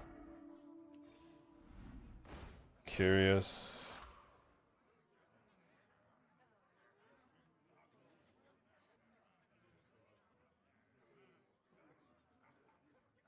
If I nuke my hand, yeah, it's not even that much nuking. This can go out anyway, so, and I'll just do this on this. So not really an issue, really. So then we have this base skill, 2 Lord of Ruins, and an empty space. So I could play this. Could also play a Leroy. We're against demons and Nagas, so Leroy's not that bad. Underdog would also be fine.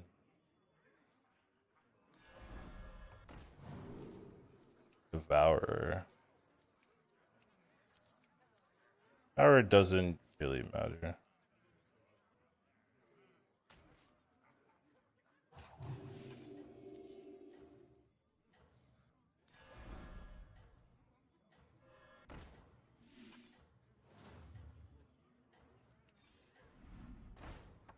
Ha ha ha. That's actually not bad though.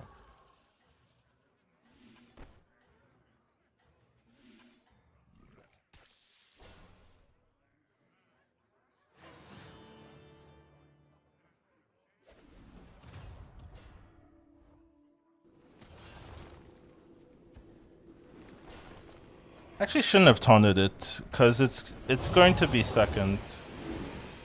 Right? Because it's smaller. Yeah. Oh well. It's not a big deal. No, it is, because oh yeah. It is, because I need to run like 10. Yeah. I needed to taunt a different Murloc. That's what I needed to do. That's better. I need to taunt a different Murloc because I'm gonna have Golden Titus, so different Murloc way better. Unfortunate for me. I mean I still buy it, but you know what you. So either play second silent or I play a Leroy. Both are like kind of fine. All right.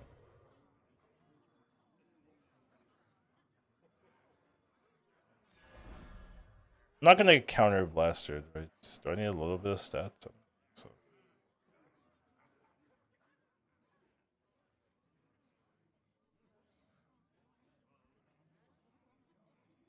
Yo, yeah, we're good. We're good.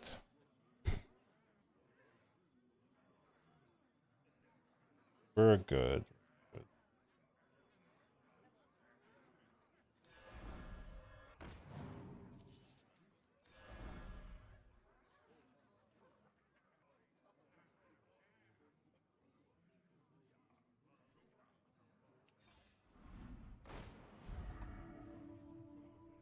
This for final fight, maybe?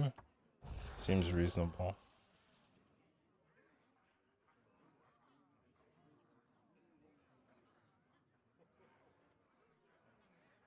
So you're either here or you're either here.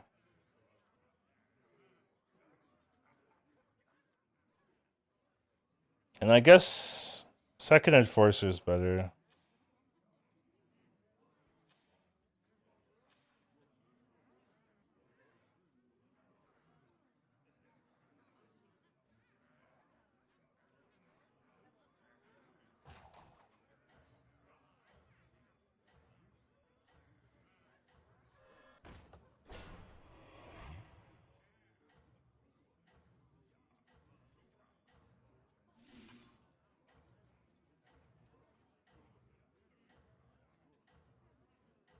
You could dump your hand entirely, play with this board minus the base go. Yeah, probably, but like if you were watching the tournament, this is what the tournament players would do. They would always just have Omega insurance, like just to counter whatever you could think of. You'd have an idea, and then they would just have even more stuff, and just Murloc Scam is just so safe because it's so hard to deal with, right? Like you have this 500 attack Murloc, and if you kill the Murloc, I have this Divine Shield Poison Golden Bile Spine that summons another Bile Spine, and if you kill that and the Titus is still alive, then I summon another 2 more minions. So it's just like, you know, it's just like what do you do? We'll see if we can like double our thing or anything. We get a copy of a minion that died. Don't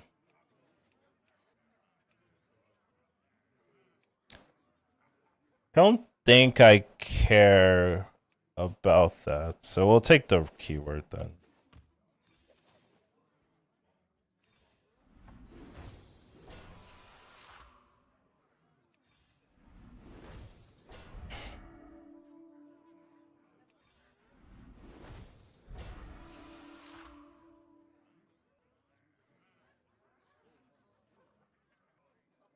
This is quite good to have.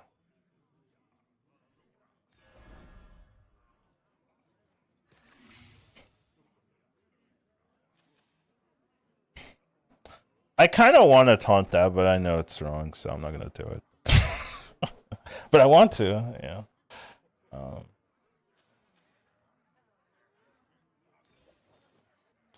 right, I'll be back 1 second.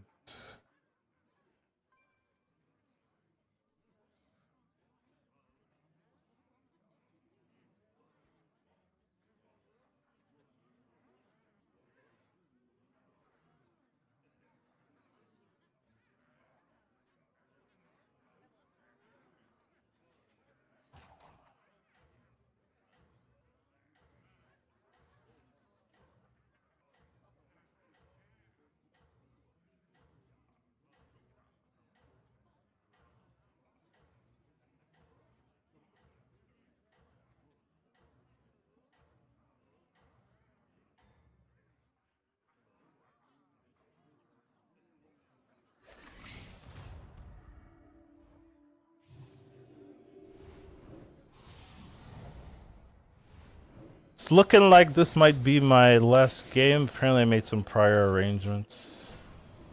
But it's looking good for us. I mean, yeah, I don't know how we lose, to be fair. He would need some nuts board. Yeah, I mean, he has 2 Psychosis, which is pretty good. Pretty good, yeah. I might actually need my my setup. Like, I actually might need this, yeah. You've activated my trap card, which is unusual. So good on you. Good on you.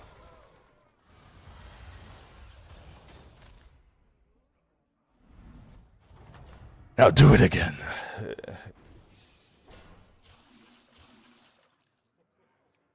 Yeah, I don't really think I have much to do here.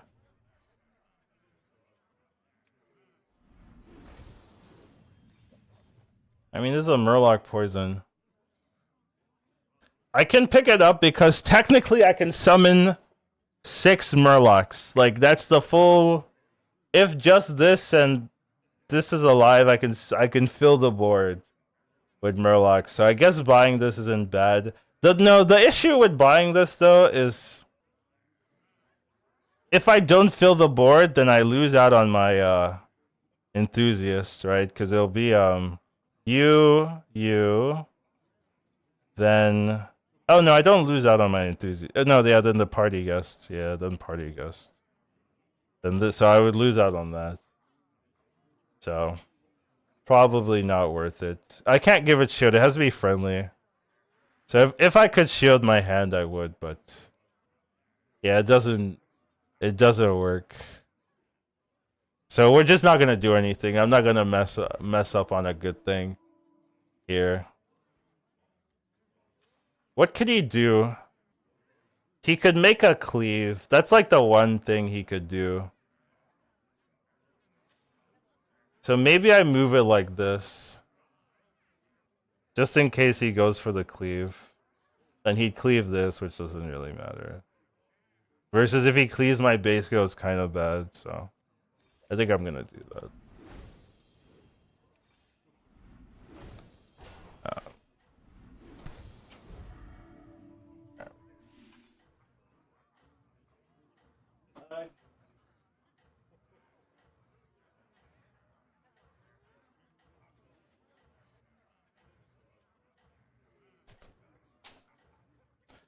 Give the shield for the meme, sure.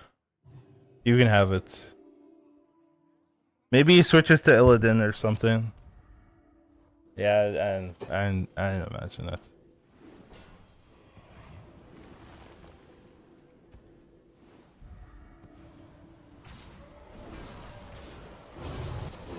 Who won Group C? Yeah, Beater did. It was a very exciting set of games. So if you wanna watch the VODs, I think you get a lot of fun out of it. Yep. This poison scam machine is just so obnoxious. Even the taunt's kind of good. Honestly, even the taunt's kind of good. The best case scenario would have been if I taunted this this enthusiast instead, because then even if it gets hit, I would refresh it with the golden ball spine, and then we'd go from there. But yeah, I do have to go, unfortunately. I wish I could stay longer. If you are enjoying the stream, click that follow button. Would very much appreciate it. So, and tomorrow we should be playing probably similar time. Don't know if it's going to be a little bit later than we started today, but similar time, and likely playing duos if Saf is around. If Saf's not around, maybe play some more solos, but hopefully he's here so we can do that. But I will be sending y'all off to somebody. Say hi to somebody for me, whoever I send you to.